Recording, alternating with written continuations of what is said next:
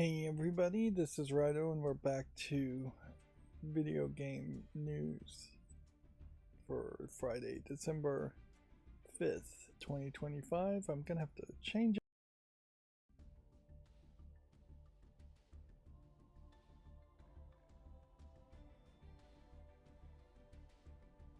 Okay.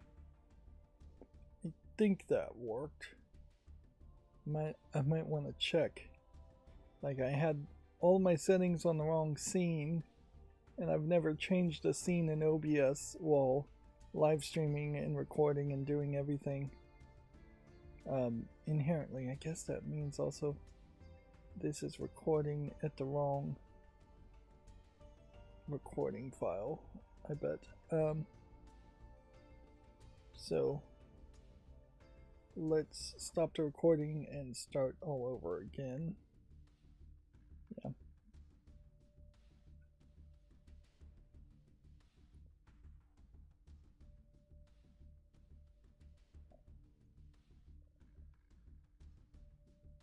Hey everybody, this is Rydo and we're back to video game news. Today is Friday, December 5th, 2025.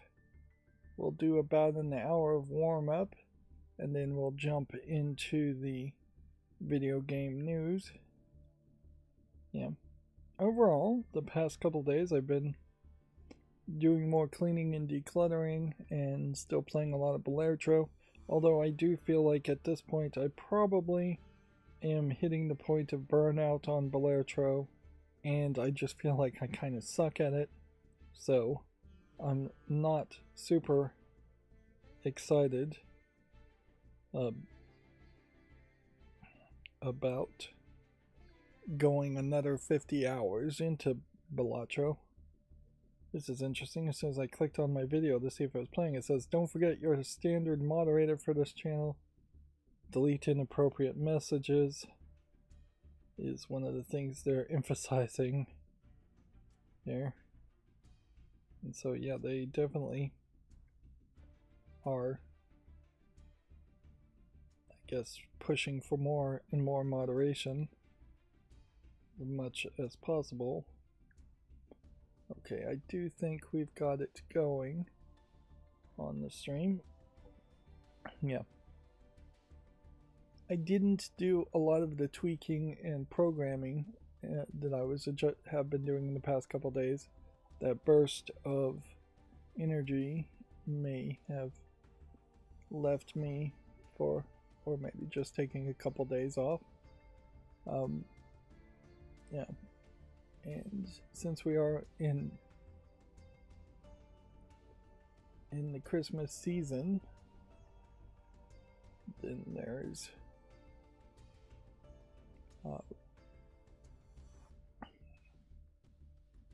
less likely to be video game news.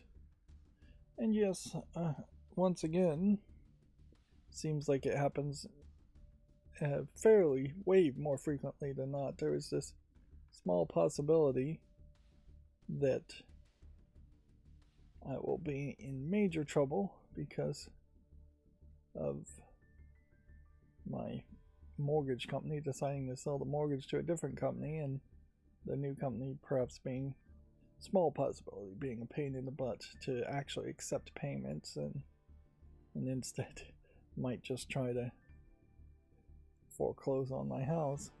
Small possibility of that, but still a possibility that concerns me. So I was trying to set up all of that.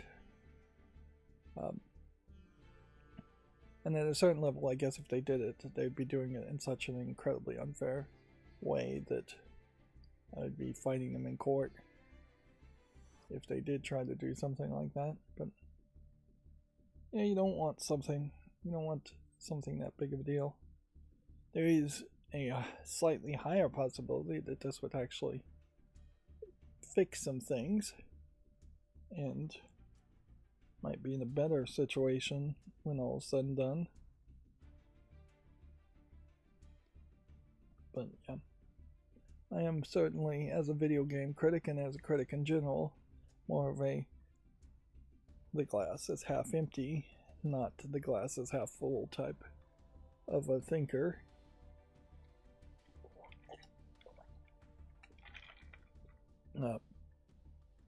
But yeah, I spent a lot of time yesterday taking photos out of an old photo album. That the thing about old photo albums that I guess people should still know about is that the plastic sleeves in them, even the paper backing, if they do have paper backing, a lot of them didn't, were not made acid free, is what it's called. So nowadays, a good photo album, if you are going to put photos in a photo album physically in the real world, would be acid free, and it would have a cardboard backing to keep the photos from warping or bending. Old photo albums not having that, and even the covers themselves being just old and having plastic in them are yellowing and starting to break down. Plastic is basically a byproduct of oil, petroleum, things like that, and as such it is something that will just break down after several decades, and it can make a real mess. Same is true with like the glue on the back of tape, or tape, the plastic part of the tape that the glue is on. That's all tape really is strips of plastic with glue on them, special glue. And so yeah. Now, I will say, in modern days, you're probably better off sealing photos into more of a photo box. An airtight box would probably be your best bet. Maybe not something too crazy though, because it would be really expensive. But even putting it in like a Tupperware container, even though that too is plastic, is better than having plastic directly touching all of the photos, like a photo album, although that's a terrible way to present things. But then in the real world, nobody looks at photos in the first place, and it's kind of crazy to take them and print them out. That was a huge thing people spent money on in the old days. Let's go to the most wish-listed games. But yeah, in modern times it is much more realistic that you would have photos in digital formats, and you're much better scanning photos, old photos. So taking photos out of photo books, scanning them through a photo auto feed scanner, or if you're willing to risk it, of a scanning service, to get them into a digital thing. So weirdly, we still don't really have great cloud backup solutions for photos, that unless you are just willing to pay through the nose for a small amount of storage. So you're still probably going to end up putting them on a hard drive, ideally 2 hard drives full of photos, which really wouldn't even take that much space. Like an 8 terabyte hard drive probably could hold an entire generation's worth of photos being scanned. You want a good scanner that gets the colors right and the resolution high too. So the cheap copy machine scanner will give you a lesser quality experience. And then the actual physical photos, again, you just put them in a box after scanning them and keep those as backups. And if you have the negatives, put them in a different box in a different location and keep them as backups. Then maybe put the boxes in Tupperwares or in plastic bins, totes, or just in trash bags to keep moisture away from them. And then you probably throw them in the garage and never think about them again. But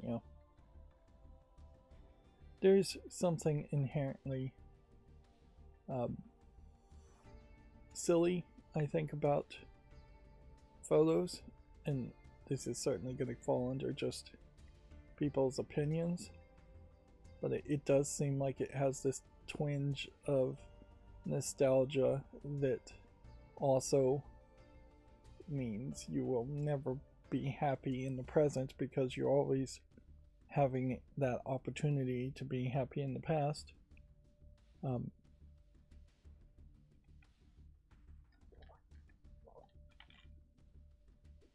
Whereas personally, I think I'm more happy today than I was in the past by a big margin, although there's still plenty of room for improvement.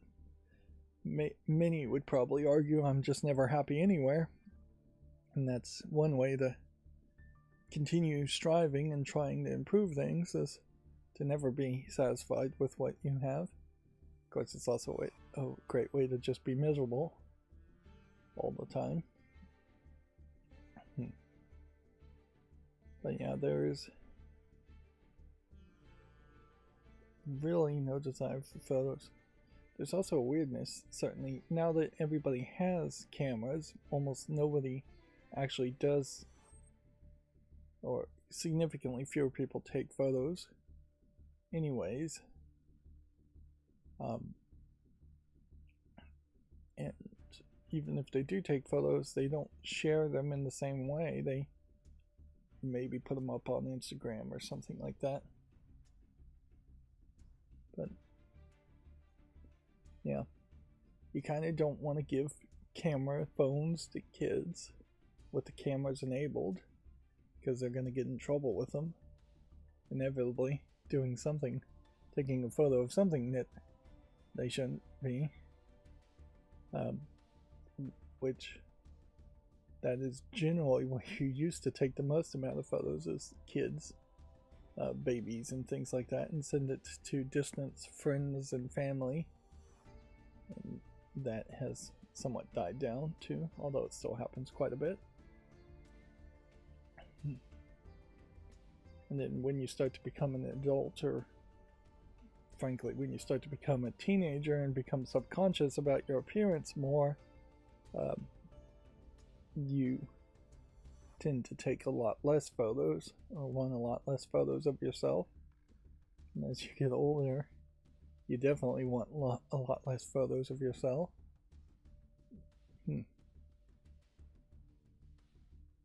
And of course, everybody is broke, so the idea of going to vacations and taking photos of those is happening less these days too. Although there is always the argument that if you're on vacation and supposed to be enjoying the vacation, why are you taking away from that by trying to document the experience? Taking photos and all that. Yeah, I just don't have a lot of thought there. What's the most interesting photos are artistic, in my opinion, and significantly fewer people do that. Nobody goes and models. Nobody, well, an incredibly small percentage of people become models and are modeling for even one photo shoot in their life, or doing photo shoots, or taking photos of landscapes or bird watching or something like that. Those are all very rare activities.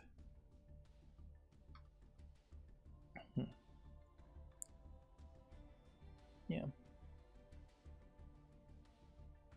Do you have any other warm up here, or are we gonna just rush into the video game news today? I think that may be about it. Part of the reason why I wouldn't need to really warm up is I decided to make an episode of Balatro before this, so that may have been a mistake, but I felt like that would get me closer to being on time as far as streaming goes, as if I did a recording before. But in fairness, that recording was probably pretty bad, and I will say some of these later episode 50 episodes of Balatro, when they air, are going to be kind of bad because I'm going to be half asleep on a lot of them because I keep waking up at like 2 or 3 in the morning and or being awake at 2 or 3 in the morning still and just don't feel like going to sleep, and then I play an episode of Balatro, and 20 minutes into playing Balatro I start to get sleepy and start to yawn. It is, I guess, perhaps a bit of a soothing experience, the slow, boring aspects of poker. I'm frankly at this point a little surprised that people talked as much about Balatro and sang the praises as much of Balatro, because it clearly is missing some polish here. Compared to, I am comparing it to what I suspect, what I personally believe is the best game ever made, The Binding of Isaac. But comparing it to The Binding of Isaac, which is two very different games, the game flow unlock experience is way, way better in The Binding of Isaac. Whereas I'm at a point in Balatro where I'm at 44% completion, and there's the decent chance that if I put another 50 hours of gameplay into it, I would still be at 44% completion. Because you just have to get lucky. You just have to be good at playing poker. You just have to pay attention. You just have to know every single card you've played before and every single card that's available to you, both in the forms of jokers and just regular poker playing cards.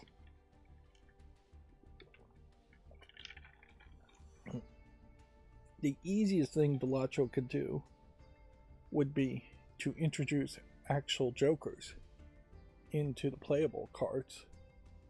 So the second best thing to introduce, which would also be pretty easy to introduce, would be pity timers, where things unlock, more decks to play unlock based on how many hours you put into the game or how many games you've played, versus having to actually win. But it is very much a case where you are at the sway of random chance for most things, and it is very much that the anti-difficulties of just how many chips you have to earn to be the level, once you get to level 11, go insanely high. There's just a craziness to that, and there's no way to really get past it that I can see without getting super lucky. It definitely feels like it's a case where the player of the game played and developed his game so much that he probably has a couple thousand hours of experience and gameplay time in it that he no longer is in touch with what a common gamer's experience would be for it. The harder things Balatro should add is that there should be DLC or a free update that doubles the number of jokers. There's 150 jokers now. Throwing in, well, it doesn't even really have to be double. If you threw in 50 more jokers that created new synergies, that made the game overall easier and just made the game interesting to play again, like Binding of Isaac did with its updates, that would help quite a bit too. Obviously, the challenges should be giving some kind of reward for beating them.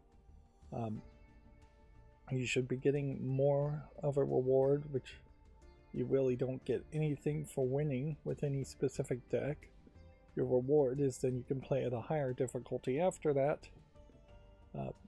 Ideally, I would want to be able to play on the hardest difficulty for a deck without having to play the lower difficulties first and win. So yeah, I'm really at the point where I'm starting to question whether I'd even end up playing Balatro for just for fun off screen. Yeah. Let's open this Master Duel pack. But also, guess that's all I have to talk about. So I've been burying the lead, as it were, because it seems Netflix has agreed to acquire the Warner Brothers company from AT&T, Warner Brothers Discovery, which, yeah, I don't know if that's going to be a good thing or a bad thing. One would assume it's going to be probably a bad thing, because Warner Brothers, assuming it is also acquiring the Warner Brothers games, WB games, and not spinning that off, which they are going to be spinning off some of the TV aspects of Warner Brothers, like CNN, TNT, HD TV. So yeah, there is some stuff that's going to be spun off, but I don't know if that Warner Brother Games is going to be one of them. And even if Warner Brother Games was spun off, Warner Brother Games at that point is going to be in a very different position, because they're likely not going to get cheap free licenses for things like Harry Potter or Game of Thrones to make video games based on. TT Games is also a subsidiary of Warner Brothers, so the Lego game creators already seemed like they were kind of in trouble, and now they might be even in deeper trouble, as they may not even exist. They may just get shut down, or they may be assigned by Netflix to make only mobile games. Netflix's foray into video games has been minimal. DC is also owned by Warner Brothers, so the DC Comics might be in a very different position too. Although DC comic movies haven't been super successful, and Netflix might push a lot of focus into that and trying to improve that with Batman and Superman and Wonder Woman type movies, and probably not any more Suicide Squad type movies, but you never really know. It is worth pointing out that the Rings of Power Amazon Prime series would potentially now have a direct competitor on Netflix with a Lord of the Rings / Hobbit series. There might very well be some dueling licensing going on there. Yeah. The Discovery Plus might include either one of those food channels, maybe not Food Network though. So, yeah, you might get more food shows on Netflix. I haven't looked at Netflix in over probably 2 years now, so I don't know what they really have, but I haven't heard anybody say there is anything great there. We'll quickly scroll down the mobile revenue data. This is for November. Still playing Memento Mori. Still playing Pokemon TCG Pocket. Nothing really going on special with that. I guess there is a bit of a Christmas thing going on for Memento Mori and Magica Modica, which I'm also still playing. Although I don't know why I am. And yeah, Pokemon TCG Pocket is not doing a Christmas theme, and in their entire lifetime they have not done any holiday themes, really, which does certainly speak to the laziness of the Pokemon Company as far as Pokemon trading cards, because you would think that there would be at least a couple of promo cards for Christmas where Pikachu was in a Christmas hat I think there was at least one Christmas episode in the Pokemon anime TV show. But yeah, for things like Thanksgiving and Christmas and Valentine's Day, Chinese New Year, Lunar New Year, all of those are big enough events worldwide to justify making promo cards and doing something, making a little bit more artwork. But frankly, it is a case where the whole series of Pokemon cards seem to be very lazily animated, and it just prints money, and so they're not putting any real effort into it, it seems. We do have the new Steam hardware surveys. I'm sure other people will talk about it. I don't think there's too much of a change, though, this month, even though this month would have been the month, or last month would have been a month where people would have been forced to Windows. So you can see Windows 11 64-bit is up 2% as far as people on Steam. There is minimal changes on everything else. And I would also say that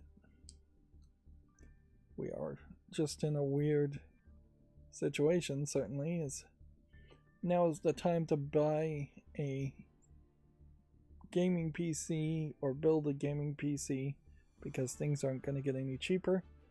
One of the manufacturers, Micron, of RAM, has come out and verbally said that they're pulling out of the consumer gamer market for making RAM, and that is crucial, is the branding that the RAM often was under,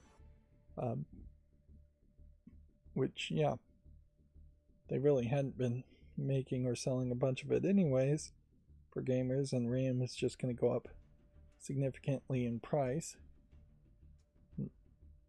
Yeah, we are in a weird position, certainly with RAM, in that now would be the time to introduce a new RAM company. If it was just that easy to introduce a new RAM company, you'd have to make a whole RAM factory, and that would take potentially a decade to get up and going.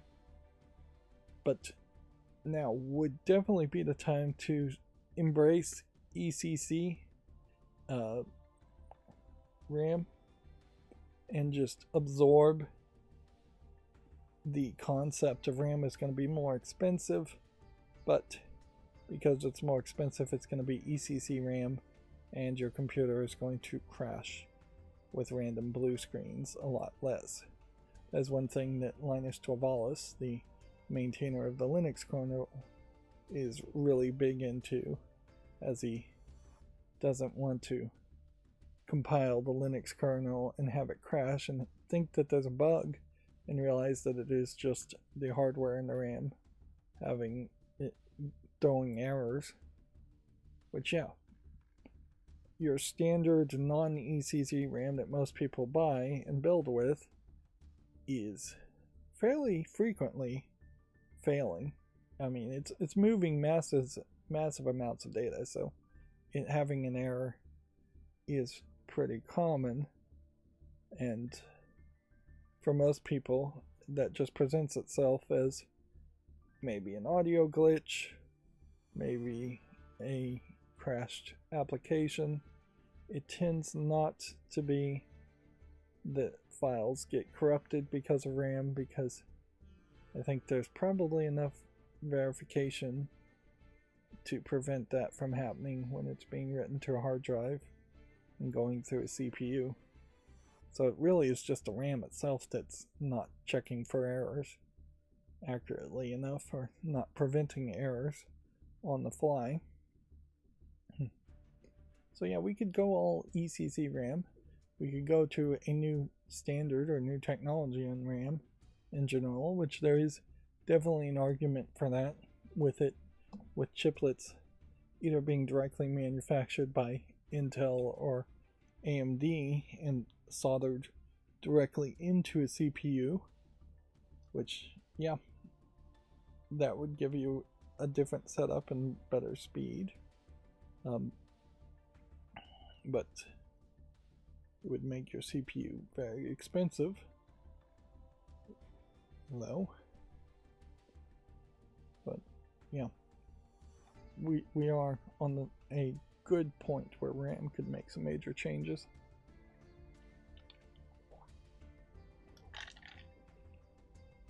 But you would have to have some new companies want to make changes. And yeah, there's always that small possibility that the AI boom bubble bursts, and as such, then there's just a flood of RAM in the marketplace that lowers the price, but that's probably not going to happen. Anyways, because it's not like they're ramping up production in RAM, they're effectively price fixing. All RAM companies are, to make sure that they don't have an overstock of RAM and that the prices stay high, which inherently is a great example of the problem with capitalism, is that all these companies are not designed to produce what society wants, but are designed to make as much money as possible. And one of the common ways in which they make as much money as possible is by creating artificial scarcity in the market. Yeah, don't really have anything to say about my chart here. I have to say I'm a little peeved, and I don't know if this was an issue before, and I'm just noticing it. I think it probably is, because now that I look at all of my bookcases, it does kind of feel like even the ones that just have relatively light DVD box sets on them are slightly bowed in the middle. But I put some heavy books on one bookshelf and it is bowed. Honestly, it could just be a degree more, but it is noticeably more bowed in the middle, and I'm peeved at my bookshelves now, because the bookshelves literally are so cheap that they can't actually hold books. Which, yeah, at a certain point you have to ask the question, what's the point of owning a bookshelf that can't hold books? So weirdly, I'll probably end up putting the books on the bottom shelves, which will have a toe kick holding up the middle more, so they won't bow. But yeah, that is silly and sucks. In fairness, these are fairly heavy books, and perhaps that speaks very much to how few books actually get put on bookshelves that Walmart can sell cheap bookshelves. I saw another Slick Deals for a bookshelf, and one of the things they were talking about was that the proportions as far as the depth of it versus the height of it would mean that the whole bookshelf would probably tip over if you're not very careful and don't screw it into a wall anchor, which lots of bookshelves now have gotten very cheap, and one of their excuses against preventing them from tipping over is that you must install it into a wall and anchor it to a wall. So they're relying heavily on it. Yeah, and I definitely have. I saw a YouTube video of someone taking a cheap bookshelf and just gluing and screwing the components together a lot more, and adding just a crossbar beam on the back to prevent it from twisting. And they said that severely increased the rigidity and strength of bookshelves. But yeah, this cheap flat pack furniture, and my bookshelves are probably 10 years old, but still that's put well into the range of cheap flat pack furniture design, it all very much is underperformant for what it's supposed to be compared to a built-in bookshelf with good solid wood and not just particle board. Yeah.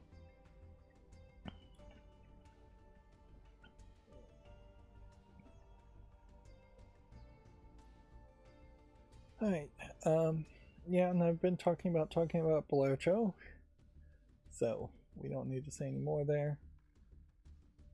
Steam sale has not happened. It doesn't happen until the 13th, but there is a Konami publisher sale.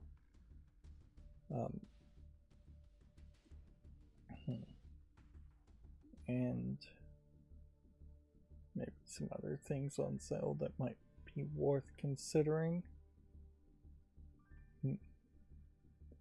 A Lego franchise sale, 90% off, versus today's deal of a publisher sale might be worth considering. Not sure which publisher it is. Total War 25 years franchise sale. Is everything hitting an anniversary because games used to get released a lot more? I saw another review of Silent Hill F, and increasingly it seems like it's not relevant enough to play. In fact, I probably would have given it more of a chance if it wasn't called Silent Hill.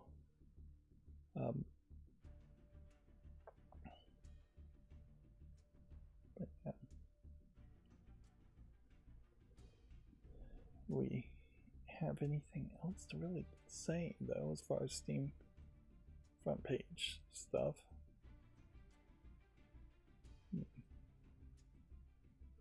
Not sure I do. Playing Belacho has become a way to not play other games, and normally I would think that is a good thing, but honestly I think probably within a week, maybe a week and a half, I'll stop playing Belacho and I'll start recording some other series, and that way I will move towards recording a different series. And then when something is happening, when my computer is uploading or something, or I'll play the occasional game of Belacho. Belacho, even on a Steam Deck though, takes an hour, 20 minutes, hour 30 minutes to do a good run. So that's been one of the reasons why I've played so little games and wasn't really playing any games on my Steam Deck, is that it is not in that same level as a cell phone game where you can just pick it up and play it for 10 minutes or so, do your dailies on some automated game like Memento Mori, and then put it down. You know, the Total War franchise games, I think, have not really caught my attention as far as, I think they're real-time strategy games. You can see some of these are on my wish list, but a lot of these have not really made it that far. Apparently I even own one Total War game, and I wouldn't every day of the week remember that Total War was a series of games. What would have potentially thought that it was just a very common name. And I guess at this point I'm probably burnt out on playing any card games. any other card games. Thermite Games. I don't recognize that game company. I don't recognize a lot of their games. Alright, so the Lego franchise sale. 20% off Lego Party, 20% off Lego Voyagers, and then Lego Batman Legacy of the Dark Knight is coming soon as far as Lego games go. This is interesting. There's a cross-promotional thing, and they're saying post on social, but not saying which social media. Hashtag Lego Games 30. Is this the 30th anniversary of Lego games? Apparently so. Yeah. Could you pre-order this game? I guess you might be able to. And then, of all the series of games on Steam, the Lego series is perhaps the one I own everything for. Although, there might be some crazy DLC I missed. Yeah. Lego 2K Drive, mixed reviewed at $12. Might be worth it. Yeah. The 30 years of gaming, though, also is going back to several games that you really wouldn't remember, like Lego Island in 1997. Fun to Build I didn't even know about. Let's see, it's not until you get to Lego Star Wars, I think, at this point. Let's see. Creator Harry Potter and this Harry Potter game I don't think play like modern Lego games tend to play, or at least how all of them tended to play for a while. Let's see, I think this is the point where they start to make games using the Unreal Engine instead of their own built-in engine. So the era of games that you would think of when I think of Lego games goes from here, zigzags all the way to this point, and then most of the TT games are using the Unreal Engine and still pretty much similar to these games, but these games play completely different, and these games are evolving to be less like TT games. And there's a bigger split too that has to be mentioned, in that there's some pretty awful experiments that happened in this golden era of Lego games, in that Lego Star Wars had the characters not talking and had to go out of their way to do visual gags and be more Looney Tunes and cartoony about it. And then they started to get lazy at some point and start to just have the characters talk, which often meant they were just spouting off lines from the movies that they were parodying, to the point where there's a Lego Lord of the Rings, Lego Hobbit games, which are pretty terrible, and they are literally just copying and pasting the audio clips from the movies into the cutscenes, and there's just no Looney Tuniness to it.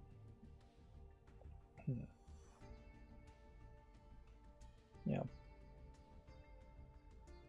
The discounted DLC here, I guess, is what I'd want to check to see if there is some DLC I missed. Soundtracks I don't care about. So, I've never sat down and wanted to listen to a soundtrack of a video game. One of the Decky plugins you can do for the Steam Deck is to modify how the Steam Store works so it plays music in the background when you go to a game's page. And that's nice and all, but definitely doesn't do anything amazing. So yeah, you have Lego Horizon Adventure, which is mixed reviewed here for $40, no discount at all. You have mixed reviewed Lego 2K Drive. Then we have a very positive 20% off for a new game, and a very positive 25% off for a new game. This too, not really playing like old Lego games, and I don't inherently hate the idea of Lego just being a visual style, but I question certainly the value. Now for other people, since I'm supposed to be giving advice here, 80% off of some of these old Lego games, totally worth getting, even though performance on these may not be particularly the best. Particularly if you have a Steam Deck, this is the #1 series of games you would get to try and let kids have fun. And $6 for Lego DC Supervillains is a pretty good deal. Lego Batman 1 and 2 for a combined $7. This is the Lord of the Rings game that's a little rough, but again at $4 it's not terrible. The Lego Hobbit game, I think, was the one with the DLC that never actually was brought to PC, so it kind of ends on a cliffhanger. I don't ever think I actually played this one. There's still a couple Lego movies, I guess, Lego games I could play. I own this. I don't think I've played that either. Lego Star Wars The Complete Saga was the first game, well, first two games combined, or first two Star Wars games combined. And there was definitely some experimental things with like Lego Star Wars 3, and they were always trying slightly different things. I don't know if I've played the Lego Incredibles game either. Some of this might be less relevant as far as the Pirates of the Caribbean, but it's a fine game in the abstract. Indiana Jones might even be less relevant.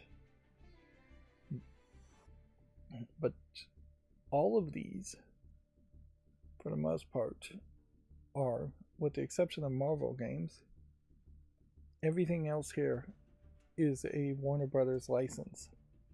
So with Netflix acquiring Warner Brothers, if TT Games separated from them, they would not be able to make another Batman or Harry Potter or Jurassic Park or Lord of the Rings or Lego Movie even game without licensing out those things.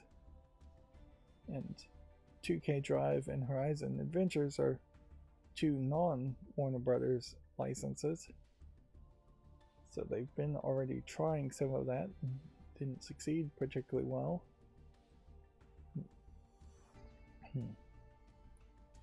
Yeah, all you could do is wishlist this Lego game at this point. This may just not come out. It probably will, but there is a chance that it won't. And then the Konami Publisher Sale. Minimal discounts for Konami games. $35 is still a little bit high for what I'd want to pay for Silent Hill 2. Yeah, and they're definitely trying to bundle things, which we don't see too much of that. And the discounts for re-releases of very old Lego Yu-Gi-Oh games is a tough sell, knowing that I probably wouldn't really want to go back and play some of these early Game Boy and Game Boy Color type Yu-Gi-Oh games.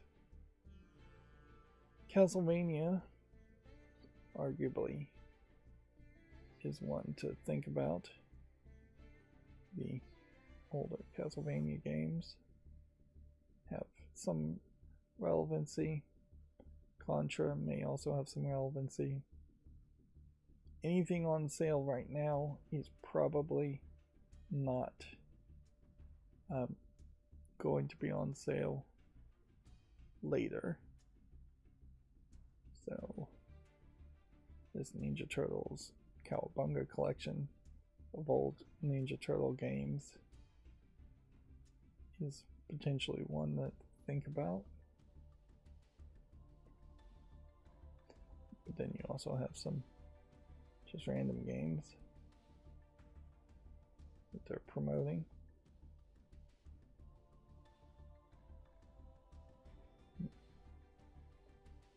Remember, I haven't actually played Master Duel in probably 2 years, even though it's a free-to-play game.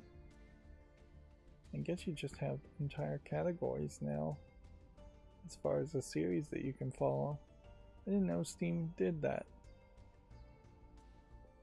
Yeah. What do they have coming soon? Just a bunch of more weirder or lesser known games from Konami. Yeah. Konami really did drop the ball by not having something else to announce by this point. Maybe we will see some announcement in the next couple of months from Konami.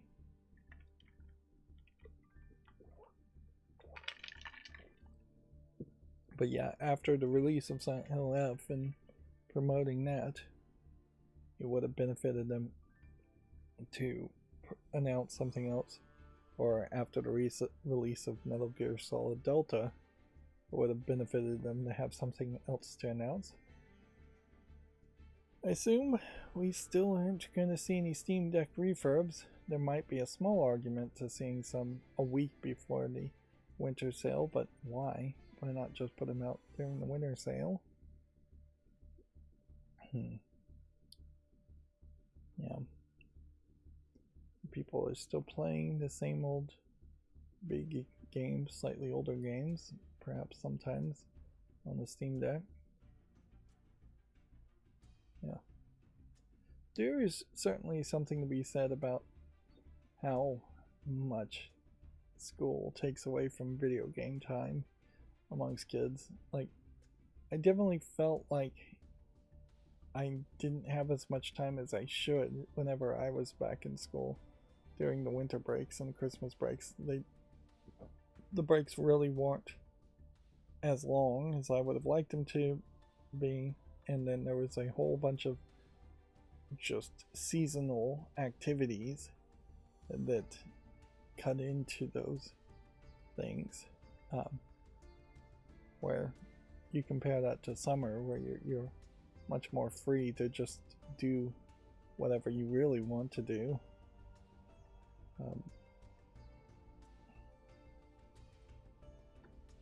But yeah, games also are very long, and they've always often been grindy and long. So yeah, I don't know if I really played anywhere as many games as I think I did. Probably quit a lot more games than I think I did too. Of course, nowadays, having potentially infinite number of games to play on the Steam, I'm in a very different position than when I was a kid and I was getting games either from Christmas gifts that I owned or weekend rentals of video games from a movie rental store. Which, yeah, there's a lot of that too that would happen. Right, well, let's move on to the Video Games Chronicle news. I feel like I'm not particularly high energy today, and I don't think I'm gonna potentially wake up and be any more high energy. Good news is, within a week or so, I'll have those new seat cushions and see if that helps me be more comfortable while sitting in the chair. Alright, so Video Games Chronicle says Fallout's creator has rejoined Xbox Obsidian, says you won't guess what he's working on.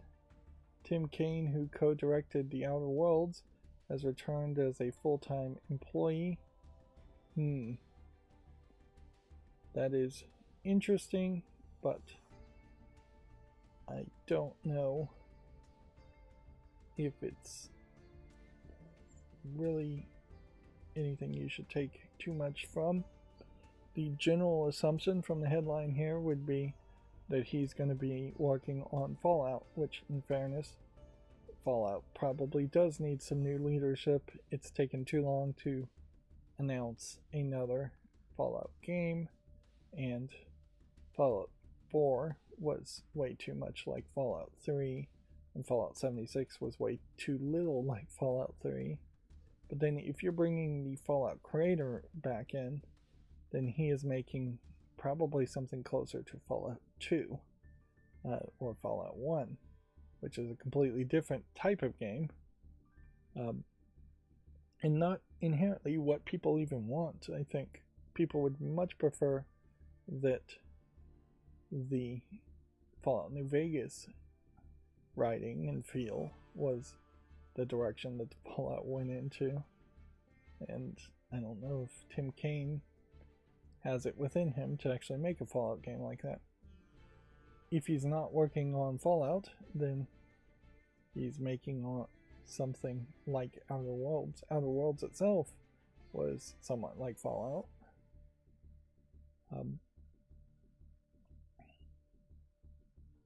It does feel a little weird for Microsoft to hire back somebody who's left, but I guess maybe that's a case of he's a big name, although this might just be a case where Microsoft wants the name and doesn't want anything else.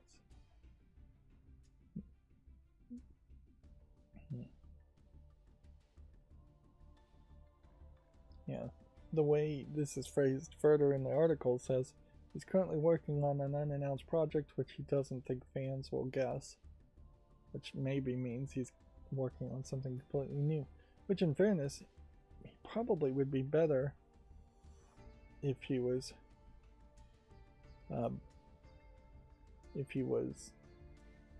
working on something fairly new. Yeah. Apparently he was a remote contractor before, so he never really was fully disconnected from Obsidian. Yeah.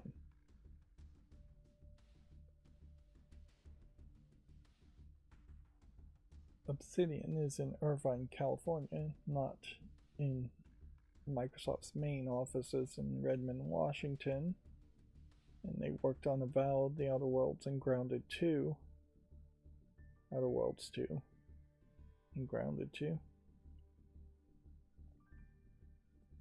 Which, yeah. To me, it feels like he's probably working on something new and not Fallout.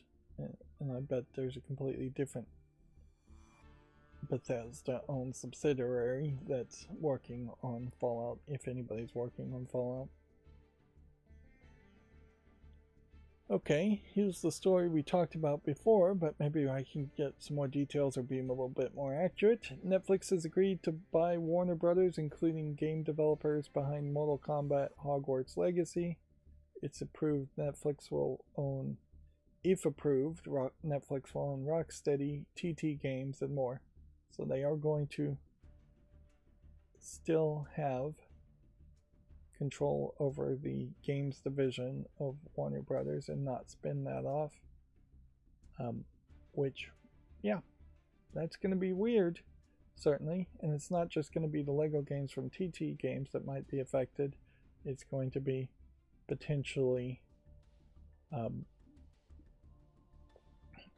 a lot of other more mature takes on things. In fairness, though, like Shadow of Mordor and was the last big adult game that I can think of from Warner Brothers Rocksteady.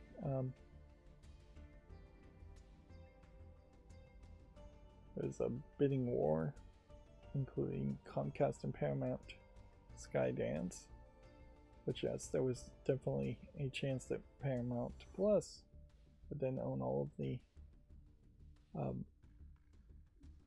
IPs, Harry Potter, Game of Thrones, DC Universe. That's the main things they said they were focusing in on. Anyways, there was also an actor who was in, I think, the first Mortal Kombat movie who died relatively young. But I think he was in like his 70s still. The Batman Arkham creator, Rocksteady, Hogwarts Legacies, Avalanche, and Lego Game Studio TT Games. Lego has already been fairly disconnected, though, and totally is hiring other companies to make other kinds of Lego games, where they had been pretty loyal to TT Games in previous decades.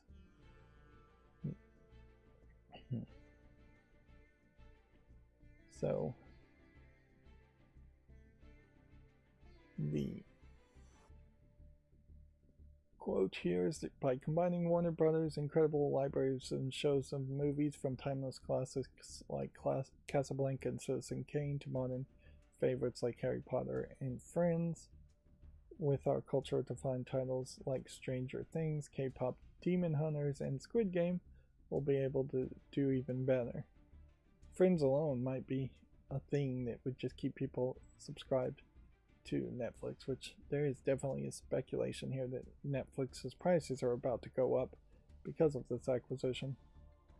So, yeah, some kind of K-pop Demon Hunters game, some kind of Squid Games game, some kind of Stranger Things game, all being built in-house does make some sense. Do I think there's going to be a Lego Stranger Things game? There probably could be, because there are Lego Stranger Things sets, and in fact they've come out with a couple of new ones for the new seasons, and I really didn't expect them to continue to make Lego Stranger Things sets. A Lego K-pop Demon Hunters series might be so off the artistic style that it might not work, but maybe. And then some kind of Squid Game video game is probably not going to be in Lego form, because I just don't think that you could make that kid-friendly. Not that Stranger Things is kid-friendly, but I bet you could make it kid-friendly. But yeah. The other thought certainly is what other IPs does Netflix still care about that they might have, because they had like Space Dogs. That I liked that show. I wouldn't mind a Space Dogs video game coming out, but I don't know if they actually care about it. And inherently that's what Netflix has been worst known by, is that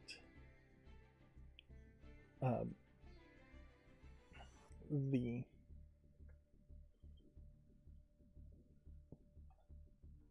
lack of care for popular kids shows. So yeah,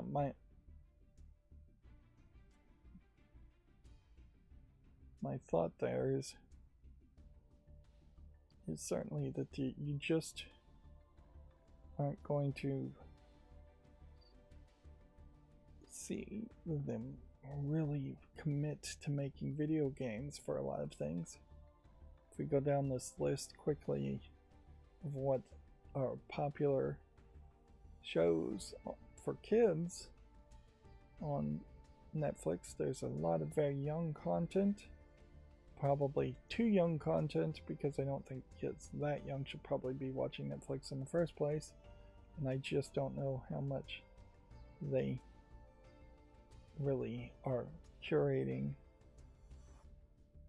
the elements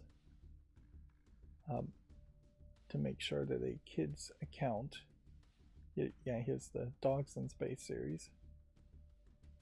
Yeah, they have the TV set ratings, but I just don't know if they're really doing that well. I watched this series, that was pretty good too. But yeah. If anything, maybe Netflix is better at their kids' content and just maintaining their kids' content than they are maintaining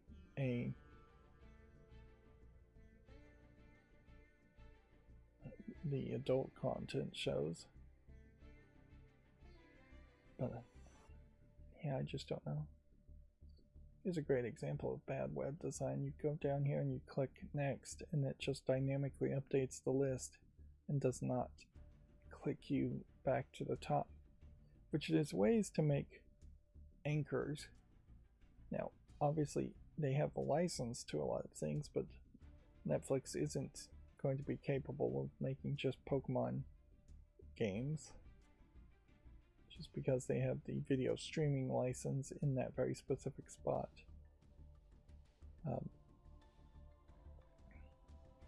But yeah, you can set anchor tags in HTML, and then when you click on the link, it will you can set up a link using the number sign to go to that Magic School Bus Rides again. You can see the ratings. Some of these are not particularly great. Sweet Tooth is TV14. I watched a couple of seasons of that and didn't get to the end of it, so Sea of Love feels very different. Definitely something that looks like a cartoon versus live action feels very different always. Yeah, I would severely suspect that none of this is going to get greenlit. None of those are going to get greenlit for games anytime soon, if ever.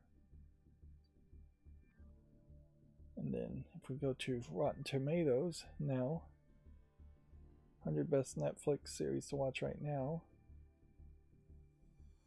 Let's see. Here we have what is probably an adult animated series. How many of these potentially would get any kind of video game on it? Like, you really couldn't do a Cyberpunk Edge Runners game again without getting special licenses. You're not going to do Love on the Spectrum video game, more than likely. And see, that's kind of the problem. They have the licenses to, like, Better Call Saul, but I don't think that's enough that they can make a game around it. I think I tried to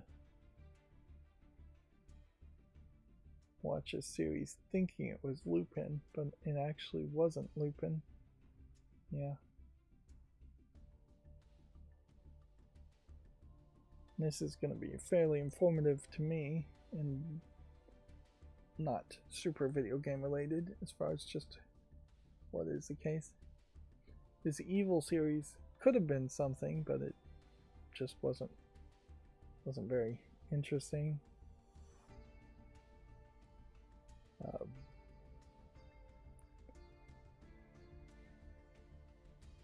and so far I'm not really missing much.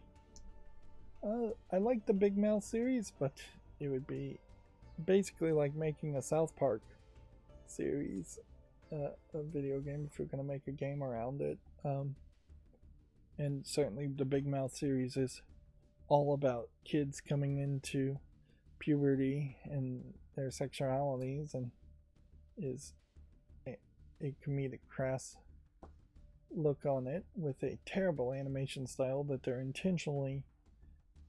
they claim they're intentionally drawing all the characters to be ugly because they are underage characters, and they didn't want the viewing audience to make fan art or sexualize the characters in any way, despite the fact that, you know, the characters themselves are inherently going through puberty and sexualizing themselves. Dark, I think, is too complicated of a game that you of a show that you could make a movie around it.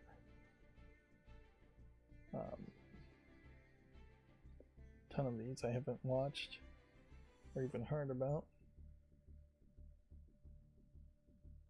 Yeah, I liked the first couple episodes of Sex Education, which you may notice a theme here on what I focus on looking at, but also there definitely is a theme on what sells and what people actually stream. I'm just more honest about it. I didn't like the later seasons, though. I think lost its track and would have been good as maybe a single season, maybe 3 seasons at most, if it really knew where it was going. I tried to watch Cabinet of Curiosities, but I don't think I found anything particularly too interesting in it. Let's see. Broadchurch I didn't watch. Couldn't get into it. Sweet Tooth is also on this list. The Dead Boys Detectives is a spin-off of the Sandman series, and so I would like to watch that, but I didn't get around to doing it. The next season of the Sandman series, I would have liked to watch that. This Fall of House of Usher, retelling of a Shakespearean play in modern times, is one I wanted to watch. School Spirits, I watched the first season of that. I'd like to see some more of that. Again, though, even with Netflix, I don't know if you actually get the most recent series or seasons, and even if you do, there's no guarantee that the show actually ends. Stranger Things, obviously, I'd like to see the last couple of episodes. I lost interest in Orange is the New Black after a season or two.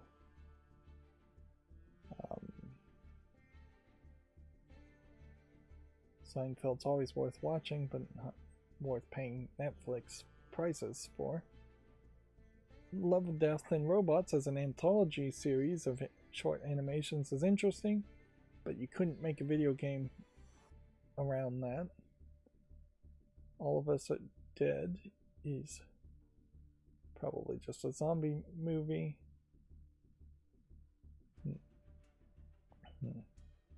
I wanted to watch this Discovery of Witches series.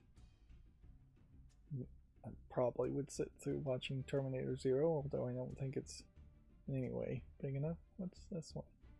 Boy Swallows Universe. Haven't heard of that. Looks like it might be animated.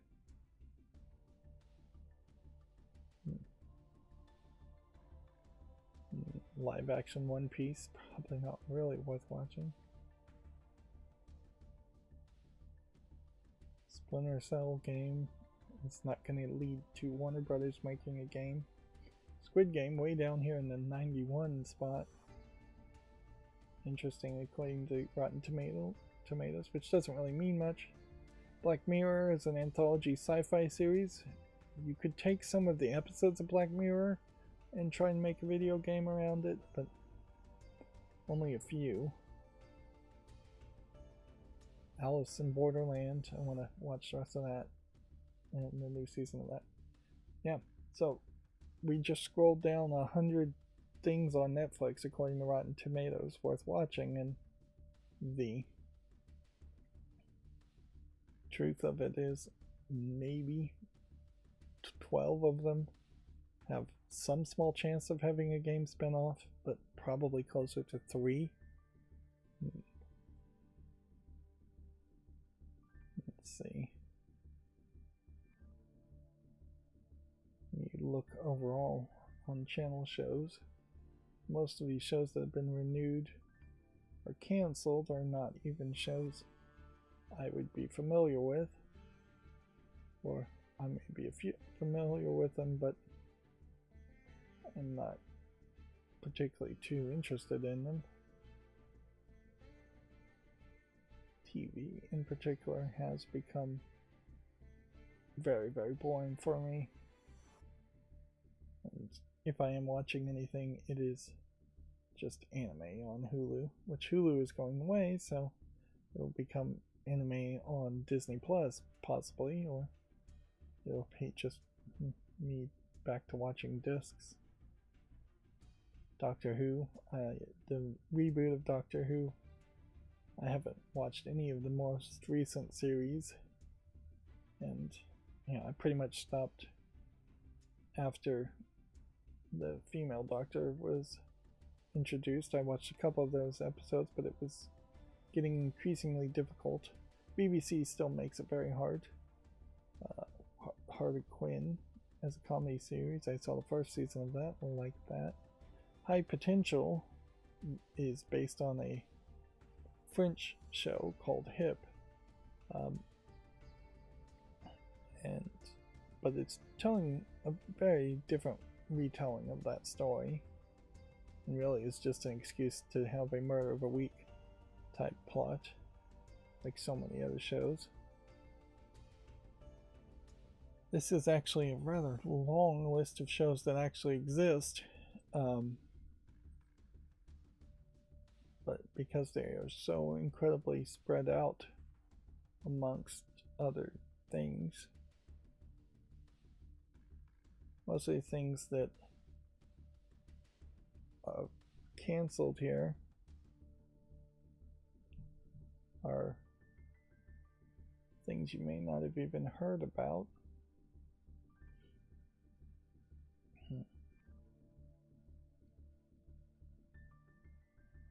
There is an argument with the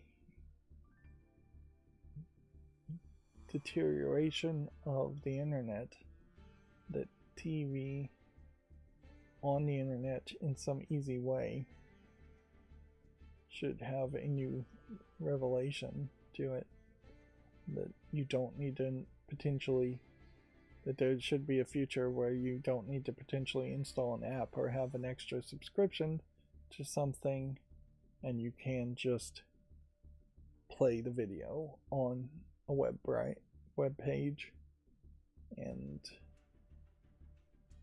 get a just ad-based level of support there. You would think that maybe it would just all go to YouTube, but yeah, that's the vast majority of stuff I watch. The Sandman Season 2 is cancelled for controversial reasons, controversy around the creator, so I hope that wraps up well, but if it doesn't, well, then you always have the comic series. Oh no, Silo is also cancelled after the 4th and final season. They keep saying that though, so that may just be that that's the final season. It definitely has gotten to the point where you don't really have to go 100 episodes and 5 seasons to become syndicated, so you definitely are seeing shows that just kind of get canceled as soon as they hit like a 60 to 75 episode mark, and the idea of syndication has become less and less of a thing, because yeah, most of these things are not even really targeting being aired on TV, over the air, or cable. They're targeting being on streaming services.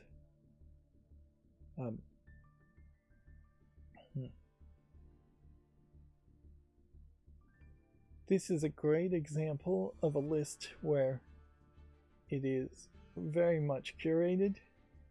There are absolutely no kids shows, no cartoons being mentioned here, no foreign shows being mentioned in here, no anime being mentioned here.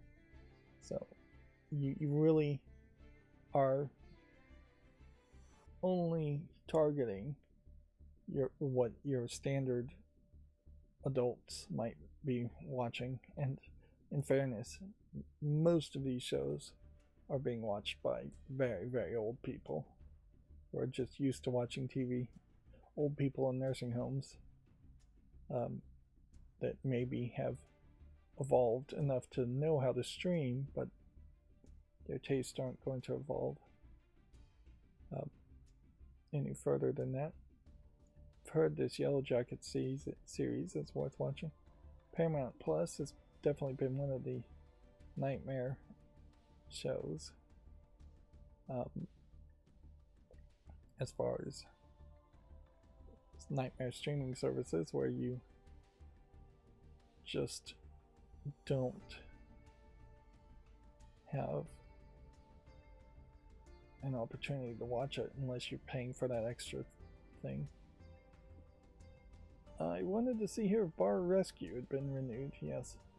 Bar Rescue technically is on season 9 the way they negotiate the contracts, but they do ridiculous amounts of episodes per season, and so really they probably should be closer to season 27 realistically. Again, this is on Paramount Network, which is the over-the-air, not the over-the-air, the cable extended channel, so you think you can play it on streaming. And I would say Bar Rescue is probably still one of the best TV shows to watch, although John Taffer is pretty old now and stepping away from actually being the host of it, last I saw. So yeah, it's gonna evolve into something very different. And yeah, see if we can get to season 9. The setup around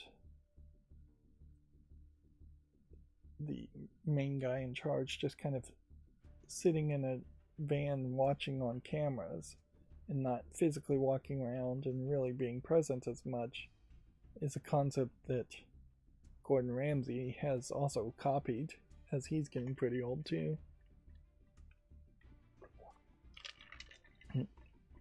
And I don't think it's a terrible concept to just not be standing all hands on deck.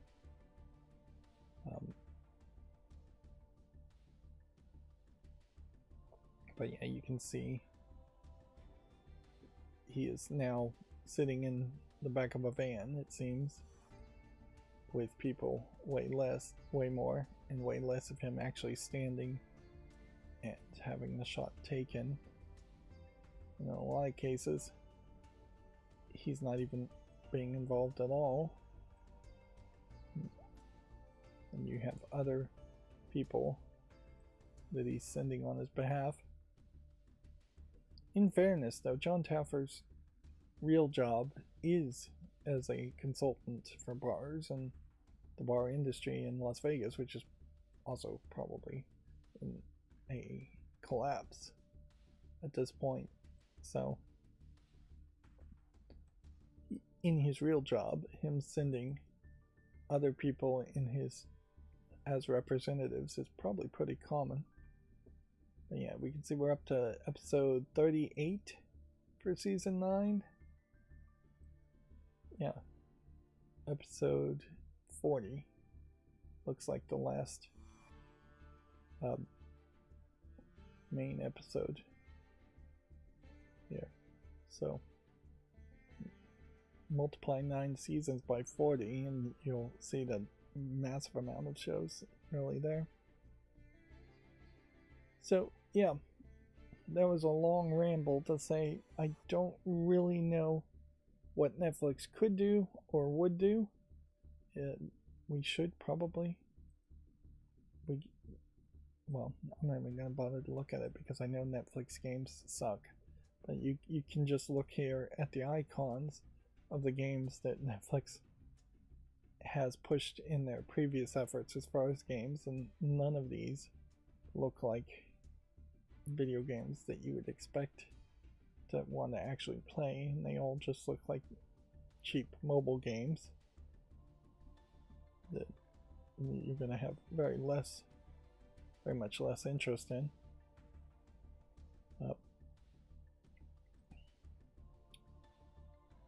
Right, where are we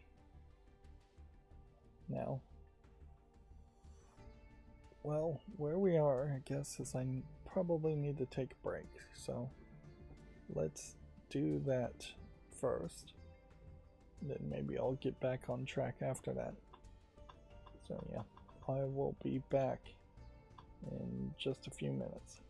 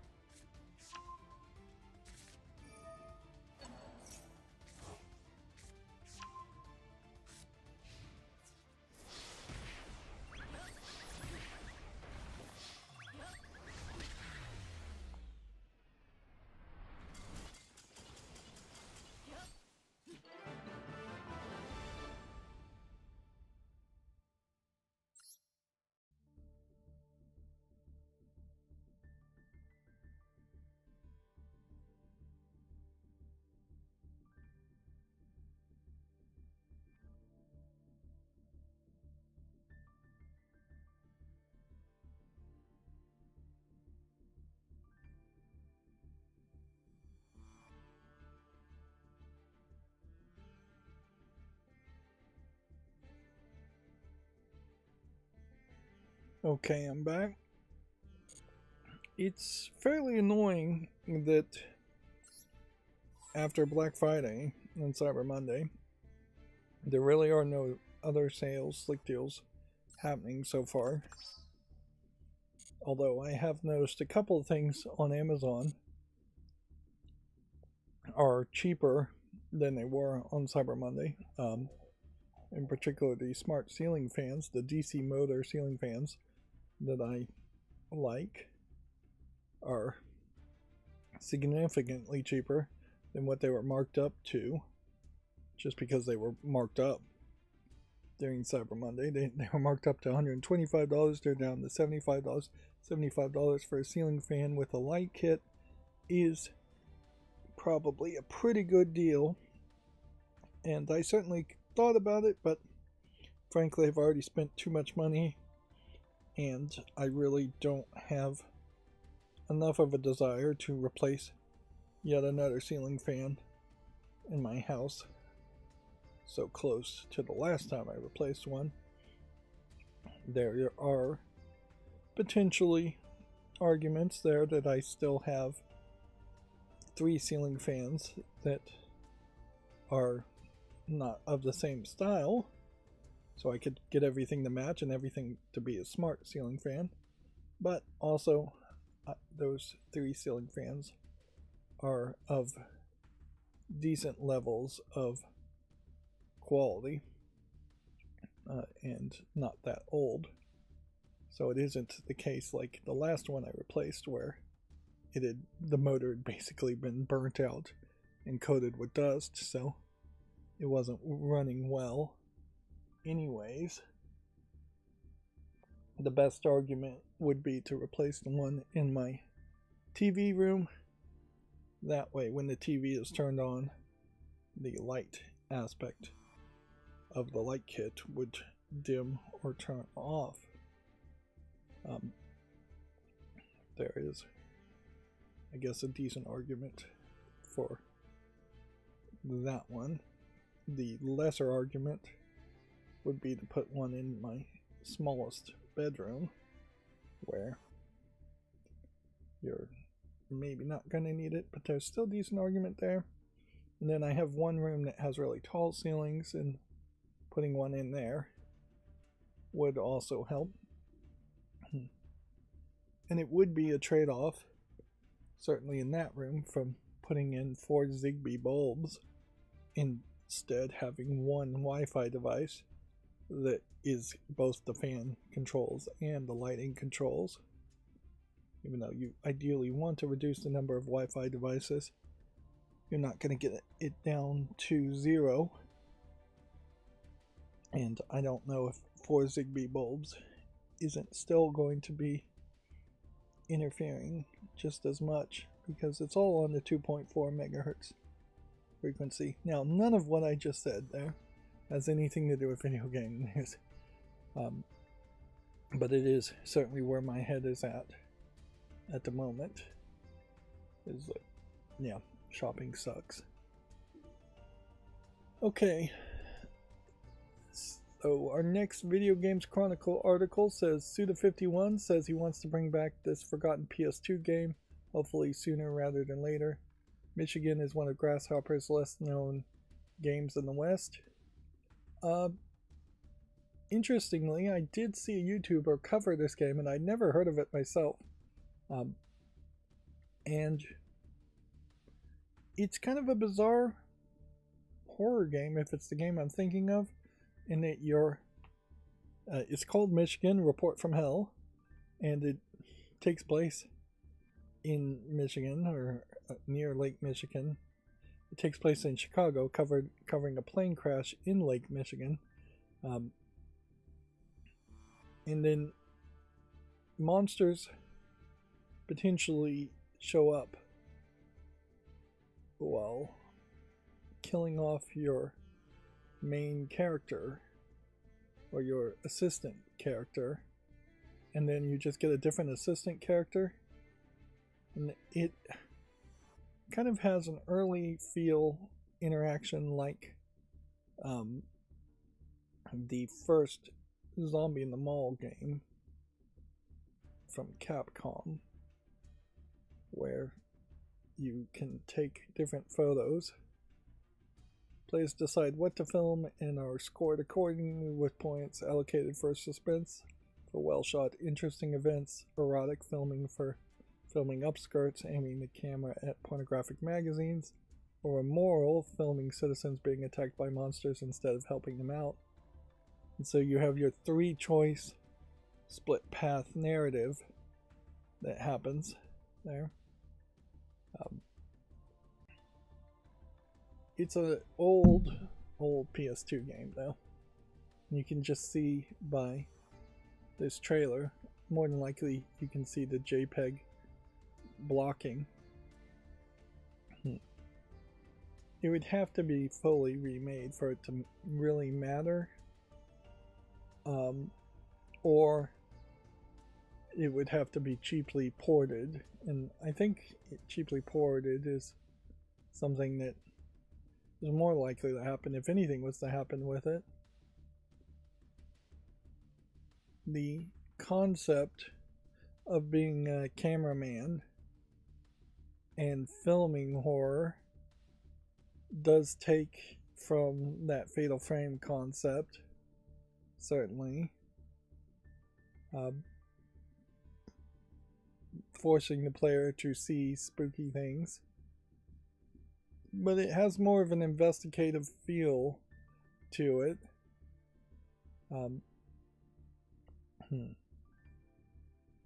This intro feels inspired by that TV show that was apparently on like HBO or something a long time ago called The Hunger, which was an anthology horror slash somewhat pornographic series. The last season was hosted by David Bowie, of all people. And this is definitely an old school trailer that is showing mostly live action footage with a flash here and there of actual animated footage.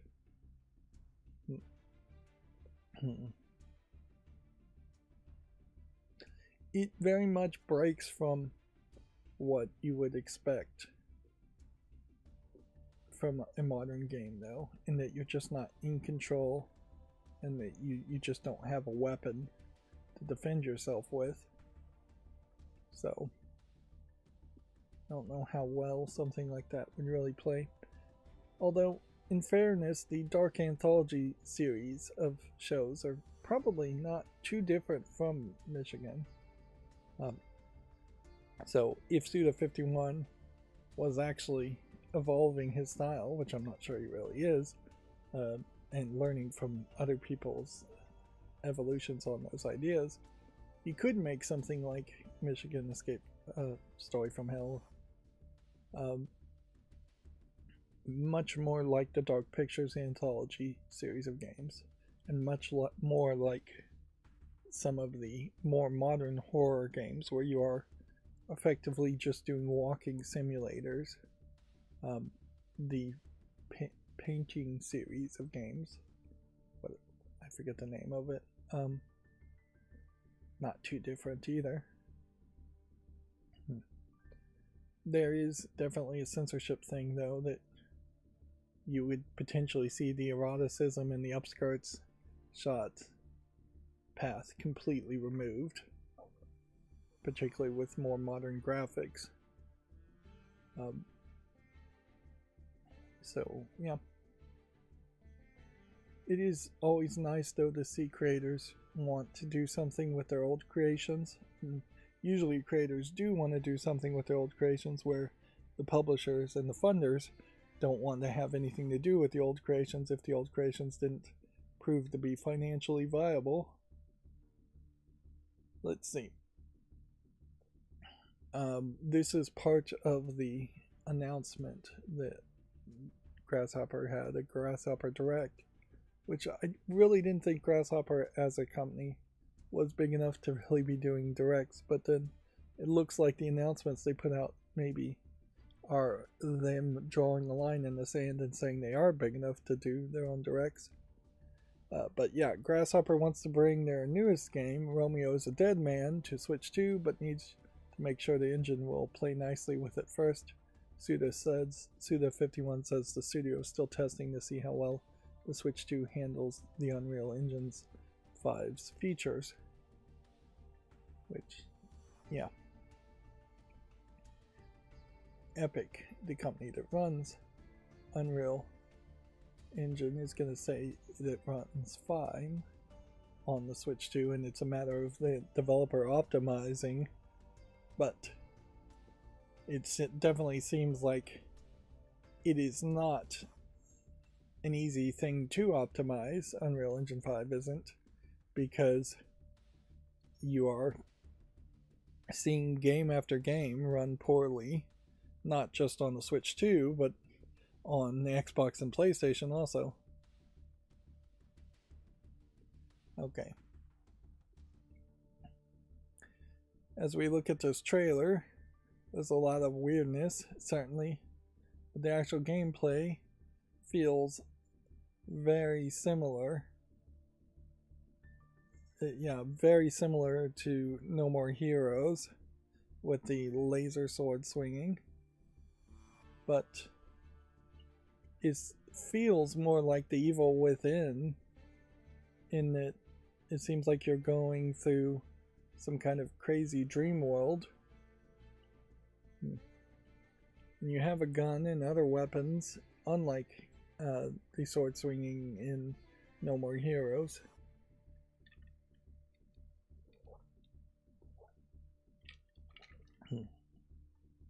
Yeah.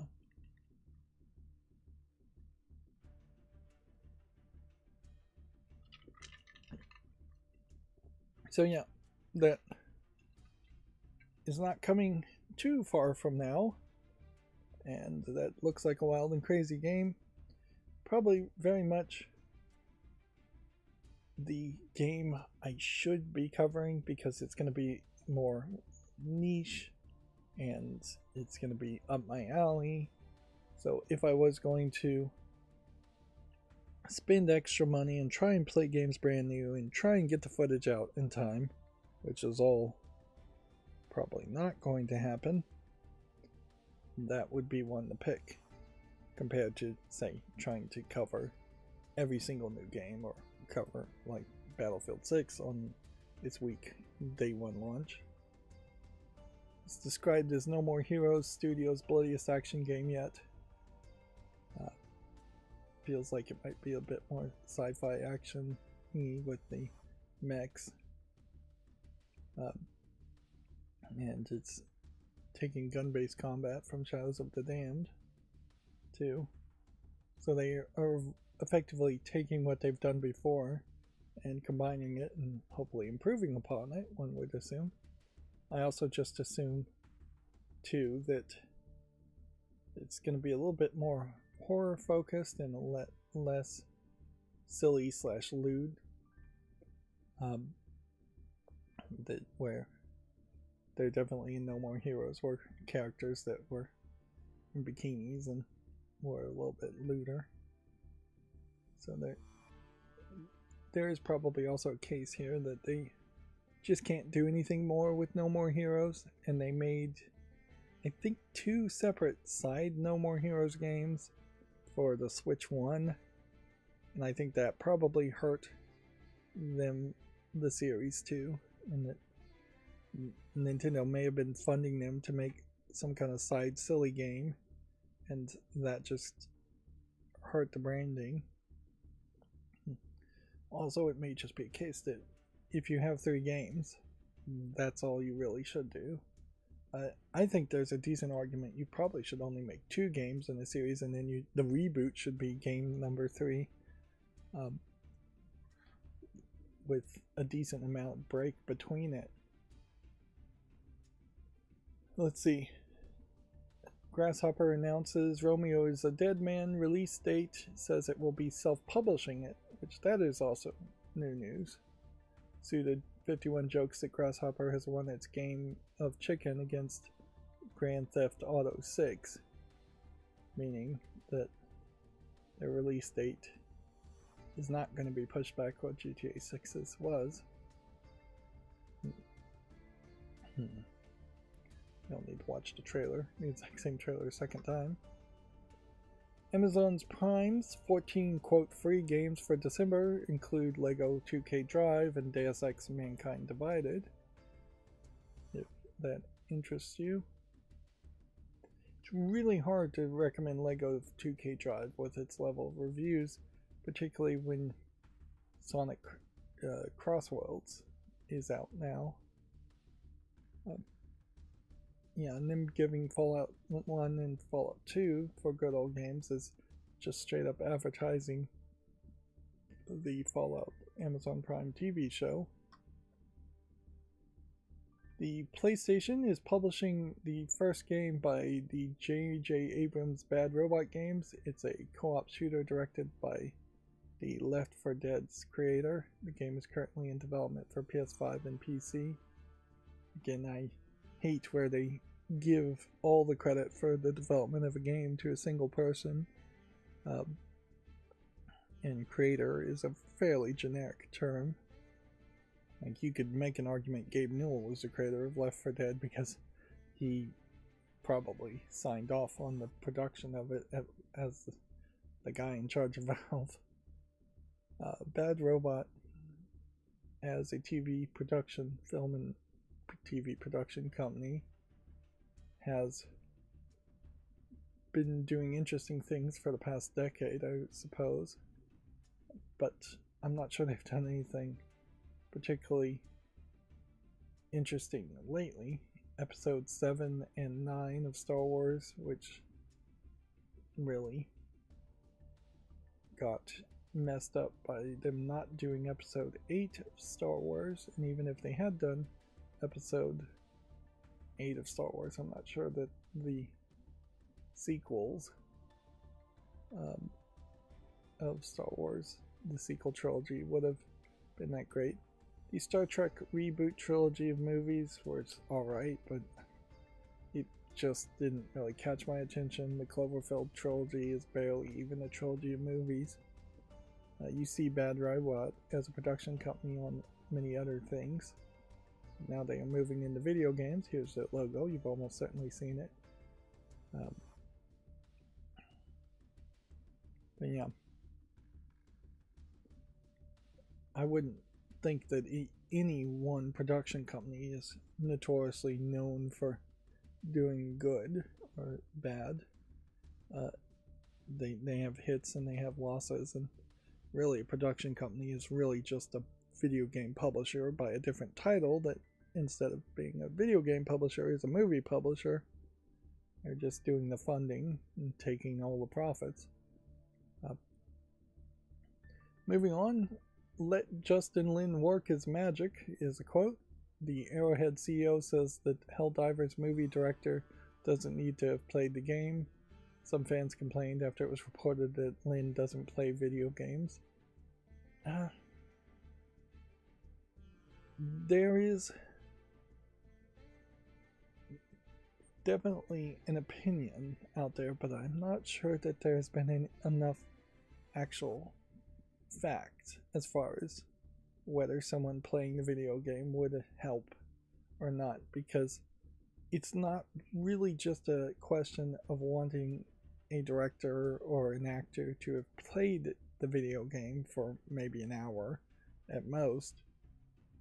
It's really the case that if gamers wanted them to truly know the character and truly love the character, they would have to put 60 hours to maybe 600 hours into a game, depending on the game, to really know the character completely. And most actors just don't have the time to do that, or just won't do it. They're not of that mentality. I'm not sure that there's a single person who has ever been that familiar with the subject matter as far as an actor or a director, with perhaps the exception of the people who are telling a story that they wrote themselves. The Chronicles of Riddick actor, for instance, is basically telling a story that's in his mind. So he's pretty familiar with that character and that action. But yeah,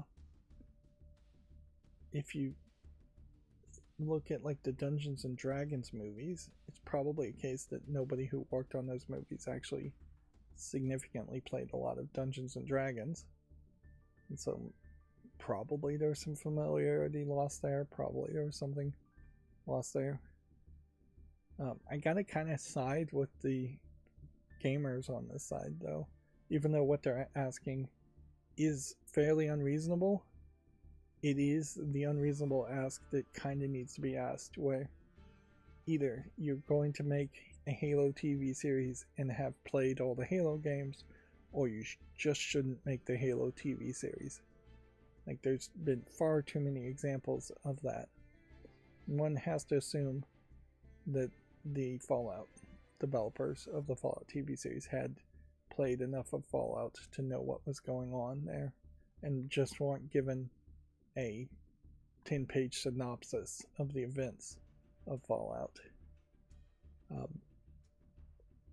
But yeah, I think that really is the case. And if you get away from video games, I think that's probably still the same case. Like, I bet the Marvel actors and the DC actors for Marvel movies and DC movies would have made better movies had they been strong fans of those characters. Although weirdly, in that case, if you were a strong fan of Batman, you would have been reading a whole bunch of different Batman comics, that none of which would have actually made it into a Batman movie. And in that case of that, you might be a fan of Batman from the 1950s, which is a very different Batman from what would have shown up in the theaters in modern times. And then you have, I think Henry Cavill was his name, playing The Witcher in the Netflix series, and him wanting to keep the story accurate to the books or accurate to the video games caused him to eventually just get fired from the production work, because everybody wants to add their own 2 cents. And I guess that's the bigger issue too, as far as taking video games to a different medium, is to put a creative work into the hands of a whole bunch of new strange people who have really no connection to the work, and want to add their own 2 cents and feel like they're adding something creative even if they really aren't. Now, the good news I would say about the Helldivers movies is that since Helldivers is pretty much already a parody of the other parody movie, what was that called?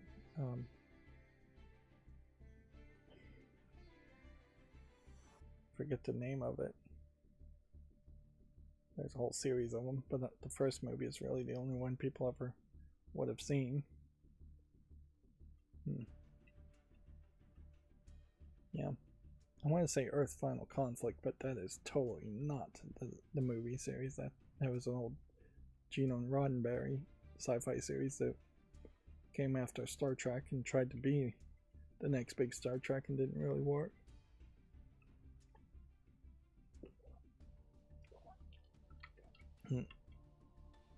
Well, I can't remember the name of the movie series with the co-op shower scene that it's notorious for, co-ed showering in the military. But yeah, since that movie was effectively a parody of military movies, and the book was a parody of military movies, and maybe that parody aspect goes over people's heads, there's already been a movie series like Helldivers, so all they really have to do is make a modern take on that. Now, the movie that I can't remember the name of also had some 90210 youth elements to it, as it was elevator pitched. I don't think a Helldivers movie will go in that direction.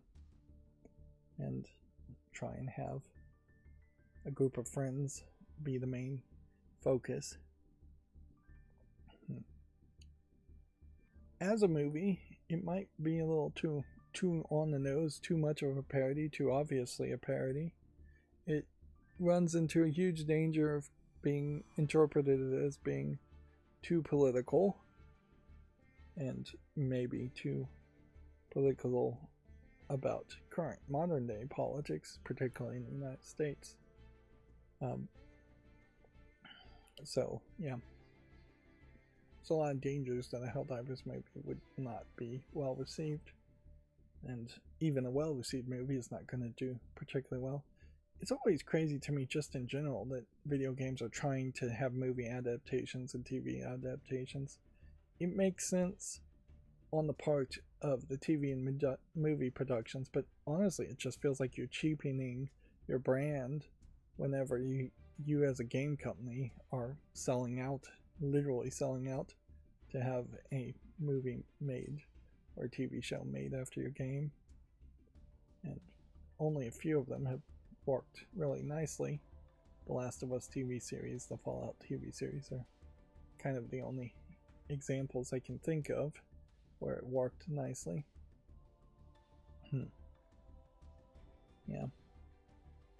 Generally, I just prefer the games to be video games and focus only on that. Certainly the Borderlands movie hurt the brand quite a bit.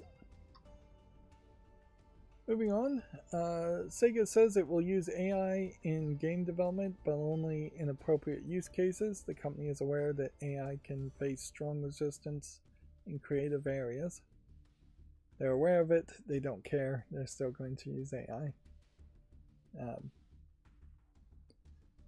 The good news, I guess you could take from this, is most Sega games are crappy anyway, so boycotting them won't be too hard. The bad news is that in recent years, there have been a couple decent Sonic games and Sega games, and it's a shame, one, that they haven't announced sequels to a couple of those games, and it's a shame that they are definitely cheapening out. Although, you may very well run the investigation and find that AI is being used heavily in the development of mobile games that Sega publishes that don't even bother to come to the rest of the world, and the big Sonic games are going to be mostly AI free. And with Sonic having only, I think, 3 fingers instead of 5, 3 fingers and a thumb, it might be harder to identify what is AI generated and what isn't. But yeah, they are going to shove AI down people's throats, and then the bubble is probably going to burst, and then AI is going to be quietly removed from being part of the whole process because it's going to be too expensive. Like, very quickly, I think we're going to start seeing these AI services charging more and more for other companies to use it, and charging for individuals to use it. I don't even think they're going to find some way to run ads and try and monetize things with ads via AI, because I just think that nobody's going to really want to sell products through an AI chatbot service. Yeah, and if they do, it's going to be a bunch of porn sites and gambling sites. You're going to do an AI search about a recipe to bake a cake, and in the middle of it, you're going to get an ad for Pornhub or something. Which, yeah,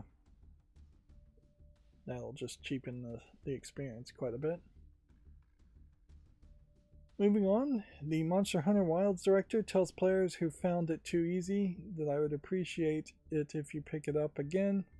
I think the difficulty curve was a little lacking for existing users. Yuya Tokuda said.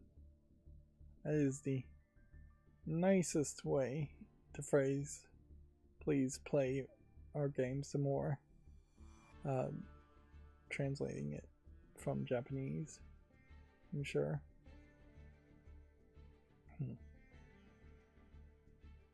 But yeah, I don't think that was the only complaint about Monster Hunter Wilds.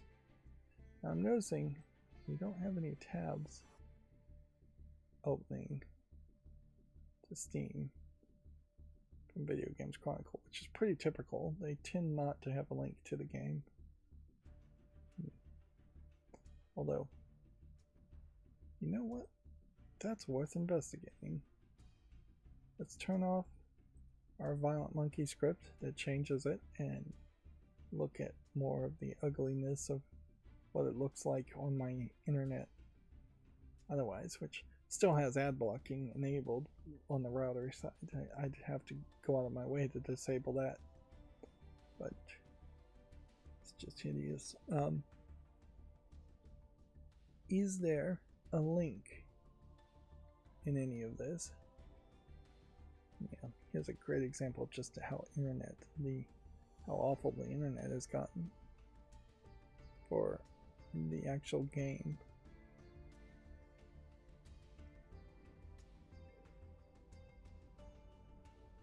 No, there isn't. All these ads, and they can't be bothered to put a link to the game on any store. They just want to sell you so much.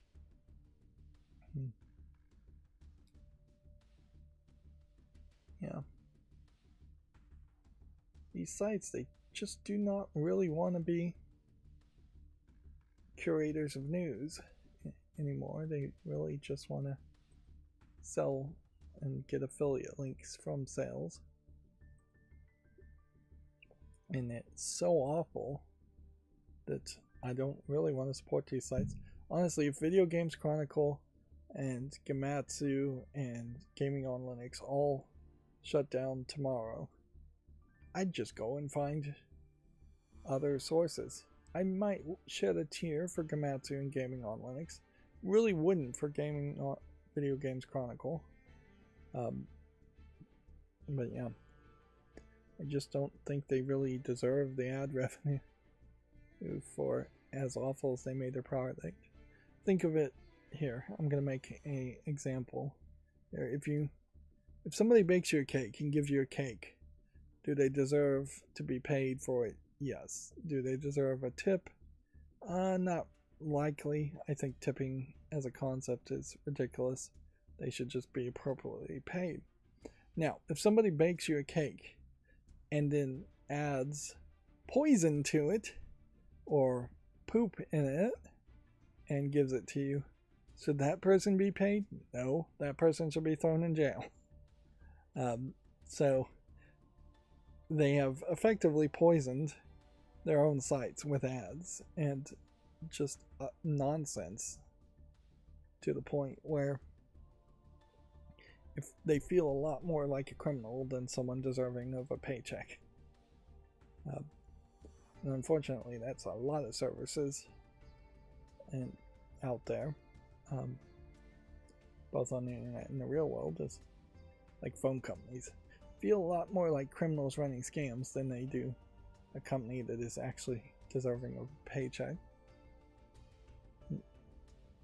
And if I could get away with it, I would probably get rid of my phone service, but too many things run security through phone numbers and otherwise just require a phone number.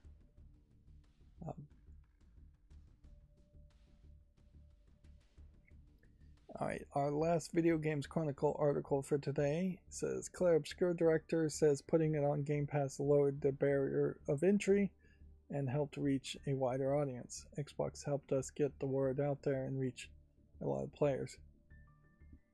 I believe that to be true as a statement, and we don't have them complaining about sales. It is funny how when something is on Game Pass, it's either the case where people sing its praises for getting the game in the hands of more people, or they say nothing at all. Very rarely do you get usually it would be like a developer complaining that they're not getting enough sales because the publisher put the game on Game Pass.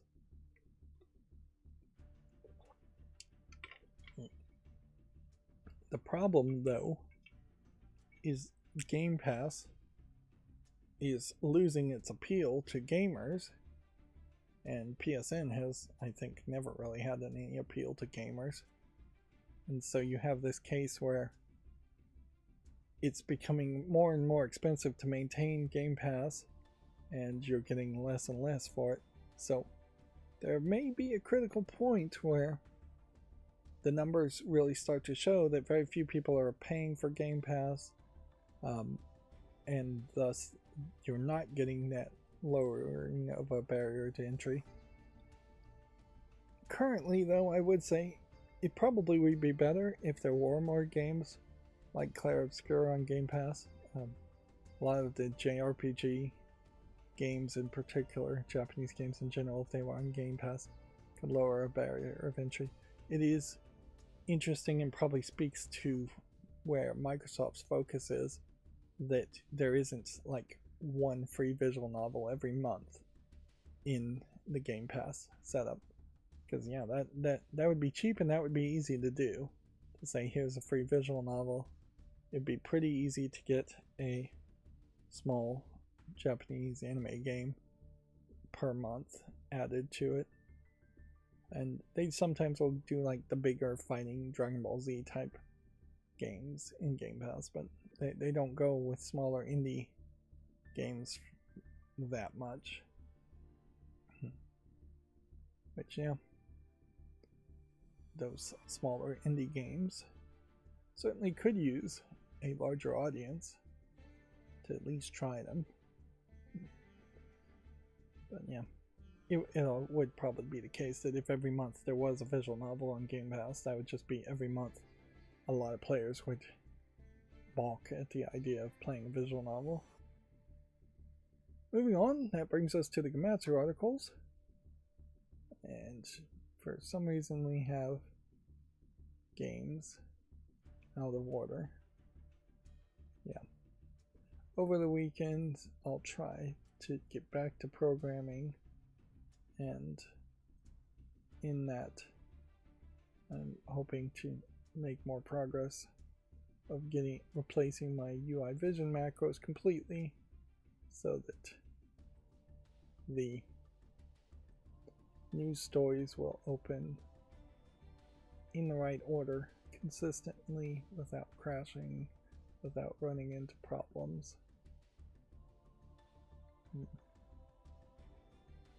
This is a horror game that you might dismiss, but weirdly has more polish to it as far as the character designs than you usually see in horror games. Usually you see one monster and everybody else is either non-existent or it's in the first-person perspective.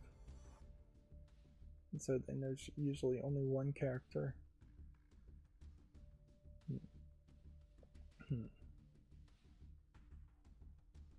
As a genre, I don't know if horror isn't better in interactive form than in movie form. Here we have a game called Citizen Pain, which is a funny parody on Citizen Kane. It's probably nothing, but I'll give it a chance regardless. We have a Marble Machine game. There's several of those on Steam, but I'm not sure I've found one that's really great. This looks like this is a point-and-click adventure. So maybe something there. Here we have one that doesn't support English. Looks like it's a top-down RPG type game with a unique color palette.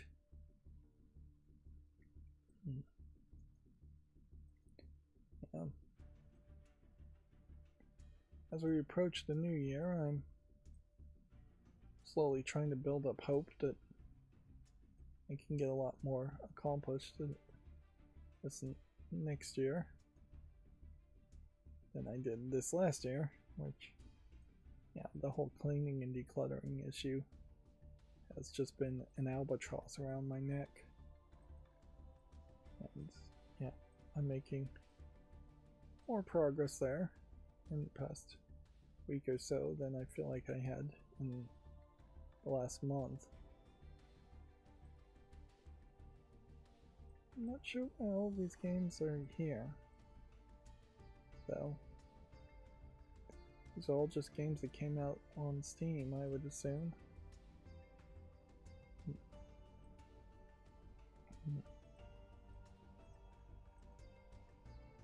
Yeah.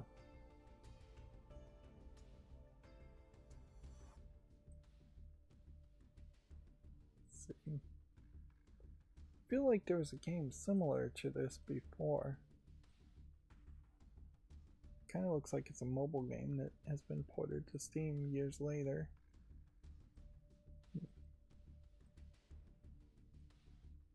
Yeah.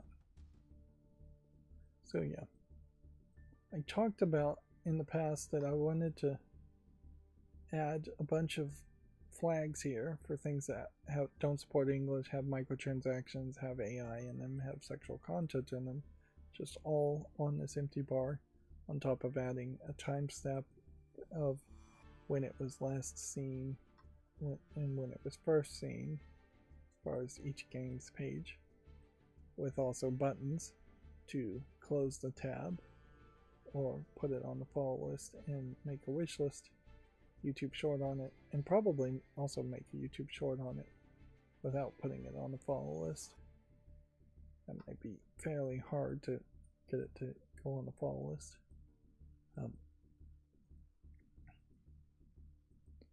But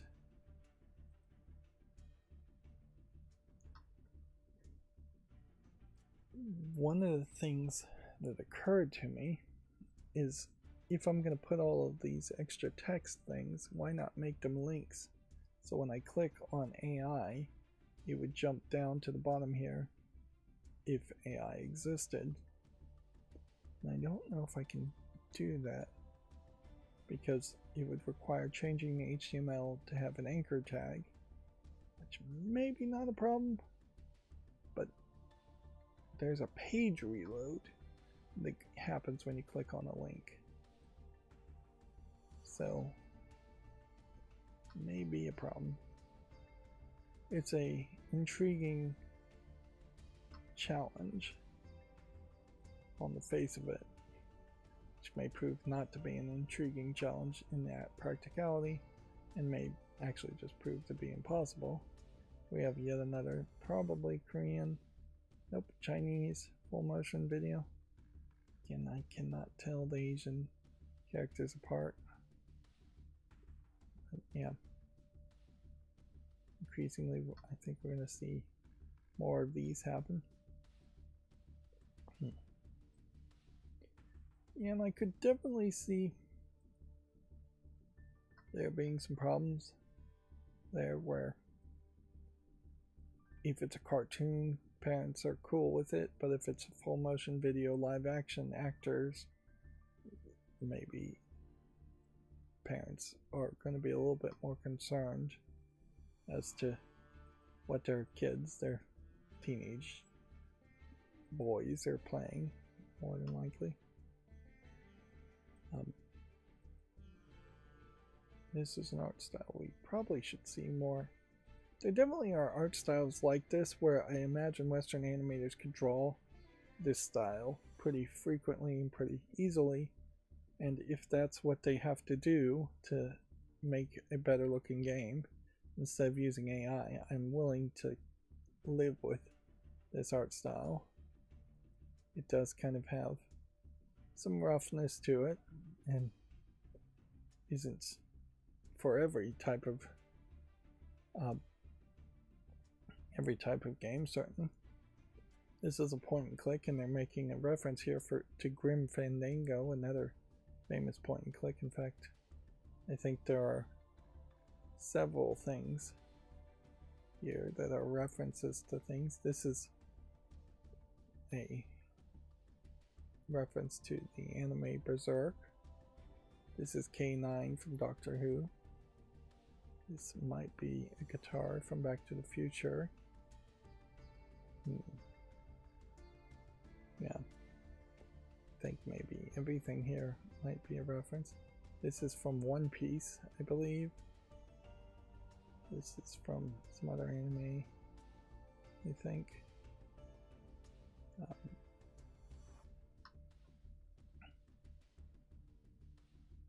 Yeah, a little hidden object game there I fell into. Just dismissed that game without even commentary. So where'd all the Gamatsu articles go? I did see that there wasn't that many GameDeveloper.com games. Blood Refresh Supply is already mixed reviewed. So let's go and look at the reviews. Like even here, when I click reviews here, it jumps down because of an anchor. That's exactly what I'm talking about. But you may be doing that using JavaScript, so I should look and see how it works in their code and emulate that. As others have said, if you have fresh supply, why bother?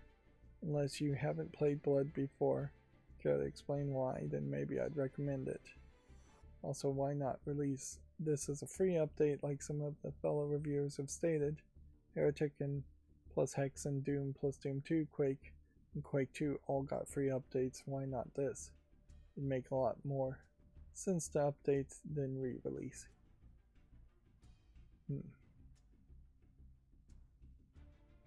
So, yeah. They're not happy that there's a re-release of apparently a game that already had been re-released fairly recently. And yeah, time alone is not a good enough argument to re-release a game. There would need to be some significant reason. Some bigger reason to have a new game. Yeah, and I guess the question is, do people actually think that putting a new game on Steam works better than updating your current game? And is there any truth to that? We see it happen enough that there's definitely some platforms where that must be the case. I don't know if Steam is one of those platforms, though. Steam's algorithm is not particularly shy about recommending rather old games if they're popular. Yeah, they would kind of be shooting themselves in the foot if they all of a sudden stopped recommending Counter-Strike 2, for instance, just because it's on an older release date. And as far as I can tell, Steam doesn't actually take release date into consideration at all when it is generally just suggesting games to you on the front page, and it's mostly only going to take release date into consideration when it's doing the new and trending sections. Yeah.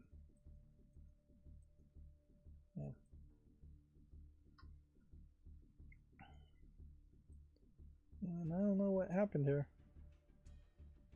Did I get bounced around? No, I didn't. So we might have hit a point where there just weren't any Gamatsu articles at all. There's not a really good reason to believe that's the case. It'd also have to be the assumption that there weren't any GameDeveloper.com articles and there weren't any Gaming on Linux articles. Technically this is a pinball table, but you would more than likely describe it as a baseball arcade table. Yeah, these were fairly popular in the 70s and maybe you would see some in the 80s and 90s in arcades and such, but I don't feel like they have enough going for them to need a digital variation of them. It's pretty much physical activity, like pinball itself.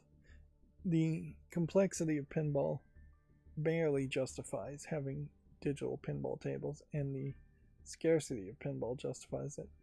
But yeah, paying $5 for tabletop baseball with what looks like a lot of asset flip garbage in the background is just going to be a no. I still haven't gotten the slideshow sped up, working the way I want it to. If I get really lucky, I might take off the pause on the slideshow when you hover over it, but probably don't need to do that.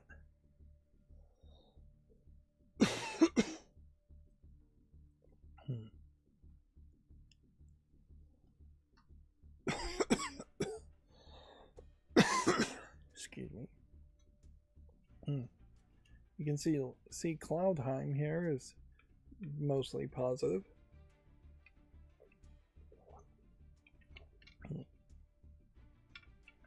Which, yeah.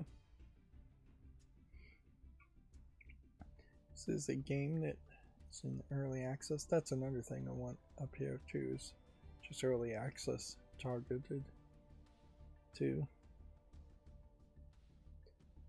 And I'll probably make them into little initials, but probably not EA, because I would just think of Electronic Arts. Instead, it will probably be just the word early. It's not full on early access. This is a fairly rough animation style. And yeah, I have to say, visually, I would not give a game like this the time of day, even if it played really well.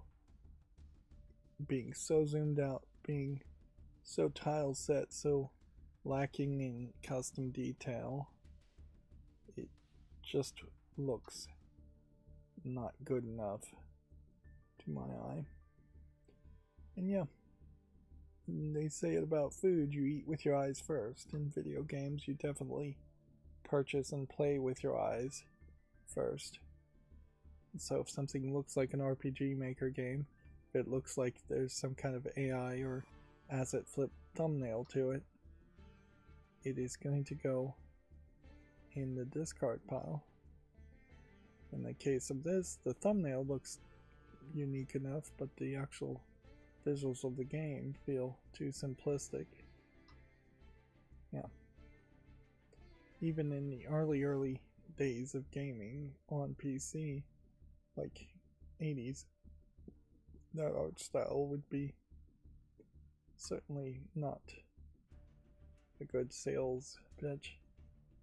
Of course, in those early days, they'd make cover art on the boxes and screenshots that were just total BS and looked completely different from what the actual game looked like.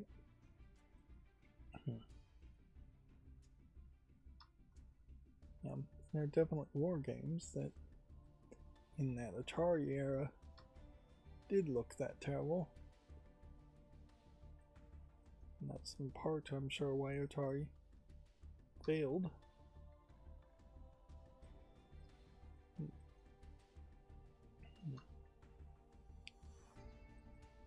Yeah.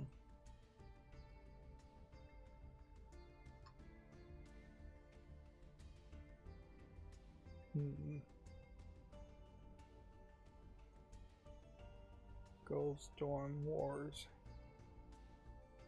AI generated achievement icon and the cover icon apparently are AI generated, is what they're claiming. I think the images here, though, look AI generated.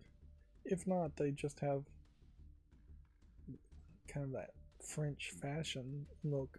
That's what I would describe it as. Yeah. I'm going to say no to that. Yeah. Some of those French animations and fashion drawings of the past definitely had their own style to them.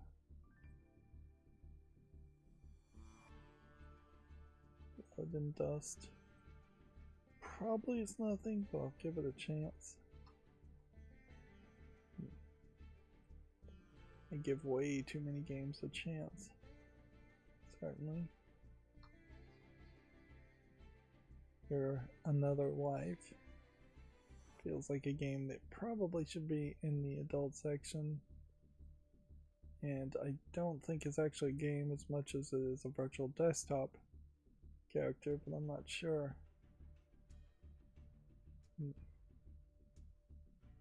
Yeah.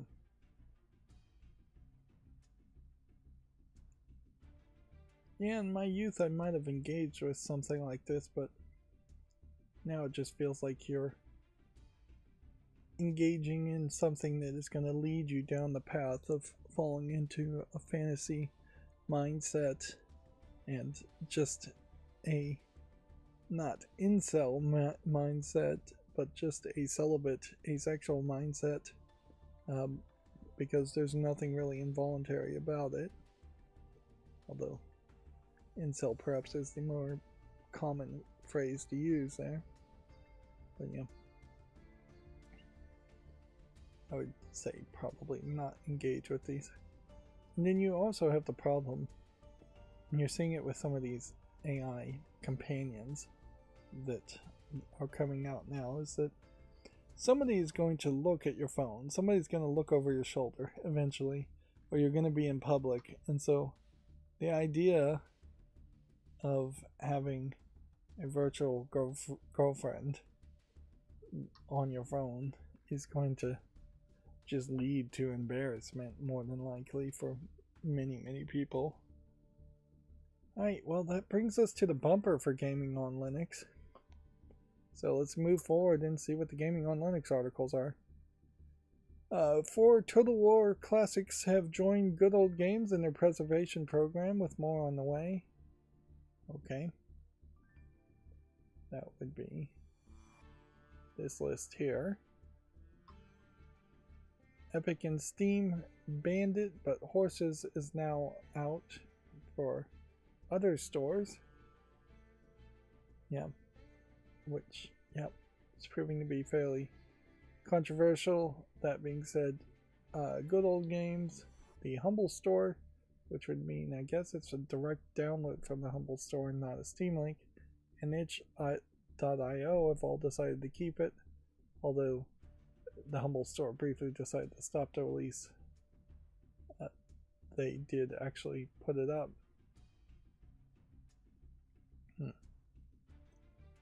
Let's see what actually is the game. Their explanation from the press details: Horses is a 3-hour first-person horror adventure set in 14 days on a rural farm where you work as a summer hand under a cryptic farmer and follow a few rules that unravel into increasingly surreal, unsettling tasks. As the sun sets and the facade of tranquility crumbles, you decide whether to keep to the safe path or venture into the farm's hidden depths. The game blends interactive scenes with live action intermissions. Live action intermissions might have been the thing that got it banned.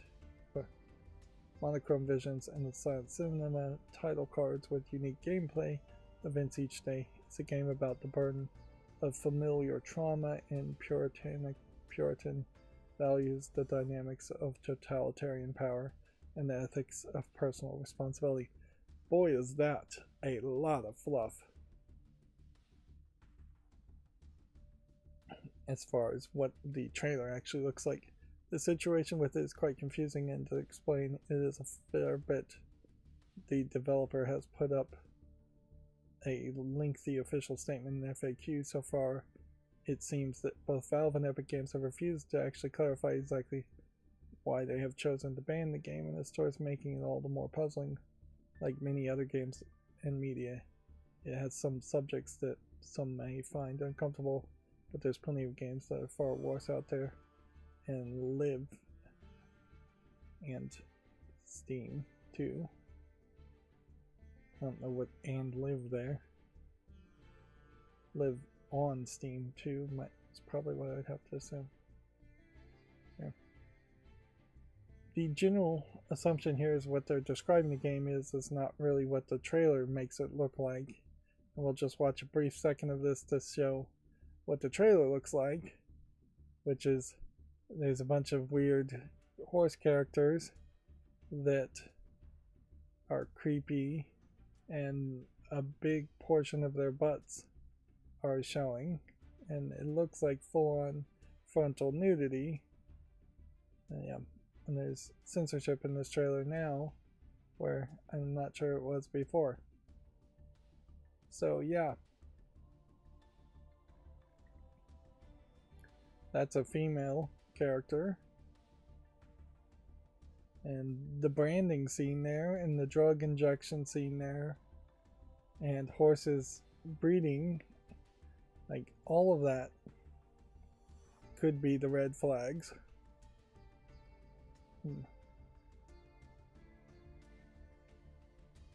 So yeah, we watched the entire trailer there.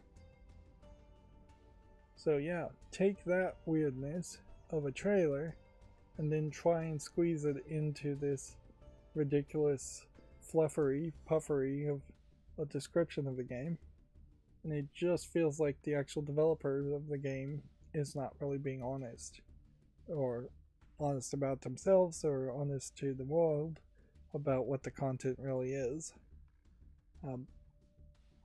And they probably should just say, hey, it's a creepy game with adult content and nudity in it, and the nudity got us banned, or the drug use got us banned, or the horses breeding got us banned. Weirdly, the thing that probably got them banned was the horses breeding, because that looked like live action footage of something that's fairly natural for horses to do, but would still not be considered acceptable by the curators of Epic and Steam. Yeah. In the adult section of Steam, animated sex would be okay, but anything involving animals would probably be a red flag to the payment processors, which is all they really care about. Even if it is just animal on animals naturally breeding themselves. Steam does not want really any live action content in an adult game at all. They want it always to be animated too.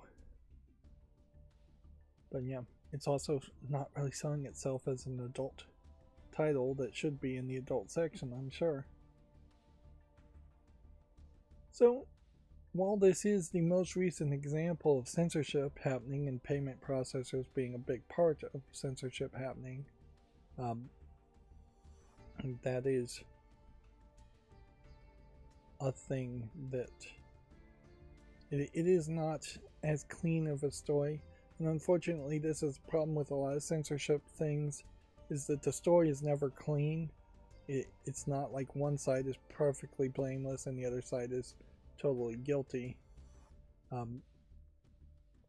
So yeah, it's not as clean of a story. It's a lot harder for mainstream video game journalists to come out and say, this is wrong that this game got banned and disallowed on the storefronts. It definitely is the kind of game that, for a proper investigation, you would have to buy and play for yourself just to know the extent of the content in it. And yeah, very few mainstream video game reviewers are going to be willing to play a game like that and actually review it. I have been lucky enough to find a few more adult game reviewers on YouTube, so I might luck out and have see one of them actually review it, so I might have a better idea of what's in it. But yeah, and it's worth pointing out that trying to sell on a controversy as far as games really doesn't work. It didn't work with Hatred years ago. The last time a game selling on controversy actually happened well was probably GTA 4, I think, maybe GTA 3. So you're talking well over a decade ago that controversy created enough advertisement to offset being controversial.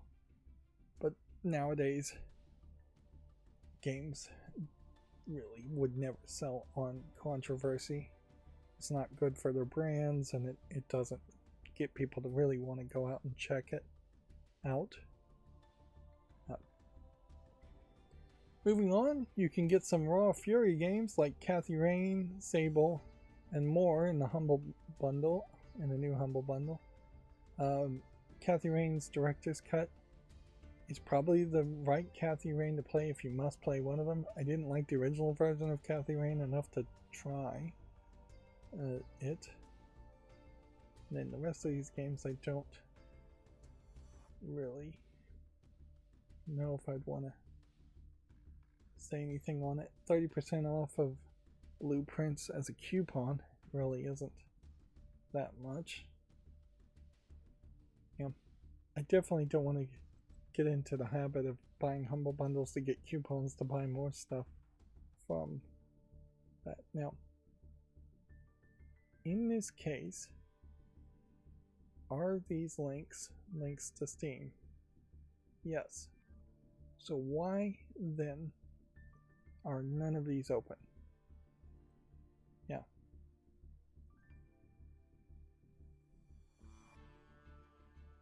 I don't know.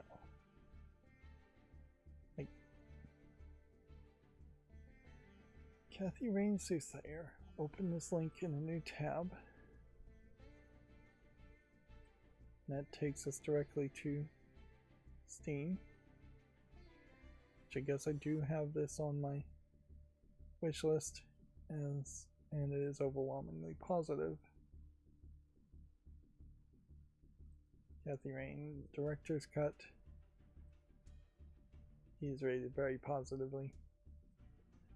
The problem with the original Kathy Rain is that there just wasn't enough puzzles in the game. Like here, this puzzle here did not exist in the original game. I don't feel like the story was particularly good either in the original Kathy Rain. So I'd be hard pressed to really want to play the original game a second time since I played the first time less than a year ago. I'm gonna have to figure out why that didn't auto open any links. However, next Gaming on Linux article says Fixkin, A Long Way Home is a cozy rhythmic narrative road trip in a suddenly upside down world. Let's watch this trailer. So yeah, I don't know what to do with the Gematsu articles for. One of the things that's a problem, though, is that the Cloudflare service once again is down. Sorry, I'm not actually showing the trailer here. Let's just go back to the beginning and show it. So here's a black and white art style in case you're really bad at coloring things in or just want a black and white outline type art style, paper cutout type style. So yeah, it could have been that Gematsu is served by Cloudflare and Cloudflare is down. Cloudflare is going down a lot, and it's feels like it's going to probably be a significant problem for Cloudflare. As you're going to see more and more services go away from Cloudflare or having a backup to Cloudflare. But see, I don't know if you can really have a backup to Cloudflare because it's going to be the first thing that your servers hit. You're going to do a DNS lookup from a DNS server. It's going to take you to an IP address. That IP address is going to be a Cloudflare server that is going to then perhaps redirect to another Cloudflare server before getting finally to the actual server with the actual information. So yeah, you'd have to switch probably to a completely different service that would still do just about the same thing, or self-host, which is what they want to generally avoid. I question whether you really need Cloudflare, depending on what your website is and how many hits it's getting in a second as far as people visiting the site.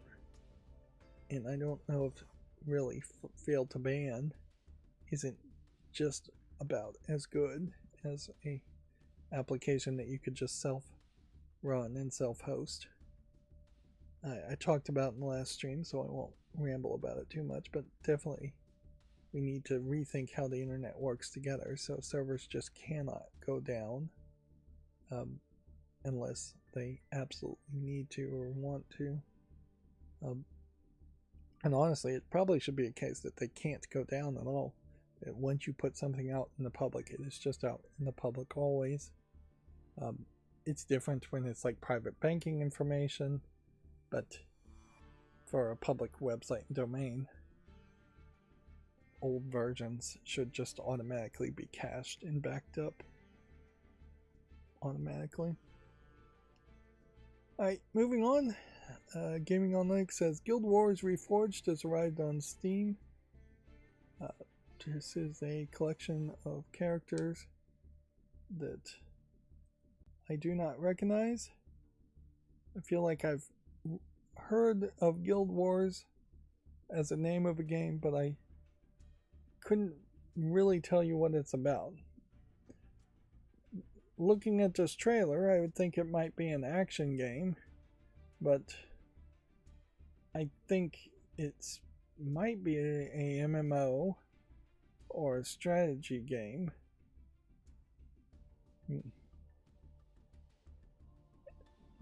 No, it kind of feels more like a RPG game, maybe an MMO. Yeah.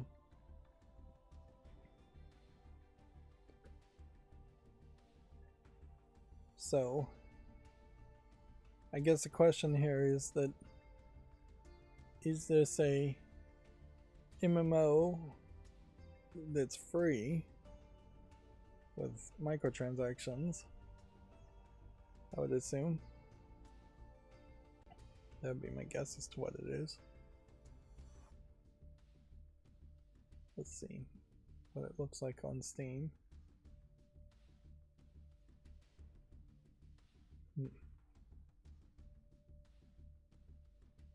Yeah, it's rated very positively. Came out yesterday. It is an MMORPG game. The screenshots probably give a more accurate depiction of what the actual game looks like. It does have in-app purchases, and it is an MMO. So, for that reason, I'm going to take it off the follow list just because it's an MMO. And the intriguing characters that we saw are probably just custom characters. This is one of those rare cases, since you're making an MMO and since you're going to have a ton of people that are player characters, custom character design does make a lot of sense as far as being able to change your appearance. I mostly play single player games, and in those cases it feels like it's usually a waste to have custom character creation. The Logitech G305 Lightspeed wireless mouse is a great, reasonably priced pick. Feels like this is slightly to the left of, let's see, of where it should be. I'm not going to worry too much about that. At some point I do need to figure out what to get instead of my M510 Logitech mouse, which are older than dirt. I need to go to like a Best Buy and actually feel some mice in my hands. Even the 510 is small in my hands. I need a giant size mouse for giant people. Giant hands. And often mice are actually smaller than the 510 even is. Moving on, check out the demo for Chipmatic, an upcoming mining and automation game. Guess we'll watch the trailer and see what this looks like.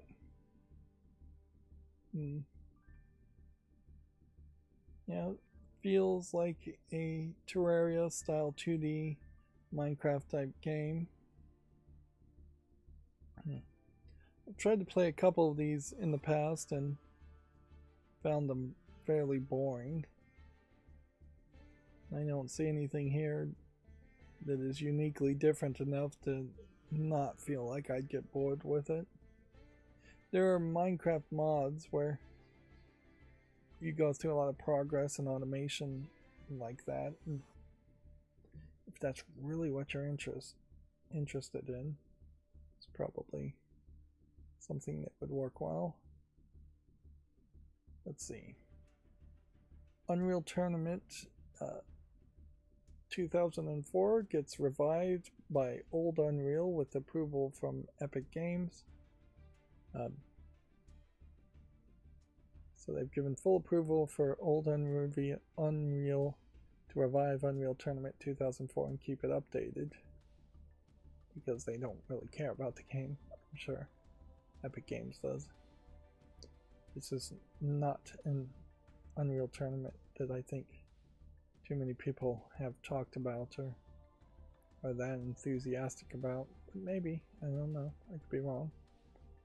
And then Mesa 25.2.8 and 25.3.1 have been released for the open source Linux graphics drivers. Let's see. It is interesting that some of these fixes are specifically focused around games, individual games being fixed. Although I think fixing one game has a decent chance of fixing problems with dozens of other games. And so it may seem like it's overly focused when it really isn't as focused as you would think. That brings us to GameDeveloper.com. Here we have, yes, Netflix is acquiring Warner Brothers Games. The Warner Brothers spokesman says confirmed that the video game division will be acquired by Netflix alongside the wider streaming and television business. But some of it definitely is going to be spun off, is what I saw. So, yeah. Now, this would be, within the last few years, the second time, though, that Warner Brothers has been acquired and de-acquired. It was acquired by AT&T, and then I think it was de-acquired by AT&T fairly quickly. And so with each of these acquisitions, there have been layoffs and there have been cleaning of house. With Netflix acquiring it, there may be, or almost certainly will be, more layoffs and restructuring, as they call them, and cleaning of houses, and maybe that was necessary. It's not really like NetherRealm was doing a great job with Mortal Kombat 1, or that there's a great new Lego game in development as far as we know. It's just the Batman game. Or that there is a new Arkham game being developed over at Rocksteady. There's a decent chance that each of these companies have had significant brain drain, and the employees that are left are not really capable of making great games on their own. Recreation Developers puts the entire studio on this redundancy notice. With THQ Nordic as the game's publisher, the studio will not see revenue from game sales for the foreseeable future. So, yeah. Entire company is in danger of going out of business. I don't know, though, how you really can claim redundancy. That may just be the legal term to use. Like, how can you say somebody is redundant when the entire company is about to be shuttered? That doesn't make sense. Redundancy would imply that there is a person somewhere in the company that is actually doing the same job as the other person who is redundant and is going to stay around doing that same job. Since we talk about censorship very often, I figure it might be worth mentioning that this image for Left 4 Dead 2 was censored, and the image for Left 4 Dead 1 was also censored in Japan. Not for what you normally would think things are censored for, but for gore and violence. And so they had to block out the missing thumb part here of the hand with just blackness and darkness, because, yeah, body horror, gore, and dismemberment are all not really approved or liked in the SARO ratings boards, of which is the Japanese ESRB equivalent. And Left 4 Dead 1 and 2 were part of releases on consoles in Japan. Otherwise they could have not censored it, but they probably still would have. Yeah. The headline here says Sony partners with J.J. Abrams' Bad Robot Games as the producer and publisher. This Tencent VAC division is working on a cooperative shooter directed by Left 4 Dead's Michael Booth, which Sony will produce and publish. Now, inherently, I doubt a new Left 4 Dead game, or a new game like Left 4 Dead, has a high chance of success, considering there was a game that literally tried to sell itself as the spiritual successor to Left 4 Dead and didn't have any success just a couple years ago.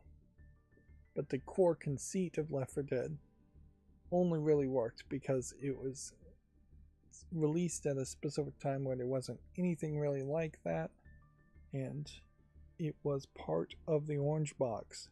So you were getting 3 or 4 games in one, and so you could certainly have thought of Left 4 Dead as being an extra thing to play. Also, I'd say most gamers probably have had their fill of that style of gameplay by just playing Left 4 Dead 1 and 2. There's really not as much of a need to make more games like that. Cooperative shooters requires people to actually cooperate, and people are never that cooperative, and in modern times I don't think they are particularly going to be that cooperative. Yeah, an easy way to learn to hate your friends is to actually rely on them to do something in video games. If you actually care about succeeding in video games, which Left 4 Dead definitely made it feel like you would want to actually succeed. Let's see. Moving on, EA makes 8 more accessibility patents free to use. Among them is Grapple Assist, which simplifies grappling transitions and controls in fighting games like EA Sports UFC. It is a sad statement that it seems like the way the patent system works is that if you have an idea, you must be rich enough to file the patent process and get approved a patent to then have a legal monopoly on that idea. And in video games and software, I don't know if patents should exist at all compared to what patents were originally, in that you would have an idea on how to make a better engine, something physical, and then you were taking a patent of that, so somebody couldn't just then buy one copy of your engine and then completely copy it and make their own. And even then, back when that was why patents existed, I'm not sure that patents really should have ever been a thing. But yeah, it is the case that if you want to share a patent, you must first own it, and then you can share it, instead of doing more like open source coding, where you can just put the code out on GitHub and put it under whatever license you want to define how people use it. Although technically you still own the copyright of your code, even if you do license it with an open source license. You're just giving other people permission to use your code. Yeah. And it is a crazy capitalist system where you must own something before you can not own something. Yeah. Let's see. Do they have a full list of what the other patents are?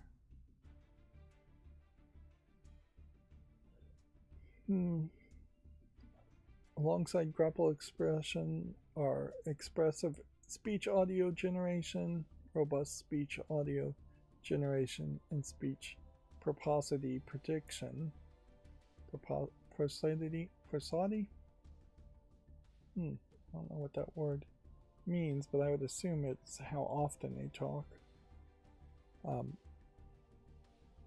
These techniques aim to enhance voice generation by providing more expressive and contextual speech, and allow developers to integrate narration and feedback into experiences that otherwise would have no or limited audio voice.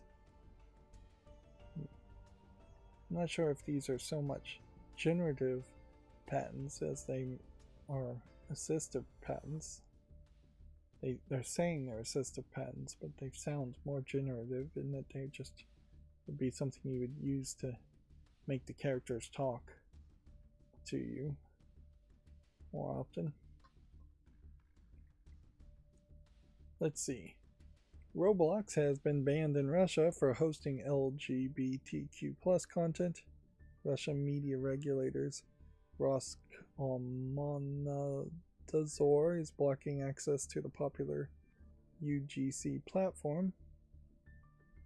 Well, I don't know why Roblox wasn't already pulled out of Russia. There are bans and sanctions against Russia still, even in the United States. And I'm pretty sure Roblox is a United States company, or at least a company that's in a country that would have sanctions against Russia. So, yeah. Although it does seem like it's fairly frequent that things get banned, and it is more just to cause a news story to pop up than for anything to really change in Russia. Noticeably, there's another news story that's not getting really reported, in that China is mad with Japan, which any day that ends with a Y, China is probably going to be mad at Japan, but they are putting increased sanctions and bans as far as performers from Japan performing in China. And so there was a singer from an anime that was singing a song on stage, and in the middle of the performance there was an announcement that all Japanese actors, singers were banned and not allowed to perform in China, and they were taken off stage. I don't know if they were escorted off stage by some kind of security goon, as much as they may have been whisked off of stage for their own protection, for a security, from their own personal security. Honestly, if you heard that happened, I would be on the first flight leaving the country, because you are literally one step away from becoming a political prisoner when these kinds of ridiculous actions start to happen. And yeah, it was the Prime Minister, I believe, stating that if Taiwan was attacked, Japan would see that as an act of war.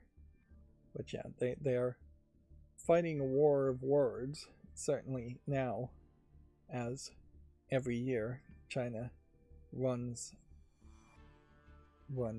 through the procedures and plans that they're building and developing to eventually decide to pull the trigger to invade Taiwan.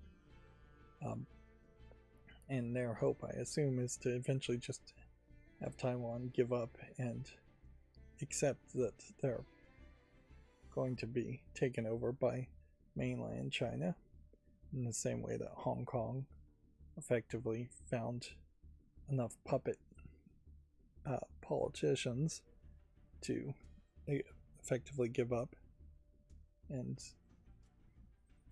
let mainland China take them over.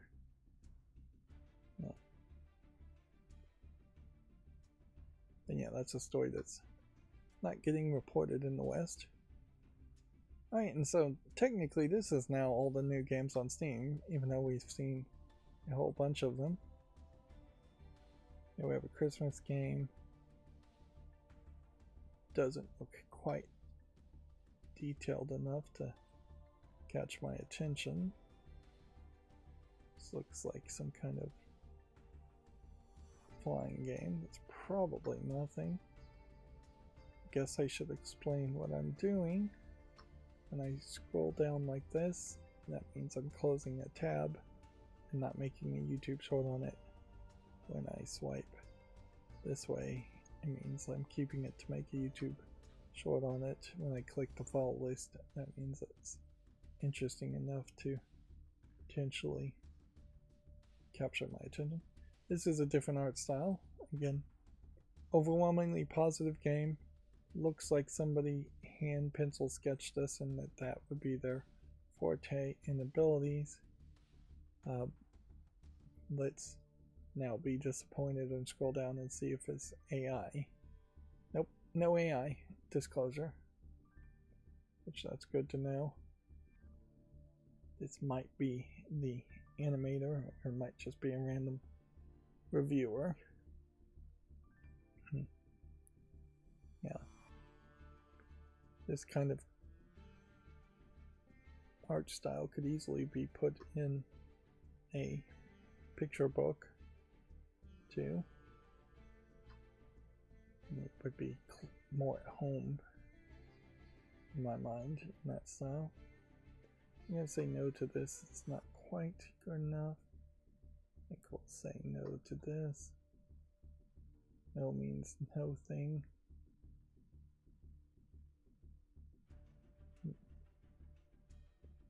I don't know what this is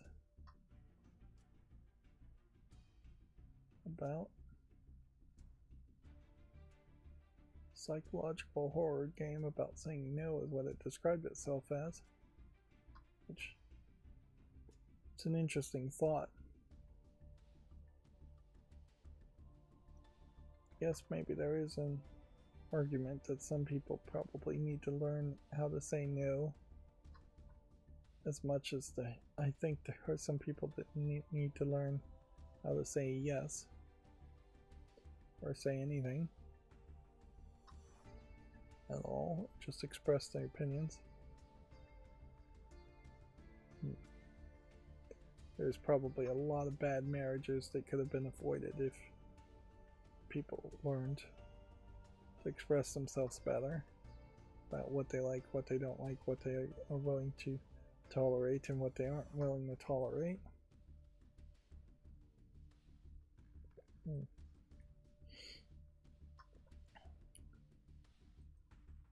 Yeah. Particularly the no means no concept in dating is, and in romance, is hard when no doesn't always mean no in the mind of some people.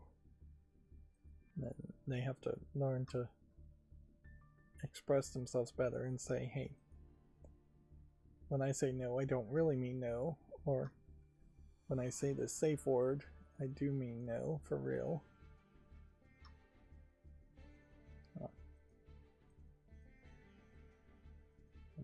It gets harder on the other side, certainly, as people have to live in fear and assume any non-direct yes is a no. Because then you're basically getting to the point where you're saying, I need you to say yes, or I need you to sign this consent agreement, or something, which is definitely a mood killer in romantic situations. And it wasn't a romantic situation, but I did have a situation a few months ago where I was calling him and I was gonna swing by this person's house and say hello. And so I called him, and this is a person who doesn't really return that favor and call me before they show up at my house, which I find slightly irritating, but I'm not going to bother to really bring it up. But I called them and said, hey, if you're free and if it's okay, let me swing by sometime on Saturday. And the conversation continued, and then I brought it up again and I said, if it's okay, and I'm being very much cautious and searching and asking for an actual affirmative of any sort that it's okay for me to swing by, because I don't really want to just swing by somebody's house. And yep, after about the third or fourth time, I'm just like thinking in the back of my head as I'm talking to them, they're not going to say yes. They're not recognizing that I'm asking for an actual affirmative of any sort, or they are just wimping out and actually wanting to say no. So yeah, after fourth or fifth time, after saying it, I decided I'll just be a little bit more forceful and say, all right, I'll see you on Saturday. And it was fine. I think it very much was a case where they just weren't getting the hint. And I could see a lot of people not getting the hint that, hey, maybe the person wants a pure yes confirmation before they're willing to do something. Here we have an interesting game. It's My Primer Amor, so Spanish for my first love. Then it has a rainbow heart here. Unfortunately, it looks like it's probably AI generated visual novel. It is an interesting collection of characters. They're a little bit longer and more anatomically correct as to what an actual human would look like, although still probably fairly big heads, and their eyes might be a little bit bigger than normal. Nice, bright, colorful characters, although maybe not characters that are actually from the same source. But the backgrounds seem pretty repetitive, so I suspect that there's not actually a lot of work put into this. A lot of languages being supported, and yeah, this is all AI, and I definitely got the feeling that it was all AI. Yeah. Even in the realm of relatively easy to make games like visual novels, there's a lack of polish in this. I feel like some of these characters also feel like I've seen them before in other sources, other animes or things like that. So yeah, say no to AI, and also maybe not name your game in Spanish and then not have Spanish be your default first language.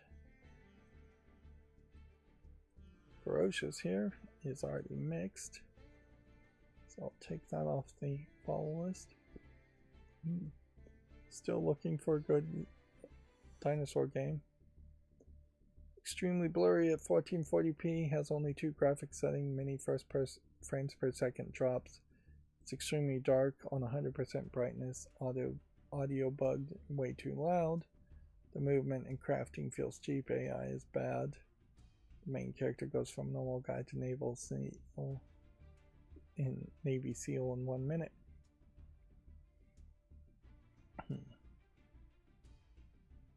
Yeah. Transients. Might have been one I would have given a chance to, but the two is reviewed mix. Nice level of graphics detail on that face. Dream Dazia doesn't look polished enough. Guess I know to that. Getting perhaps too many weed games now. I guess that's a problem of even one potentially successful weed game or even slightly successful weed game. You can see this VR game is rated positively. Thief VR, Legacy of Shadow. I do think the fandom of Thief games is still pretty high. There we could see that Steam page didn't open, which maybe that was a Cloudflare issue, although I'm not sure Steam actually uses Cloudflare. But that probably was what caused the problem with the macro. Octopath Traveler 0 is mostly positive. I think that's good enough to put that on the wish list instead of the follow list.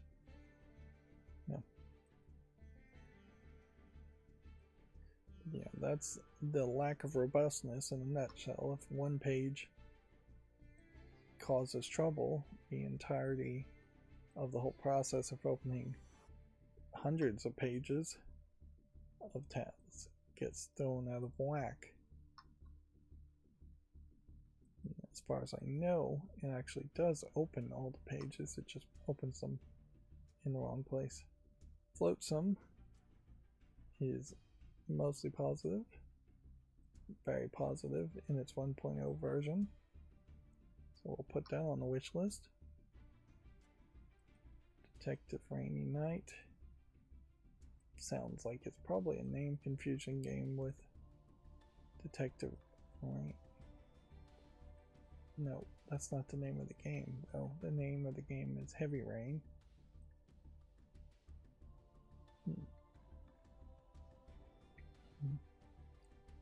I'll give it a chance anyways. And 3 hours into the stream, could probably use another stretching break.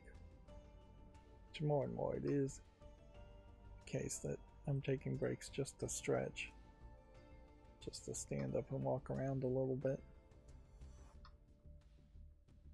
How many things do we have left to go through? Probably a decent amount of things. So yeah, let's go ahead and do two things. Actually, I'm going to let's see. How do we fix this? I will start with that mistake. I'm going to scroll back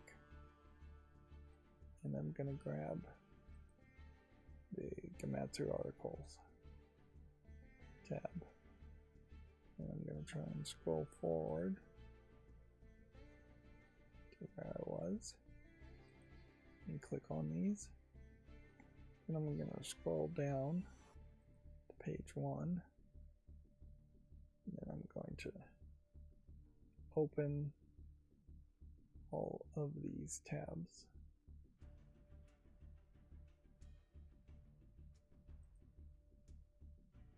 And keep on opening things until I don't see one I recognize. There's actually quite a bit of news. These all say 23 hours ago, so Seems like they maybe took a vacation.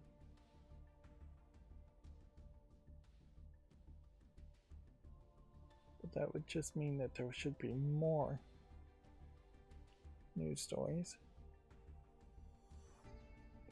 And actually, I've only ever programmed this to go to the 3rd page, so this is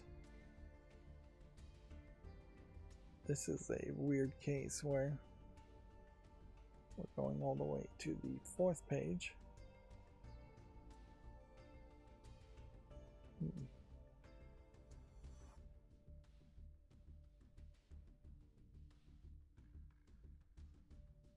I think that's stuff we've already covered, though. I don't think we really need to go to a 5th page. It's hard to recognize.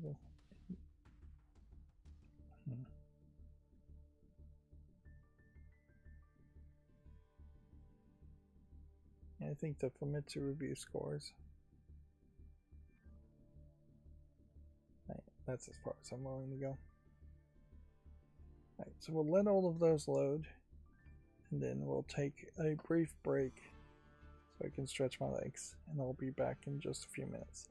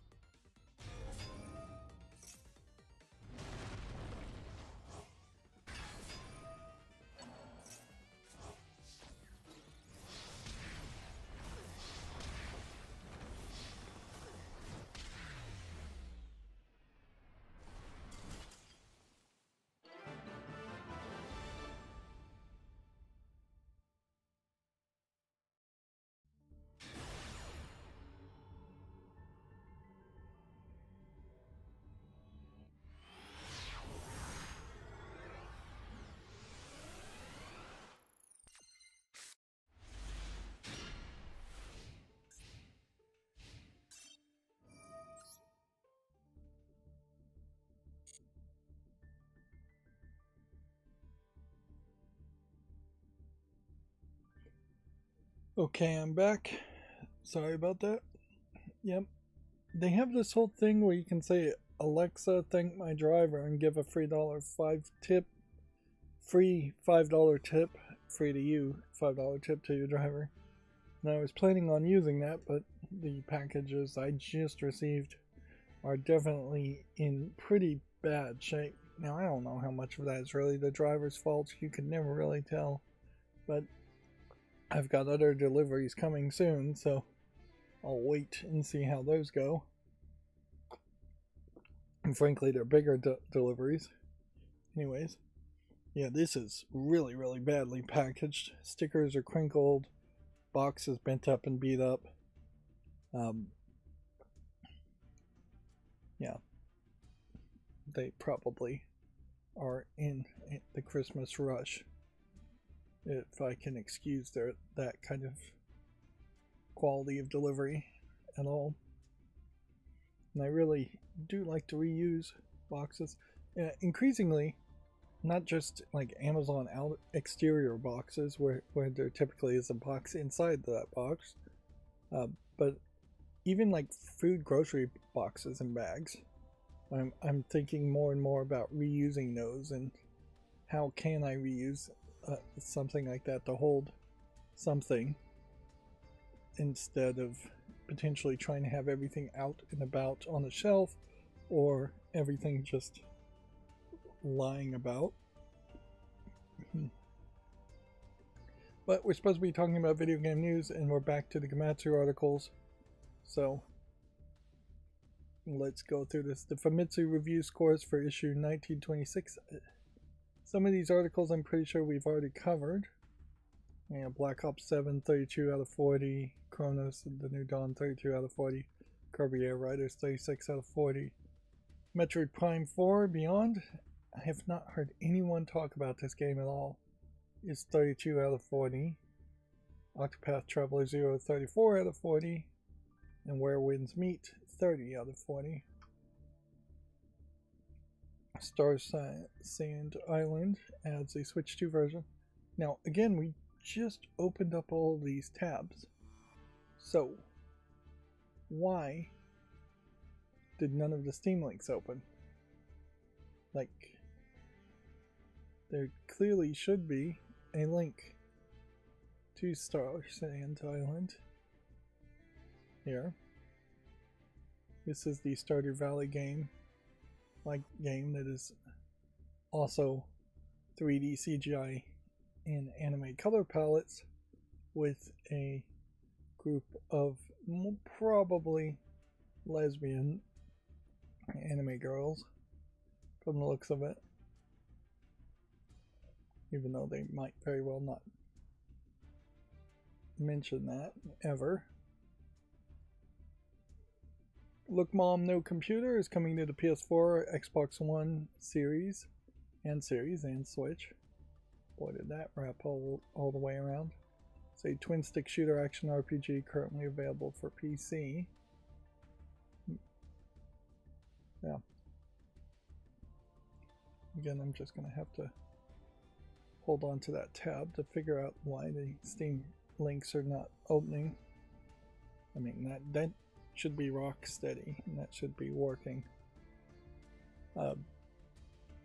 PlayStation Partner Awards 2025 Japan Asia winners have been announced. Dragon Ball Sparking Zero, Monster Hunter Wilds, and more take home the grand award. Yep. And see, this is a problem, as I didn't even know this thing existed, and there's definitely a problem with having awards hosted by partners of PlayStation, or hosted by PlayStation to reward their partners. But yeah, there definitely should probably be a Tokyo Game Show Awards or something special that happens near the end of the year. So yeah, these are all fairly recognizable awards and pretty big games for Asian games. Let's see if there's anything big here.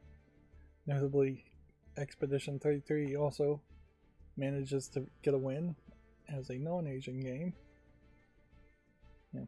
And in a lot of ways, this is really just balancing out the so many Western awards that snub Asian games. But even at that, they're not really highlighting the medium-sized and the small-sized Asian games that probably deserve awards more. Hello Kitty Skyland launches in early access on December 22nd. Yeah, let's, I guess, watch a trailer. It's, I guess, a VR game. I didn't expect that.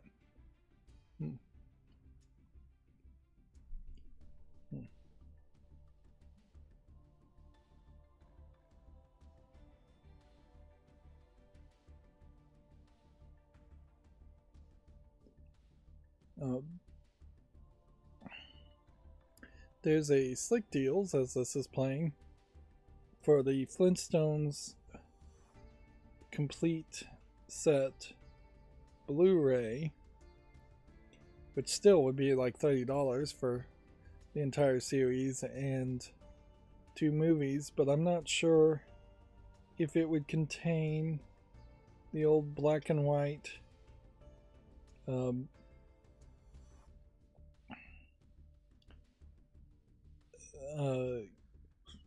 cigarette commercials,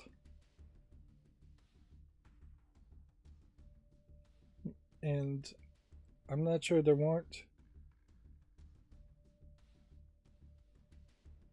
a couple episodes of the Flintstones that were originally in black and white, or if there was an entire series.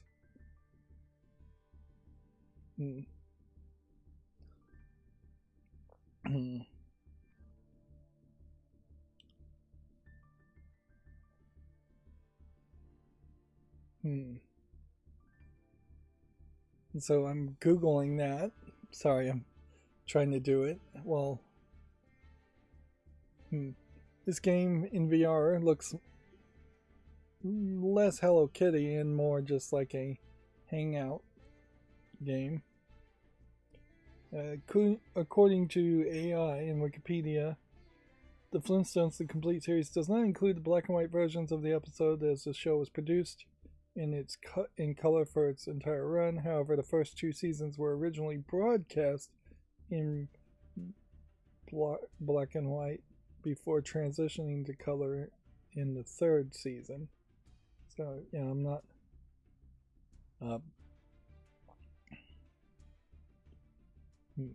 that wasn't sure what. I bet they don't have the cigarette commercials. Yeah, it definitely was the case that the Flintstones would have were promoting cigarettes in their commercials. Winston cigarette commercials, yeah, immediately come up with that from 1960 to 1962. Was the sponsor of the show. Yeah.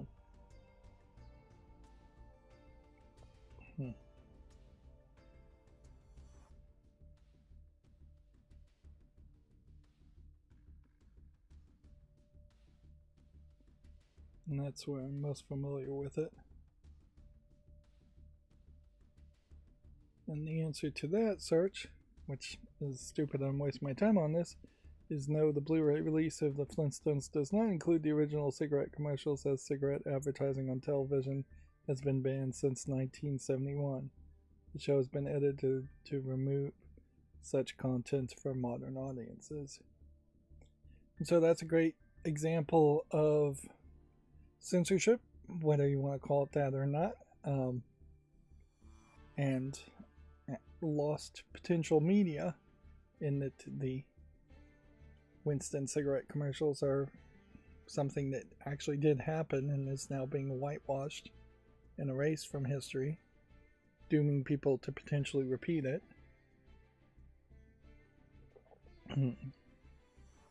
Which, yeah, a lot of the stuff of old cartoons is getting less and less re-released and getting censored. Looney Tunes, Donald Duck, things like that. And so the original forms are getting not restored properly, and they are potentially falling into being lost media. Yeah. Moving on, we were supposed to be covering the Gematsu articles, and instead I feel like I'm about to fall asleep again. I barely have been awake for a few hours. MLB The Show Mobile has been announced for iOS and Android. Available now in a very limited regional release in the Philippines. A co-op RPG, Serpent Gaze, has been announced for PC. This was that interesting game where they have this different face masks appearance. A co-op Bullet Heaven first-person shooter, Postal Bullet Paradise, has been announced for the PS4 and Switch. And the PC, there's an update here that it's been cancelled. Like Running with Scissors has cancelled Postal Bullet Paradise following an overwhelmingly negative response from the community that elements of the game were likely generated by artificial intelligence.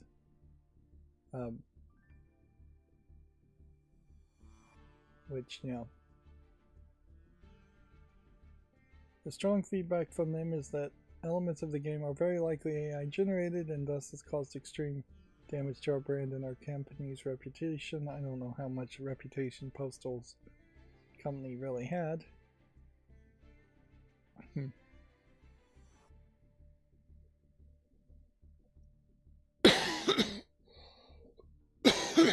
As I scroll down here, though, they are not actively denying that there was AI generated content in it. Which, yeah. And I guess this is the best consumers can hope, is that if people make something that looks like AI, which is bad enough, they either have to come out and say, no, we didn't use AI completely, which there's almost no companies, I think, that are going to continue to exist that are going to be able to make that claim legitimately without opening themselves up to a lawsuit.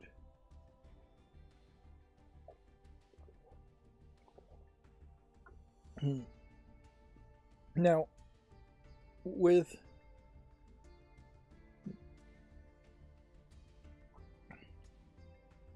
this game and the pixely art style, it's kind of hard to know if anything would be AI generated or not.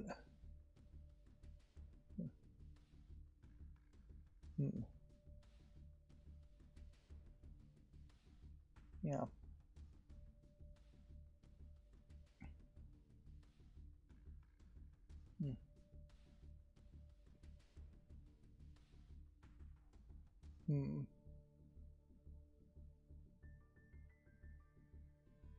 So yeah, looking at this trailer, I just don't have a clue anymore. I don't have the capability of telling whether something is AI generated or not. Looking at that trailer, I wouldn't inherently assume it was AI generated. But I have to assume that some of it is, because if it wasn't, then they would have defended themselves.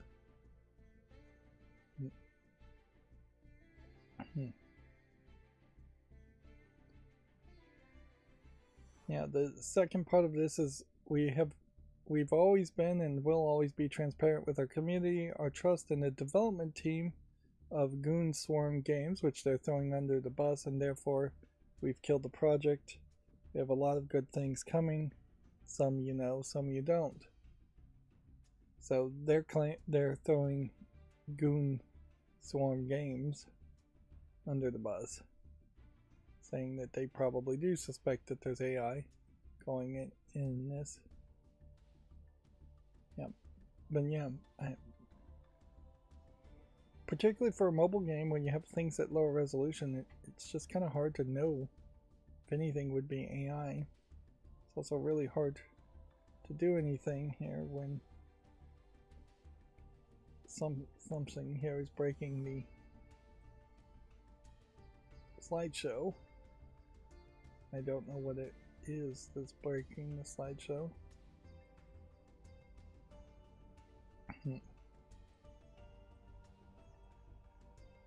Yeah. I would think if something was AI, it might be this, or it might be this. Yeah.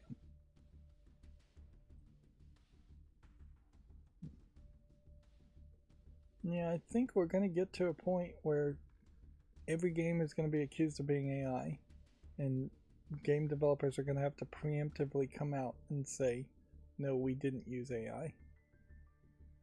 Or yes, we did.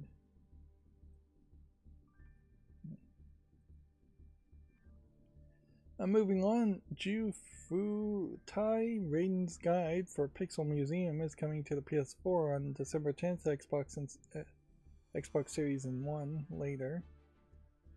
Pixel Museum, I suspect, is a acrostic puzzle game. If I was to guess. Let's see, do we really want to watch all of this, or do we want to just skip to the middle?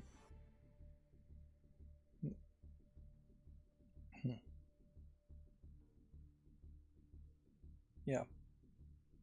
It's pixel puzzles of famous images that didn't seem like they automatically get colored in.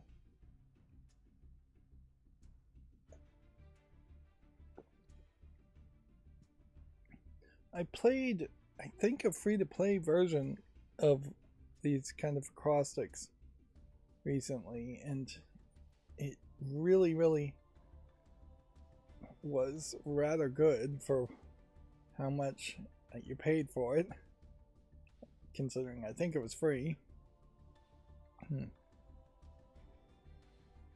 It didn't have this aspect though where you're doing parts of a larger image, and it didn't have this level of polish. But I would say you have to be really a fan of these acrostic puzzles.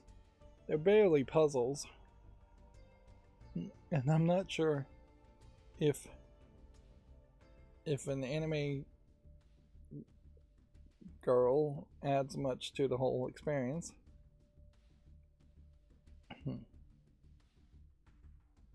Yeah. Guess I don't have anything else to say there. Let's see, Yokai Landlord Monster Mystery for Switch launches December 25th.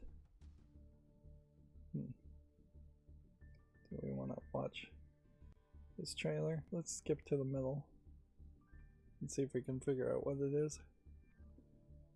I think it probably is a mystery visual novel type thing. It might be a little bit more of an adventure.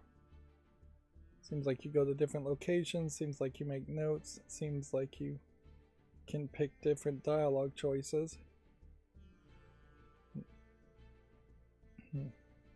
Seems like there's a lot of different characters. This is not the kind of game that has the highest of chances to come to the West. I would suspect a lot of those characters may be yokai themselves in human form.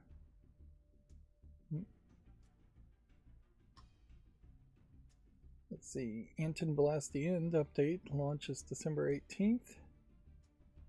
That's the final content update. Kaput Mortem is now available for PS5 and Xbox Series. It's a first-person horror game.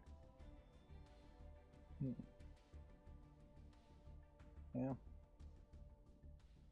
Is this on Steam? Yes. I'm really missing out on some games here by not checking these out. Although I don't know how much I really am missing because this is already on the follow list. This is from August.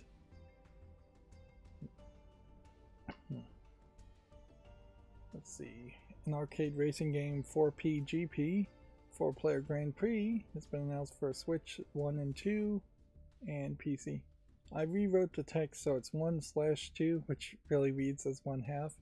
Probably should be 1&2. I should probably remind myself to go and change that. Yeah. Let's see. Lover Kiss Endless Memories post-launch roadmap has been announced. Check that out on Gamatsu if you want all the details. Here's your standard Japanese understanding of what to do at Christmas. You wear your red bikinis and Santa hat if you're an anime girl. I don't think any real Japanese people do that. I think we'd already talked about Run for Your Money Hunter vs. Runners coming to PC on January 29th. We'll leave it at that. Godslayer, or The Godslayer, has been confirmed for PS5, Xbox Series, and PC. First detailed trailers and screenshots. I feel like there was an anime called Godslayer that probably has nothing to do with this. Yeah. I don't think there was another game called Godslayer, though, as far as video games go.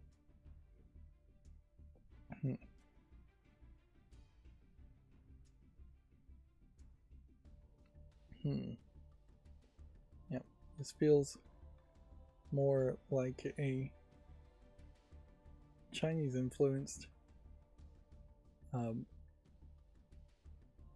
game, but it's in a more modern era. There's actual cars going around and blimps and guns.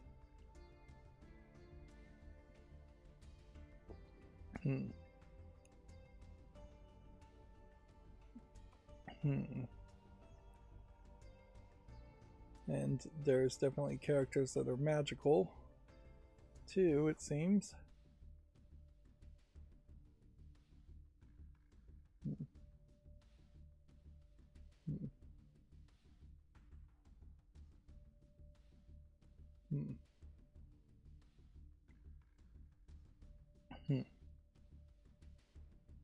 See, now the weird thing about this, as I see it, is that this looks like a game that a Chinese gaming audience might really want to embrace, and yet the Chinese government may still say it is not traditional enough and is not acceptable, and censor it, or just not approve it for licensing censorship that happens. But if that isn't the case, then this looks like the kind of game that could bring a lot of those Chinese style games forward to being something a little bit more creative, something a bit more fantastical, something that would attract more of a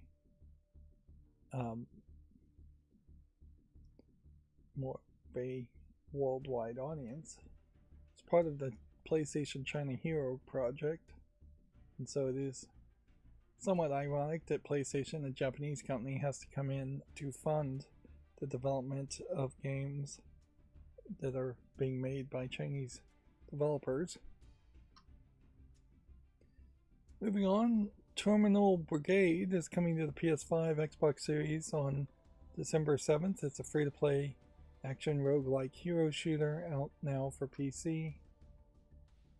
Let It Die Inferno post-launch roadmap has been announced. I imagine the original Let It Die is going to get shut down fairly quickly in the next year or two. Let's see. The Famitsu sales from the 24th to the 30th has been updated with no new releases whatsoever, charting in the top 10. Which, yeah, it was a slow week to say the least. Switch 2 and Nintendo Switch still dominating the top 30. Where do we see even a single new release?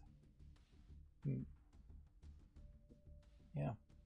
Then Contra Anniversary Collection is in the top 21 spot. And it's literally the only game came out. You would think maybe they would tell you what all the new other games were that came out, but they must have been pretty bad if they aren't even making the top 30. Hardware sales, those don't seem really affected by that too much. And other software sales don't feel like they were affected by that too much. The top sellers are still people buying Switch 2 versions of Switch 2 exclusives or Switch versions of non-Switch 2 exclusives. A lot more people buying Pokemon Legends ZA for the Switch 1 than the Switch 2. Here's a good example. Let's see. Etrange Overlord launches March 26, 2026. Etrange, not estranged. I don't know if Etrange is a word. Little Gator game DLC in the Dark launches February 12th alongside Gator of the Year edition. Wizman's World Retry is coming to the West on February 19th. What kind of game is this? A JRPG from the looks of it? Yeah, I'm kind of painted in a corner to just watch more of these trailers as the pages are broken, so I really need to get that fixed over the weekend. So yeah, this does seem like this might be an older JRPG getting re-released, getting perhaps remastered. I have to say though, these kinds of old school RPG turn-based visuals and the concept of just having a bunch of random people in your party is not appealing to me at all. This one feels like maybe they're all elf girls that end up in your party, so they might be playing a little bit on that fetish, but still, that's not very appealing to me. Sony Interactive Entertainment is going to produce and publish Bad Robot Games developed co-op shooter for PS5 and PC. We talked about that before. Replaced launches March 12th. It's a science fiction retro futuristic action platformer. That's a long description. Let's see if the trailer can give us a better idea of what's going on. So it feels cyberpunk, feels a little pixely. There's some music playing in the background of this trailer.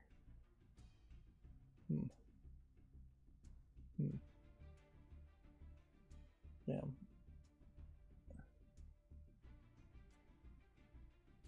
And so it seems like it's one of these beat 'em up games where people stand around letting you beat up one enemy one at a time.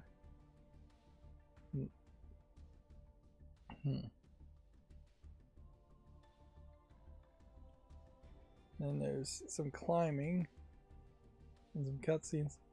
This is one of those cases where the pixelation is almost certainly not because it's actually sprite based, but is an effect that is being applied to a 3D model.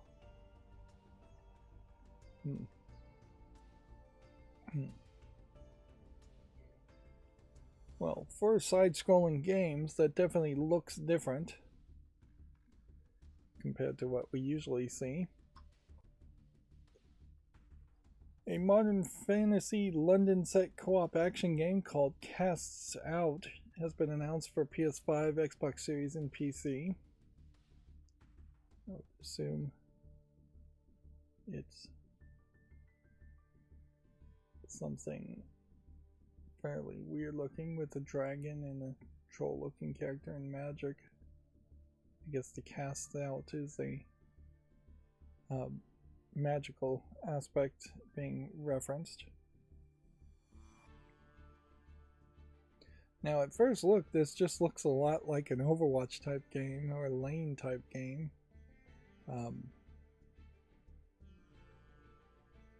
Yeah.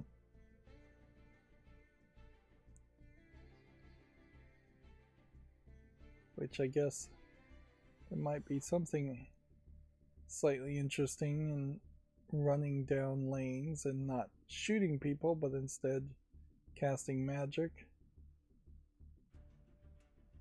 This might also be a great example of why it's so easy to make a shooter as a game, is it's just a lot more work and a lot more thought has to be put into making a good feature set of attacks when you're not shooting by default.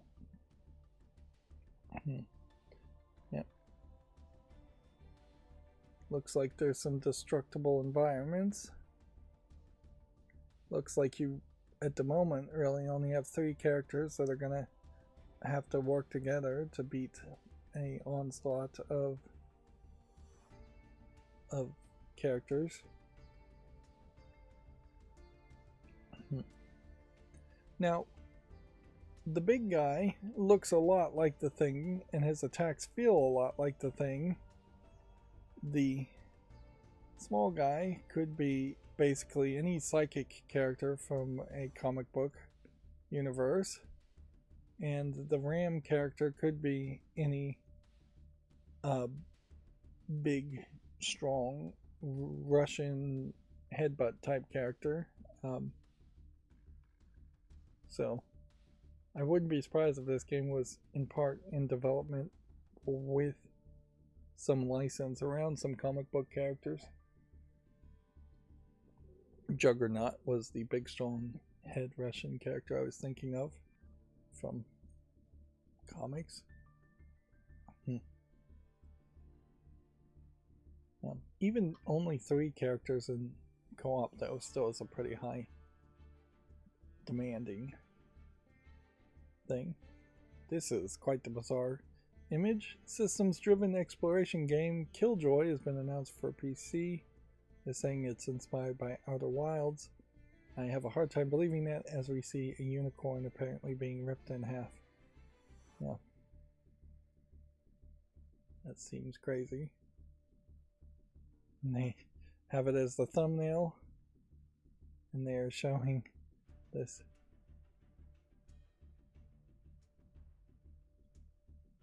So you're apparently trapped in a prison and have to make the world cry.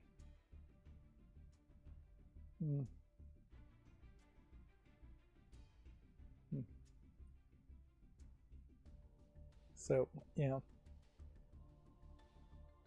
So you're cussing at them to make them cry.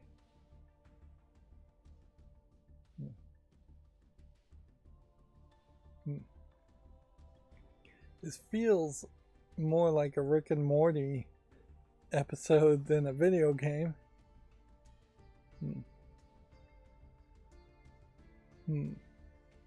Yeah, it definitely feels inspired by some Rick and Morty type joke. There was a comic book that got turned into a sci-fi TV show, sci-fi SYFY, many years ago, called Happy, which had that same kind of feel. It went, I think, 2 seasons, and I could have used a couple more seasons, but I doubt it had that big of an audience. If it had been created by Netflix later on, it probably would have gone a little bit longer. Then gotten canceled by Netflix, as Netflix cancels almost everything before it's really time to cancel things. Total War Medieval 3 has been announced, currently in early development. don't think we really need to watch this trailer. Let's see, let's jump in the middle and just see. Yeah, it's just like a live action videos. Yeah.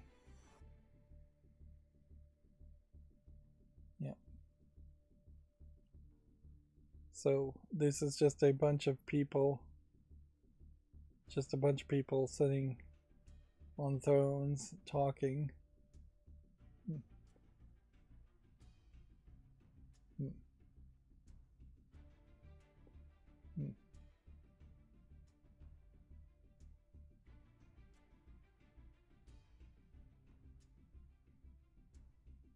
Yeah. Almost certainly that's the kind of trailer that some third-party trailer maker made, with them having no early footage to show at all. Which just really means your game is too early to announce. Like, there's just as good of a chance that your game is going to be canceled as much as it's going to come out at this point. Let's see, next major Total War game to be announced at the Game Awards, one of the most ambitious games that we've ever worked on. Well, was that the game we just saw? Because if that was the case, the Game Awards I don't think have happened yet. Let's see, Shoot in Order physical editions have been announced for the West, due out in the spring of 2026. Meadow Monogatari via and the Wondrous Academy for PC launches in the spring of 2026. This, I think, is a JRPG game. I'll leave it at that. A samurai space opera action RPG called Soul Shogunate has been announced for consoles and PC. Well, that's one I want to see a trailer for. Of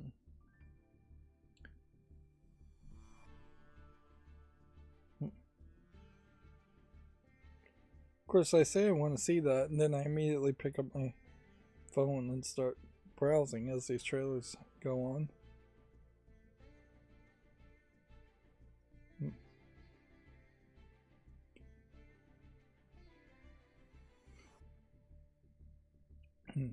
They're speaking in Japanese, and it looks like the words are being literally translated in the subtitles there. Speaking of subtitles, Amazon Prime pulled their AI-generated subtitles that they were apparently testing without permission, because the owners of those licenses are definitely indicating that they didn't authorize that.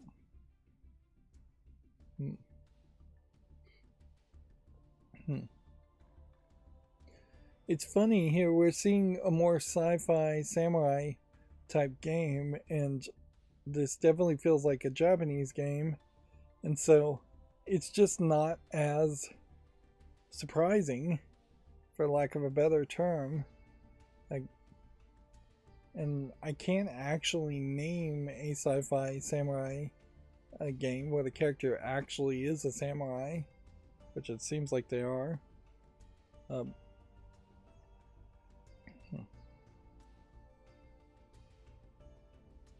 yeah, I'm not sure if they actually let women be samurai or not. They probably didn't. I'm not sure what shogunate means samurai. I thought the shogunate was more the king that employed the samurai. There's a deal for The Godfather in 4K UHD. I'm never gonna sit through that movie trilogy though, so I wouldn't get it myself, but yeah, I'll mention it. Yeah, that looks interesting. Due out in 2027, the earliest in 2027, I would imagine. Feels maybe a little bit inspired by Stellar Blade, while perhaps taking some of the edge out of Stellar Blade in that trailer and the way things were presented. Let's see, Carmageddon Rogue Shift launches in early 2026 for modern consoles and PC. Carmageddon is back.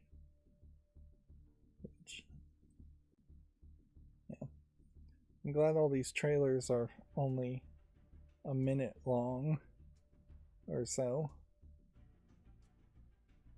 Yeah.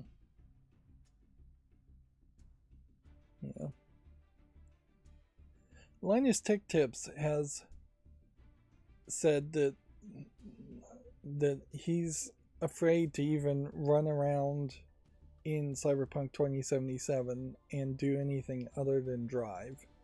Like, he won't run around and shoot characters because things are getting demonetized in the footage, and that's not really what his shows and videos are about anyways. He's talking about hardware, computer hardware, and he just plays Cyberpunk on a rare occasion to show off the performance of the computers.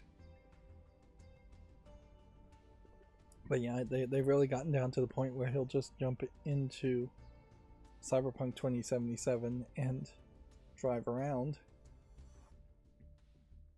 Which, if YouTube is demonetizing people who are shooting in games, that's a big problem. That's going to affect a lot of people.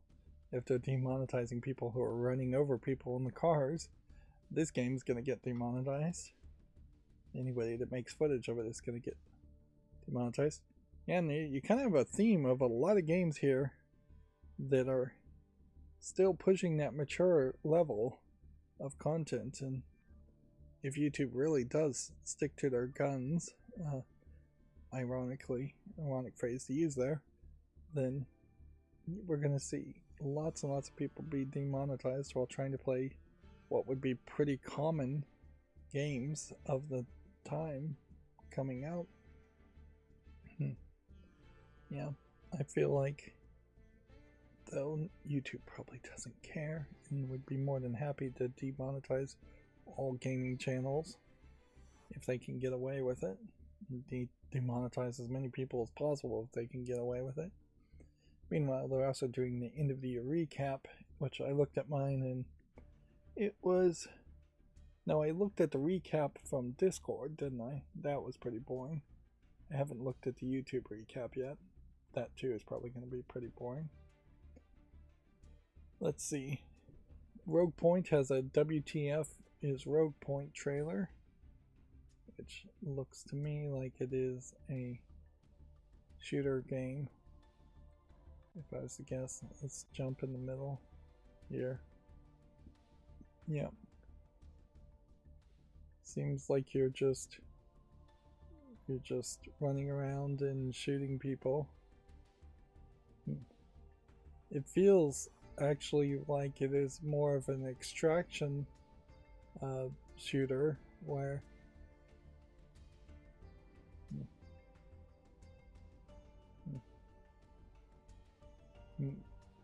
interesting. It's made by Crowbar Collective, the indie developer that made Black Mesa, is what they just said there. See, a game called Nutmeg launches March 26. It's a nostalgic deck-building football manager. I don't get the name Nutmeg from that, though. Yeah, and I think your mileage will vary as to whether you have any nostalgia for these kinds of cards.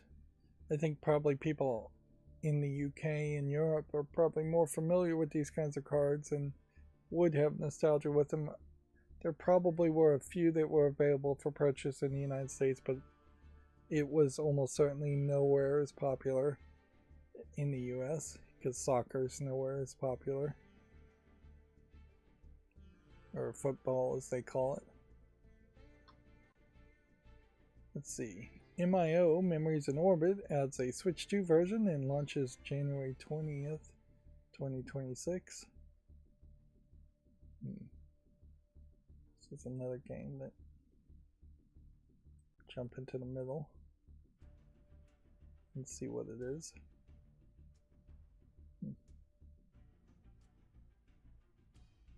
So it looks like it is a platforming element, hack and slash elements. they're saying every time you die, the world remembers your death, and so that affects things.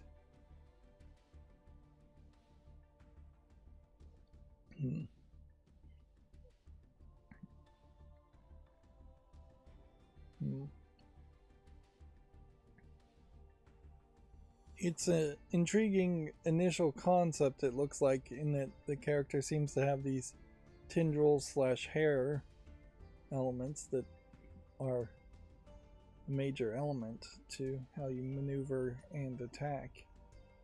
Maneuver yourself and attack. Let's see, Cellar Door Games announces a roguelike strategy RPG called Neath, Neath, for PC.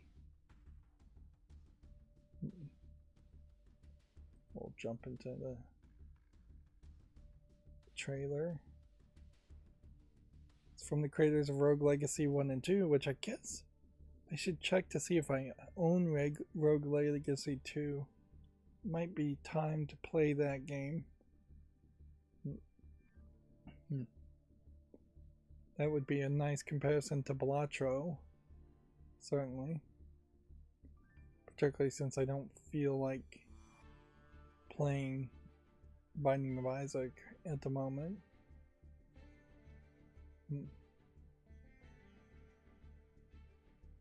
So it does just seem like there's a thing here. It's going to come down to whether you're cool with this kind of visual style in the gameplay mechanic of the location and adjusting the location at positional placement strategy RPG style of gameplay, which I tend not to really be a fan of those. Let's see, Karn, I assume that's pronounced Karn, launches January 29th. What kind of game is Karn? Looks like it might be a climbing game.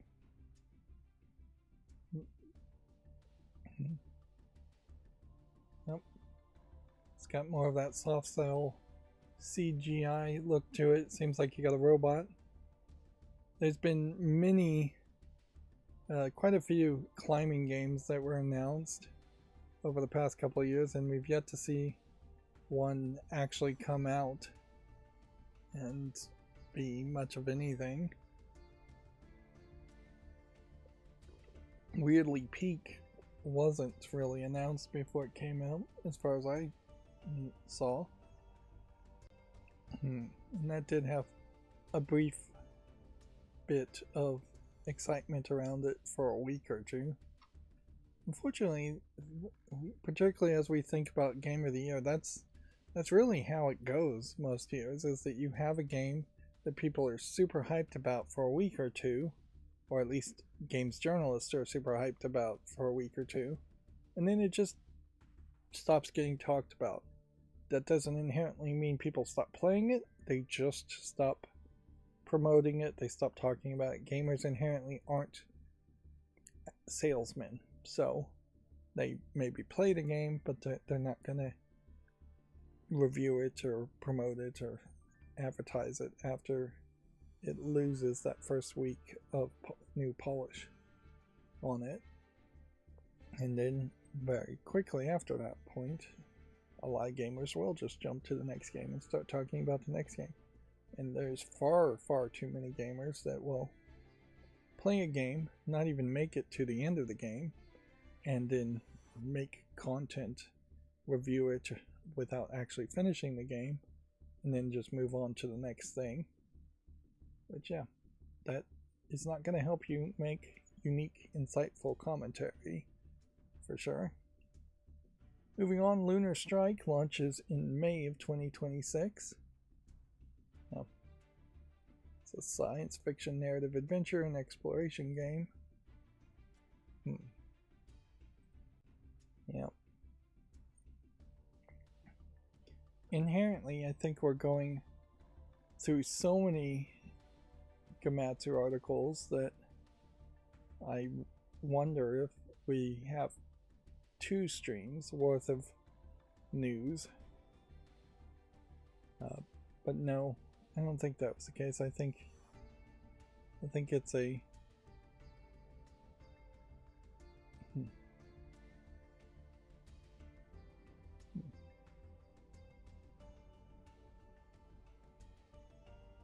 Yeah.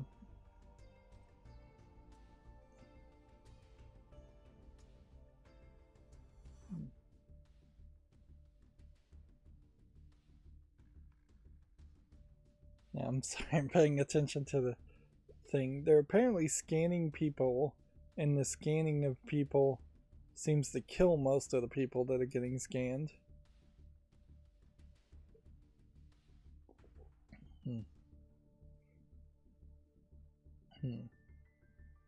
So yeah, that was an intriguing conversation happening there that you're not hearing. Sorry. No, yeah, Gamatsu is the one that didn't put out articles equally in number over the past couple days, and that's why there's so many of them. Soul's Mask launches in spring of 2026 alongside the DLC of Shifting Sands. I am not a fan of games having DLC basically on day one.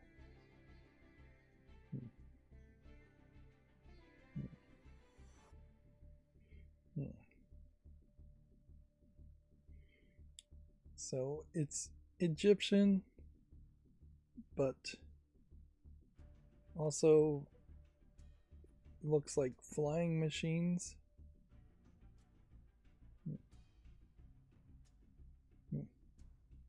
Apparently the setup is to put together 14 fragments of a vessel, which is probably a space vessel.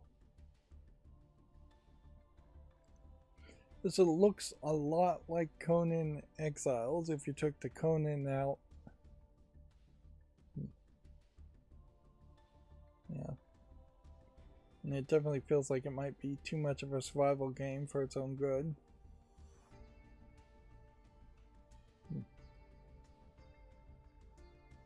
And this definitely feels like a MMO that would just go on forever.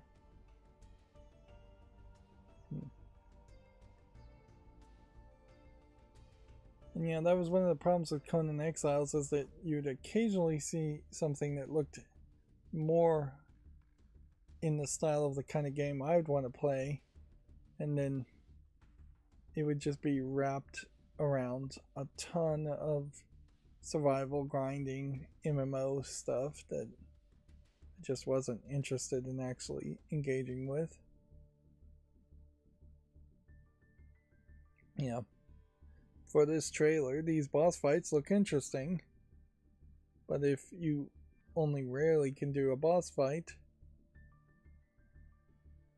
and then most of the time you're playing some kind of MMO, then that's not for me. They're calling it a PC survival game, so maybe it's not technically an MMO.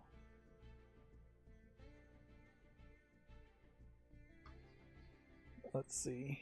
A 2.5D anime style adventure game called Epoch Reset has been announced for PC. I don't know if you'd inherently call this animation style anime style.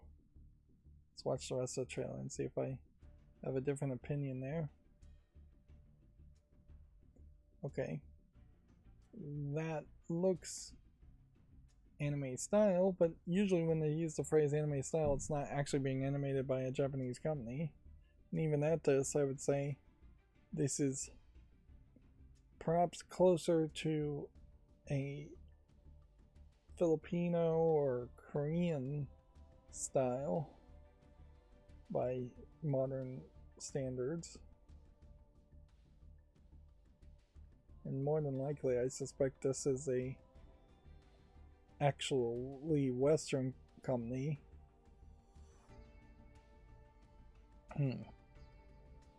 The lines are too sharp. There's just not quite enough detail and polish to it to make me think that a Japanese animator would really animate this way. I saw a story that some of the animation studios in Japan are now having potential employees, potentially animators, draw in front of them physically to prove that they don't use AI, which doesn't really prove that they don't use AI, it just proves that they can draw something of quality in front of you. Yeah, I'd have to do more research to figure out where this Kakahashi Games is from.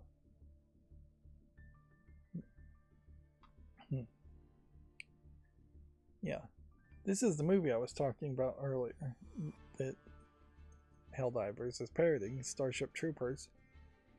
We've come full circle in 4 hours. Retro style first-person bug shooter. First-person shooter Starship Troopers Ultimate Bug War has been announced for modern consoles and PC.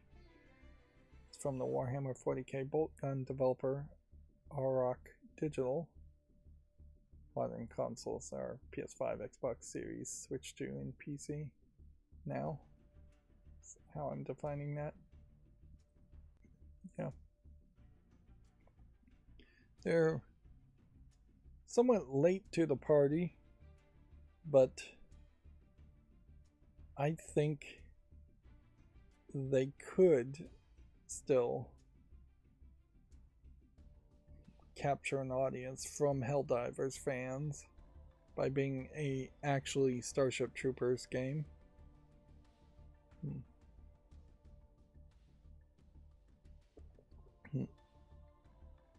Now, really, you could make a standard Halo type experience with where you're shooting a lot of bugs, and that would still probably work fairly well. My concern about this is that it's going to be not visually polished enough and feel a lot more like a mobile game than the finished project. Yeah, that trailer did not look as good as it probably should look. Like, I would expect Starship Trooper bugs to be fairly realistic and not as fake as they looked in the movie Starship Troopers 1, because that was a movie that was being shot live action years ago. Moving on, a retro-style first-person fantasy action RPG, Queen's Domain, has been announced for PC.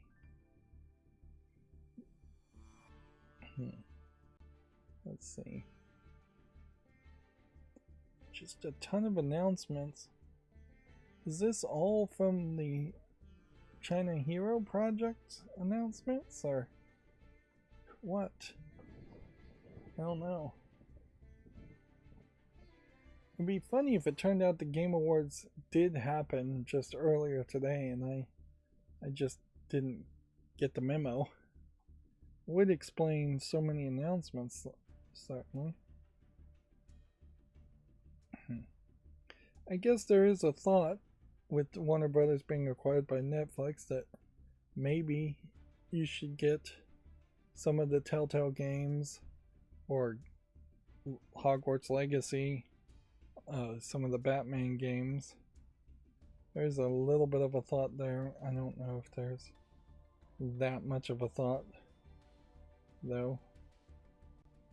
That it does seem like that would be probably unnecessary.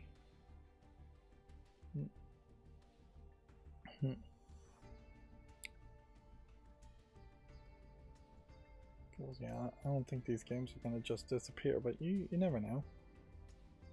They might get pulled, they might not get relisted, they might get relisted under Netflix. A game called Dark Switch launches March 12th. It's a survival city builder being dated. Let's watch this trailer. I still need to figure out a way to speed up this whole process of watching trailers. I don't know how you really do that. I could have the videos play twice as fast, and there is an argument to doing that, but yeah.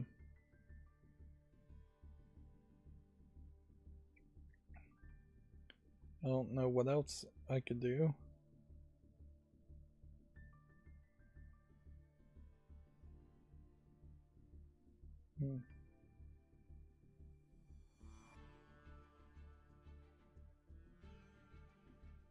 Let's see. Again, I'm not paying any attention to what's on the trailer, so I'm not making good enough commentary. One of the things is a lot of these 4K movies are now trying to be sold off and getting rid of them, but the vast majority of the movies are not worth having. There was a Blu-ray bundle of all 4 of the Mummy movies, but I'd really like that because, again, of the darkness there, to be in 4K. I'd really like everything to be in 4K. But yeah, Mission Impossible movies, Transformer movies, all are not to any level that I would really care about. I am very picky, but not so picky. Not picky enough, really, as far as what I'm trying to get. As far as getting movies before they stop being available for sale. Let's see. Wired Productions and LKA announced a psychological thriller When Sirens Fall Silent for PC. This looks like another horrific trailer. We have him set for us, 2 minutes there.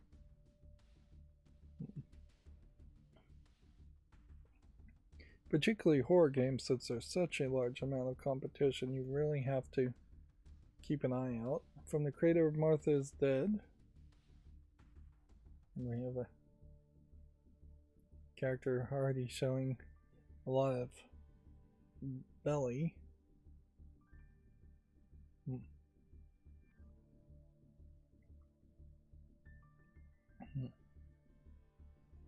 There was a British movie where someone found a tape of someone being tortured to death.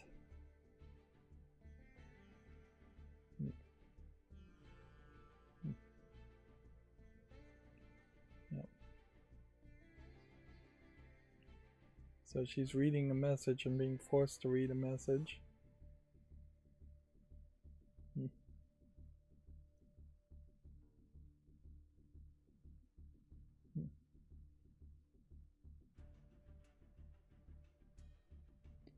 She's naming she says she's going to choose an officer to act as her.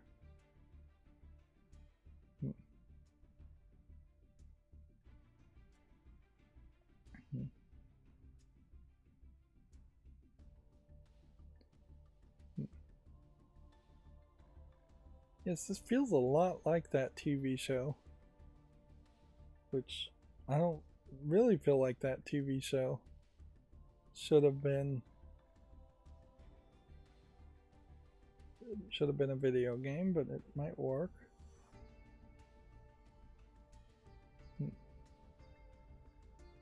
So apparently she was acting the whole time, not being forced. I don't know if I'd even want to buy Indiana Jones movies in 4K. Another dark movie series, it's just not a series. And by dark, I don't mean dark like the horrific imagery we saw here, as much as I mean dark as in brightness and contrast. Yep. Yeah, I don't know if I'd ever actually bother to sit through Indiana Jones movies again. I've seen them enough for a lifetime, potentially. And that's true for most movies. Once is often too many times for most movies, for me. Let's see, a roguelike tactical rhythm game, War Drum, has been announced for PC. Interesting. Got a wide variety of looking characters. Definitely a lot of these are Team 17 announcements. But then it goes into this pixely look. So, yeah. I really hate how a lot of these games do this bait and switch where the thumbnail, the cover art looks one way and then the actual game looks considerably different than the thumbnail art.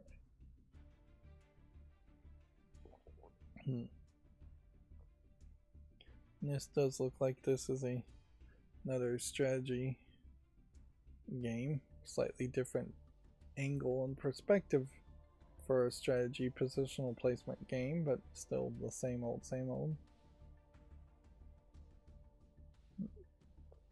Although it does seem like it's more of a rhythm-based experience. Two of those characters not really shown in that trailer. Let's see, a retro-style fishing mystery game about fishing has been announced for PS5 and PC. Let's see, made out of love for Shenmue and Sega bass fishing.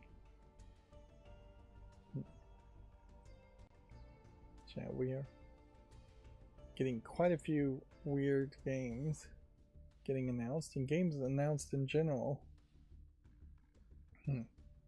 Which, yeah, makes me wonder if this isn't part of the problem as to why so many of these smaller games don't ever get talked about in Game of the Year awards, is that they are announced in the middle of at the end of the year,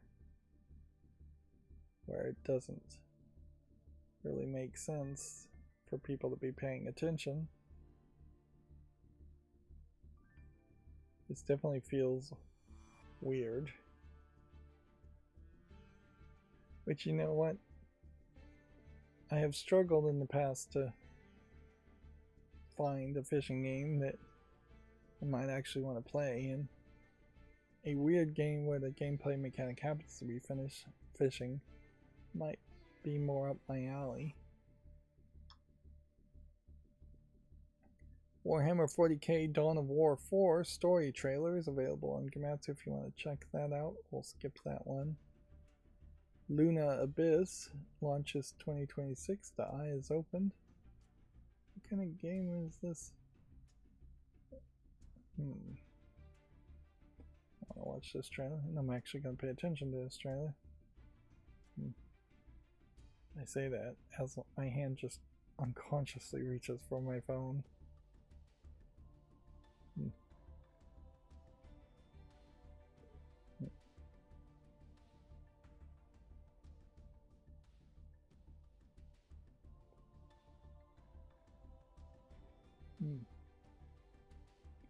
So it looks like maybe robots.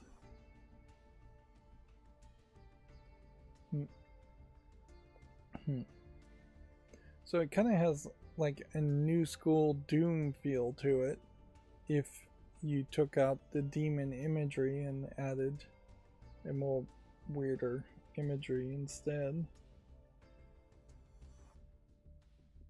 Doesn't really tell me much though, that trailer.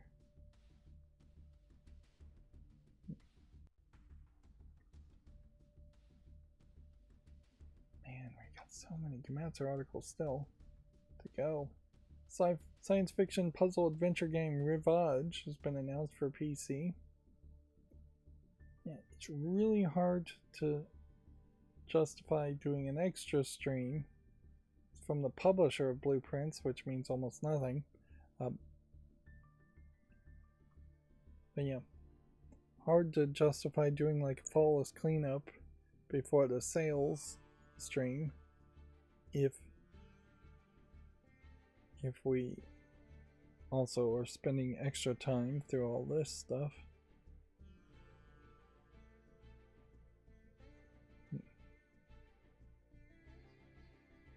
So it looks like this is about time loops and it's a puzzle game. You can see that being interesting. I've kind of had some bad luck with being on a spaceship type game. I don't know why, but a couple of the games I've played before where you're investigating a spaceship turned out to be less interesting than I think they should have been. Let's see, Rel Warped Worlds and Troubled Times for PC launches March 19th. It's a semi-open world puzzle adventure game. Let's see what that looks like. Very different art style and feels more kid-friendly.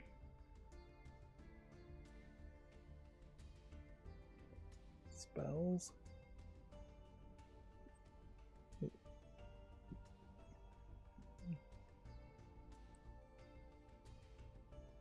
They're really selling that there's a lot of spells.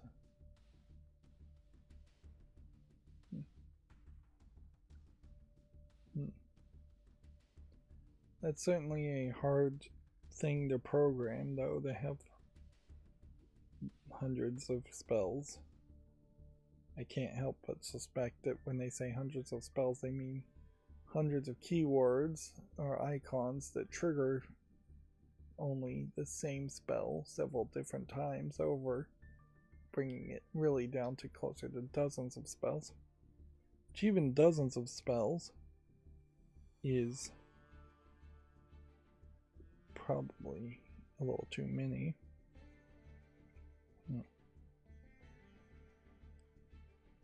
I really need to stop shopping here. I'm looking through a long list of Blu-rays and 4Ks and from Movies Unlimited. Yeah. Still, those publishers are really just live action movies, so you don't get anything that you couldn't probably see on streaming services or even on over-the-air TV. Moving on, Space Warlord Baby Trading Simulator has been announced for Xbox and Xbox Series and PC. That is quite the title. Let's see. This is probably not the kind of game I'd really want to play. It is one of these economy things. Maybe with some mini games to change how the economy works.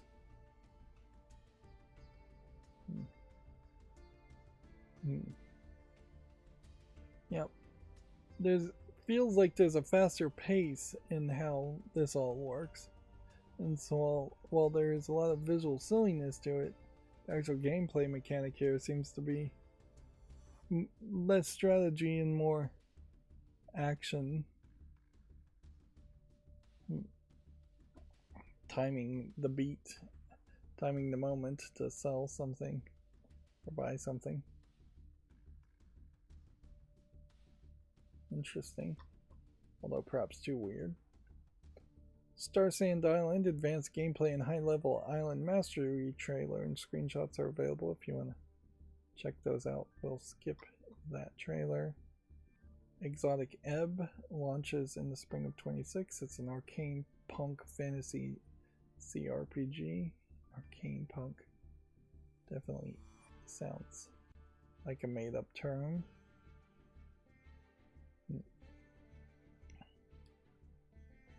Yeah. I like the art style. Not sure about how it actually is going to play, though. Dice rolling mastery adventure game.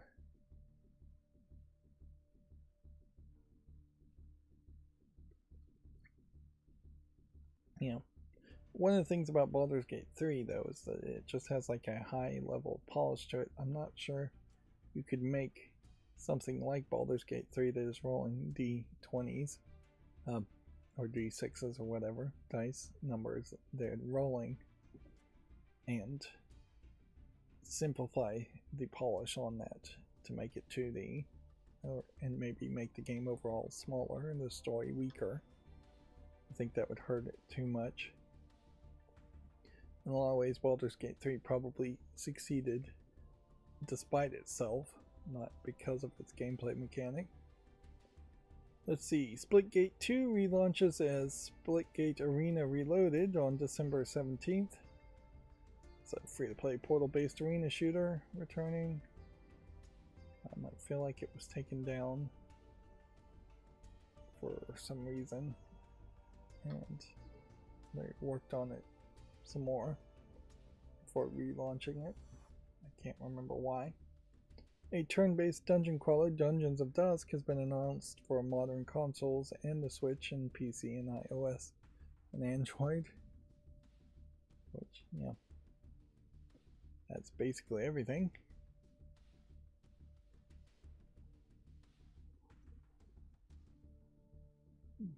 Let's see a bit of this. Yeah, we still have a ton of Gematsu articles.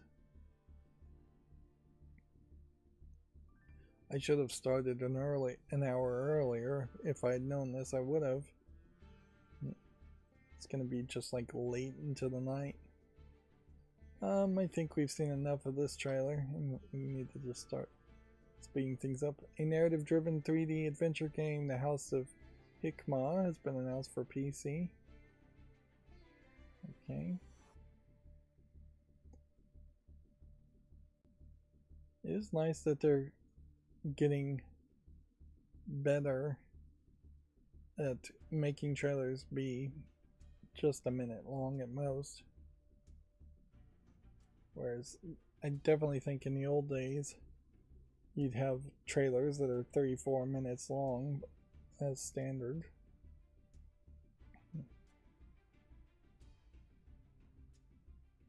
Right, so it looks like a puzzle game. Which, okay.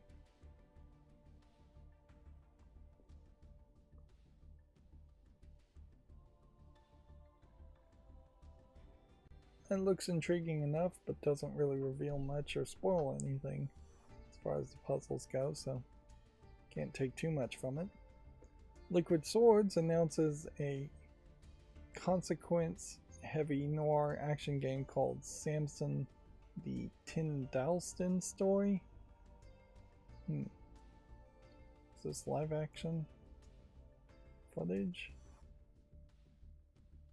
Yeah. I do think that games have tried to kind of take a step back from being so realistic that you can't tell it's animated. They still are pushing graphics, but they don't want to make it feel like it's just AI. But this is kind of a great example of a game that if you just looked at it briefly, you might think it was live action footage. Now, it's terrible to make this comparison, but this feels like a better version of The Quiet Man, which any different version of The Quiet Man would have probably been a better version of it.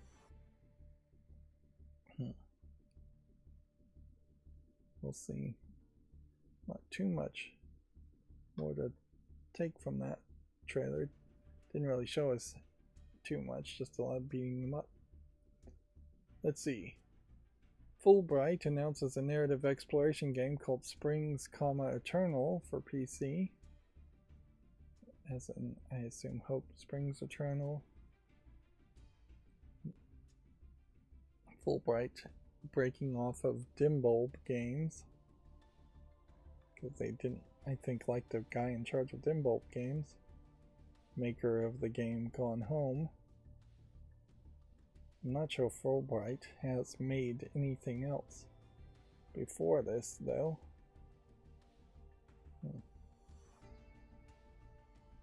This kind of has the feel that you're going to be walking around places. Looks like you're walking around some kind of Japanese type place. I don't think Japanese people though would let a African descendant and dark-skinned person into the spa. They might not say anything about it, but I think they'd be fairly upset about it. So yeah, I don't know what world this is that they're showing us.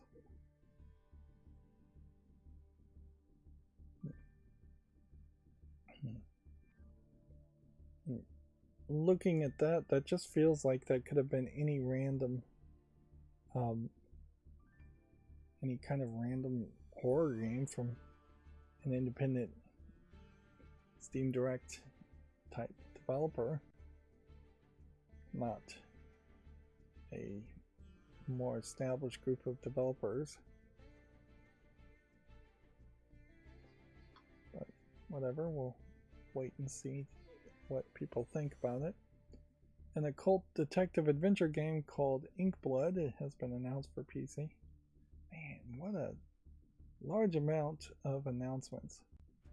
I have no idea why so many people want to have all their announcements at the same time, or how they accidentally end up having these announcements. That was one of the things, certainly, about the idea of announcing a direct, is that if you announce them early enough, maybe it would convince other people to not make announcements at the same time.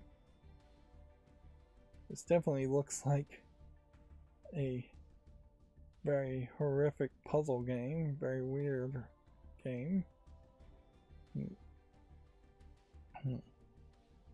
Looks like it's a murder mystery.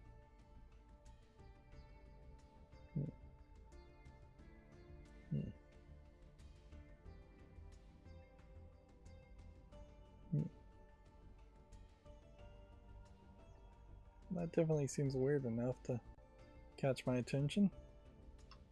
Normally I'd be putting all of these games on my follow list. Let's see, Demon and Baby PC Gaming Show Most Wanted Trailer 2025. Ah, now I know where all these announcements coming from. I saw that on my YouTube and ignored all of them. There was just a huge flood of trailers that came out from the PC Gaming Show, and I ignored them all. But that's where all these announcements are coming from. Now, we've already kind of talked about Demon and Baby previously, so in an effort to save some time, I'm going to skip that trailer. Let's see. Lollipop Chainsaw Repop update to add the first costume design contest winner in mid-December. This is the first look at the cutie zombie hunter outfit, which looks very much pink as far as how the outfit goes. Yeah. And I'll leave it at that. Romeo is a Dead Man launches February 11th, 2026. Dark Auction music team adds Tsukasa Masuka special trailer, which I have to assume that's a big name. I don't really know. Monster Hunter Showcase is set for December 8th, so even more announcements are coming. Updates for Monster Hunter Stories 3, Twisted Reflection, and Monster Hunter Wilds. Honkai Star Rail version 3.8 update Memories of the Prelude to Dreams is coming soon. Netflix is going to acquire Warner Brothers. We talked about that to death. Tiny Bookshop is coming to the PS5 on April 10th alongside physical editions. Code Vein 2 character trailer for Lyle McLeish. Digimon Story Time Strangers DLC additional Digimon and Episode 1 Pack Alternate Dimension launches December 8th. 2D bullet hell action game remaster Toho Blossom's Blade has been announced for PC. Do we have a trailer for that? I actually want to see just what this is. As far as the Toho project and their fan games.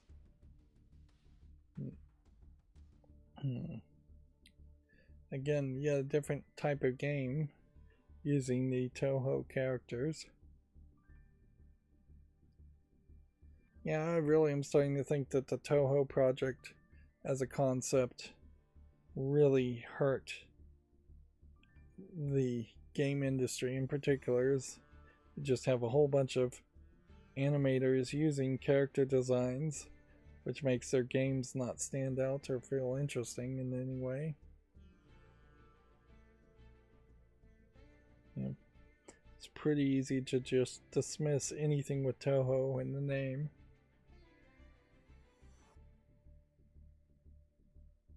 I assume I'm pronouncing Toho correctly. I probably would never change my pronunciation of it.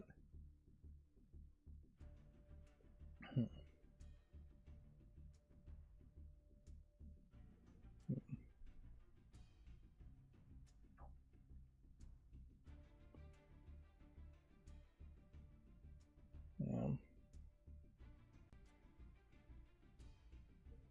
I'm still shopping. Scrolling down this list. 9 pages worth of movies, none of which interest me. Probably have avoided spending hundreds if not thousands of dollars going to the movies, like most people, by just not being interested in them. But unlike most people, I probably have also spent hundreds of dollars on movies I am interested in. Almost done with the Komatsu articles. Unfortunately, we're just going to be back to games on Steam at that point. A first-person night shift taxi driver psychological horror game, Silent Road, has been announced. That does sound like a lot. It's a way to describe games. Games definitely get crazy.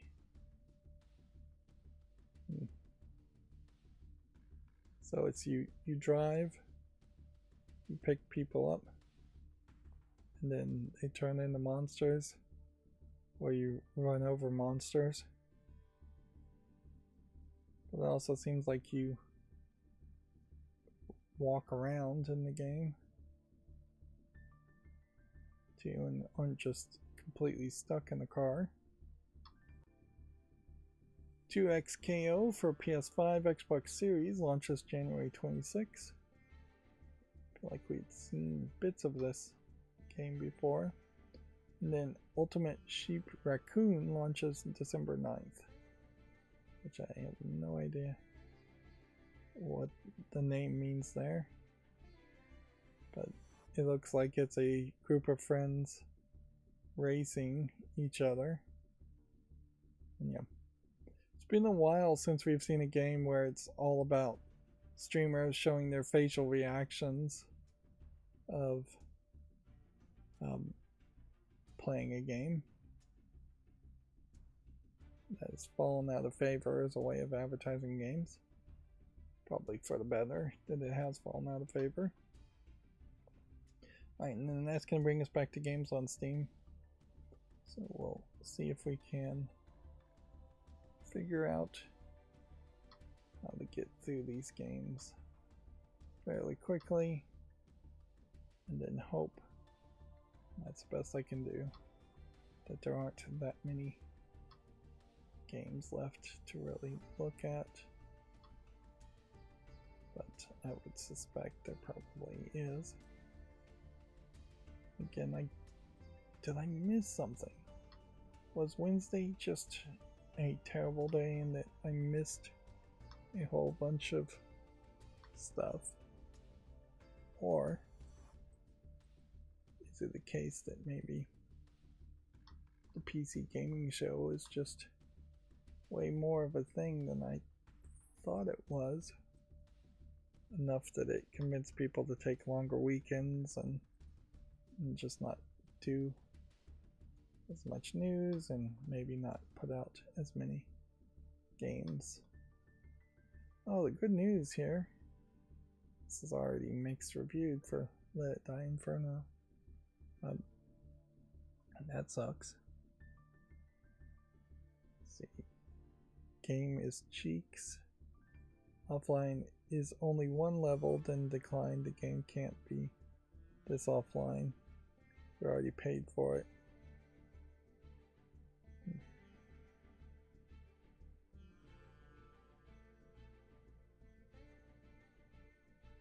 Yeah. A lot of negativity. Horrible forced player versus player. Stupid. Stop with the PvP.